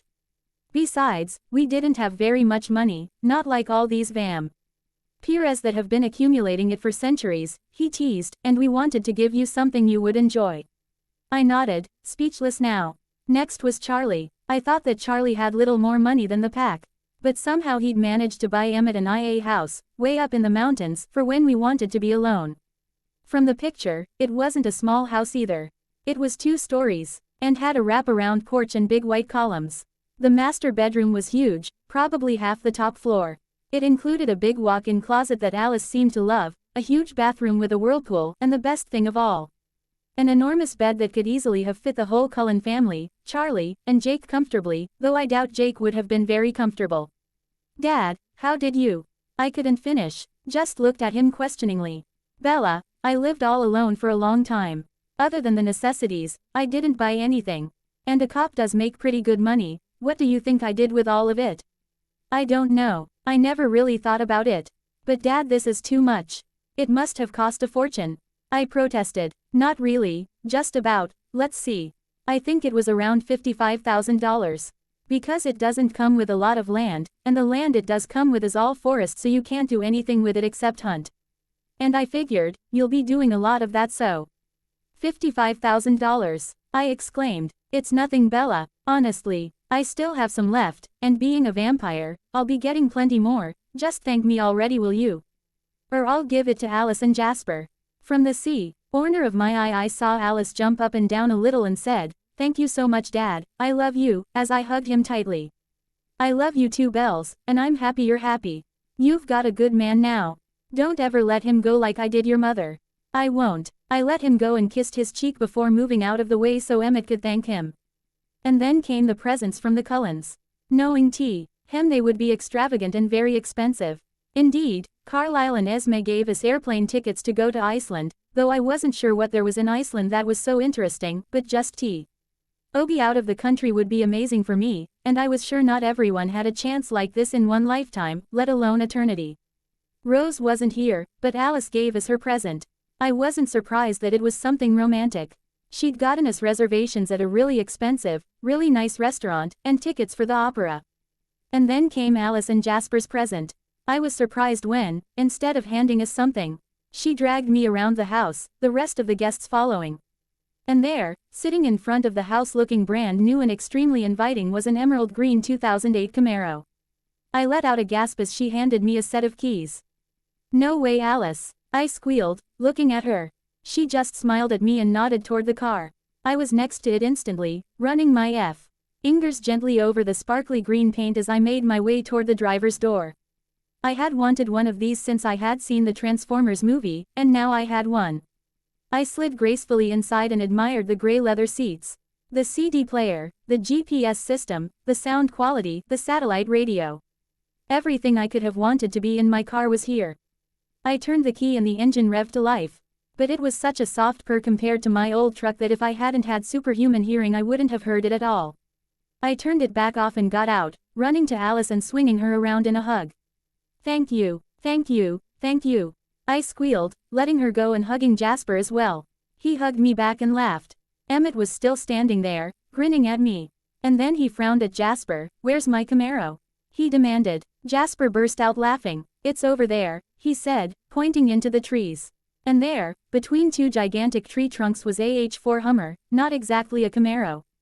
But I was sure that in Emmett's eyes, it was just as good. He let out a really loud yell, grabbed Jasper around the neck and hugged him, and then was off. I stood with my arm around Alice's waist, laughing at my husband as he acted like a little kid. A little while later Emmett and I were saying our goodbyes as we walked down the path to my new Camaro. Throwing our bags in the backseat and hugging the family goodbye. We slid into the car and started off to our new house to get on with our honeymoon. The trip to our new house seemed usually short, perhaps because we were going at least 20 miles over the speed limit the whole time. I was a little surprised that Emmett didn't ask me about my time with Victoria and Leon. I was sure he wanted to, but something was holding him back. When we arrived at the house, I was struck speechless by the beauty all around me. Not only was the scenery and landscape amazing, forest and mountains all around us, but the house itself was huge and wonderfully beautiful. It had the wrap-around porch just like in the picture. It was painted white on the outside and had a dark green roof and shutters. It looked just like any other house, but it was special to me. It was a gift from my father. It was a place where Emmett and I could come just to be alone. We stood outside for a while, just looking at it. And then Emmett gave me a look I had come to associate with mischief. And he had scooped me up before I could protest. I gave a small laugh as he carried me at human speed through the door. The inside was just as beautiful as the outside. But I was so preoccupied by my new husband that I couldn't even focus on anything in particular. Naturally we made our way upstairs, certain that our room was up there. Indeed it was. Double doors led into our room. Upon arriving inside we came upon a huge king-size bed covered in pillows and an emerald green bedspread. The door to the bathroom, which I noticed right away, was ajar and I could see a huge whirlpool tub that would comfortably fit us both, and a shower, and a large sink. Emmett wasted no time in dropping me unceremoniously to the bed. I huffed a little around my laughter. This was supposed to be romantic. But I knew that Emmett it would be so much more than just that. "Are you ready to truly become Mrs. Emmett Cullen in every sense of that phrase? He asked. I grinned at high. And basked for a moment in how he froze as I knew he would. I have never been more ready for anything in my life, Mr. Cullen. This was the only reason I agreed to marry you, I teased. He let out a growl and got on the bed with me, pinning me down, hovering over me. The only reason, huh? Not because you love me. Not because just the mere thought of me sends you into overdrive. He whispered, moving his lips down toward mine and brushing them lightly, teasing me. I pretended to consider. Nope, it was pretty much just the sex, I replied. Well, I wouldn't want to disappoint my new bride, would I? He asked, bringing his lips down and fully kissing me this time. My hands immediately went up into his short hair and held his lips to mine. His hands in return went around my waist and held me firmly against him.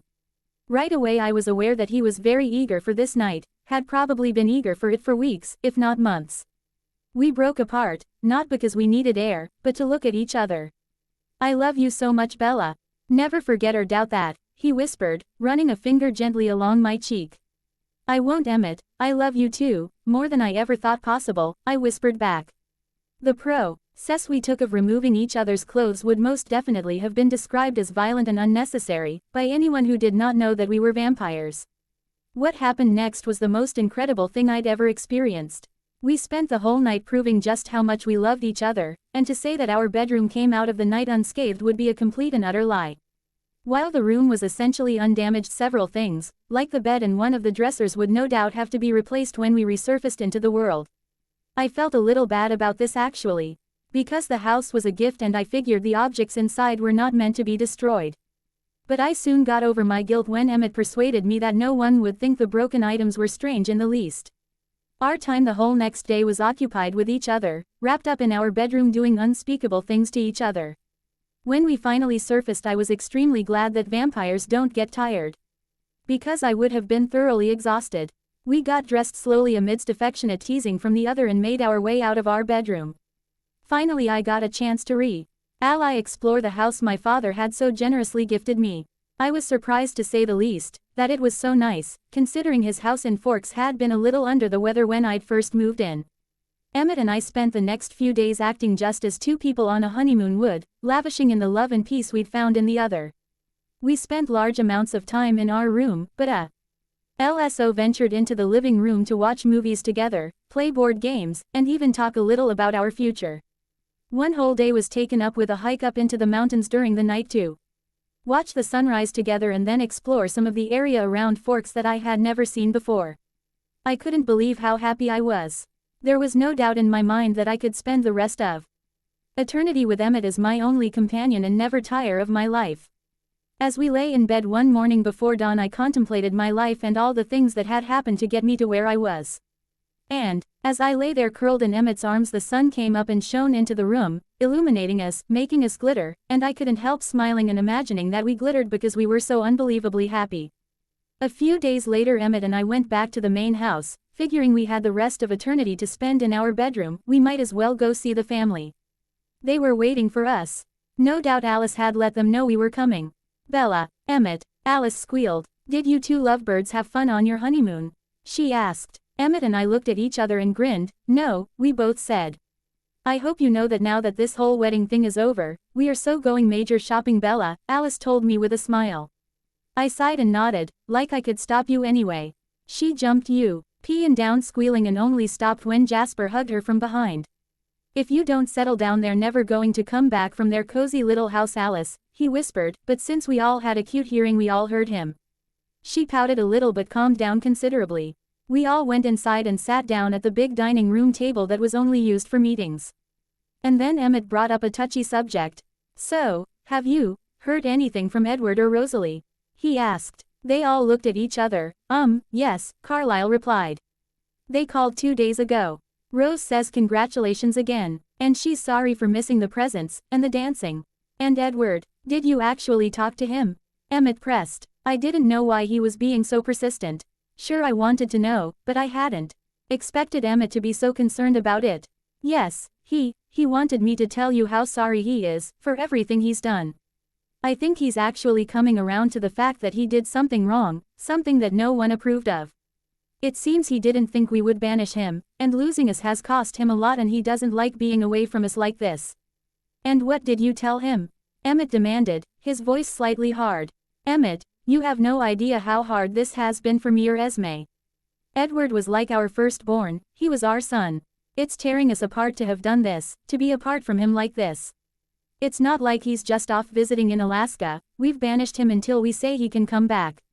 Carlyle's voice was so filled with anguish that my non-beating heart clenched. And then I realized what I needed to do.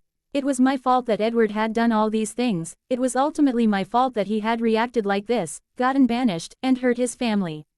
Carlyle, do you know where they are? I asked softly. Every head turned to me. I need to go talk to them, I explained. Why Bella? Emmett asked. Emmett, just trust me. This is something I need to do, I replied. Carlyle, I asked. They're staying in a hotel in Port Angeles. They said they wanted to be relatively close, even if they weren't part of the family anymore. What hotel? And soon after that I was on my way to Port Angeles. I had told Emmett I had to go alone, and after a lot of arguing and a few threats, he'd come around my way of thinking. So here I was, all alone, heading toward the vampire that had been trying to make my life hell for months. Finally I got there, and Rose was waiting for me by the door. The second I got to her, she pulled me into a rib-cracking hug, or what would have been a rib-cracking hug for a human. Bella, I'm so sorry, she said quietly. I shook my head. Don't Rose, none of this is because of you. Can we go up to your room? I need to talk to Edward. Is that such a good idea, Bella? She asked cautiously. Good idea or not, I have to do this, Rose, come on, I said. She shrugged and led the way inside and up to their room. Edward was standing by the window, looking out, his hands clasped behind his back. It was like he could smell me or something, because he heaved a sigh but didn't turn around. What are you doing here, Bella? He asked in a resigned voice. Edward, we need to talk, I replied. My voice wavering a bit. About what? There's nothing to talk about, Bella. Just go back to your husband and family, he spat the words at me. I can't do that, Edward. Though we had our differences. And it seems to me that you've tried to ruin my life more than once. Your family loves you, and I can't be responsible for denying you their love, or them yours. He finally turned around, confusion on his face.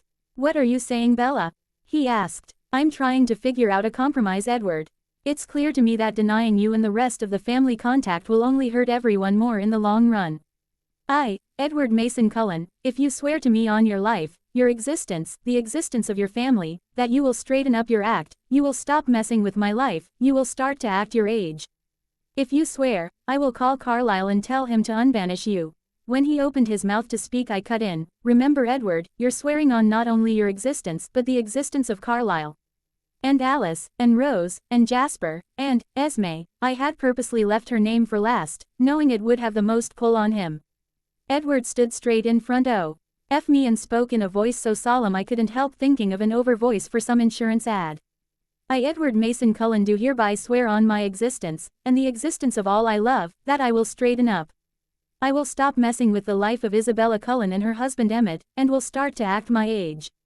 In front of these two witnesses I swear, and if I break my word it will be our duty to see that my punishment is carried out. Rose, I said, almost choking up, can I use your cell?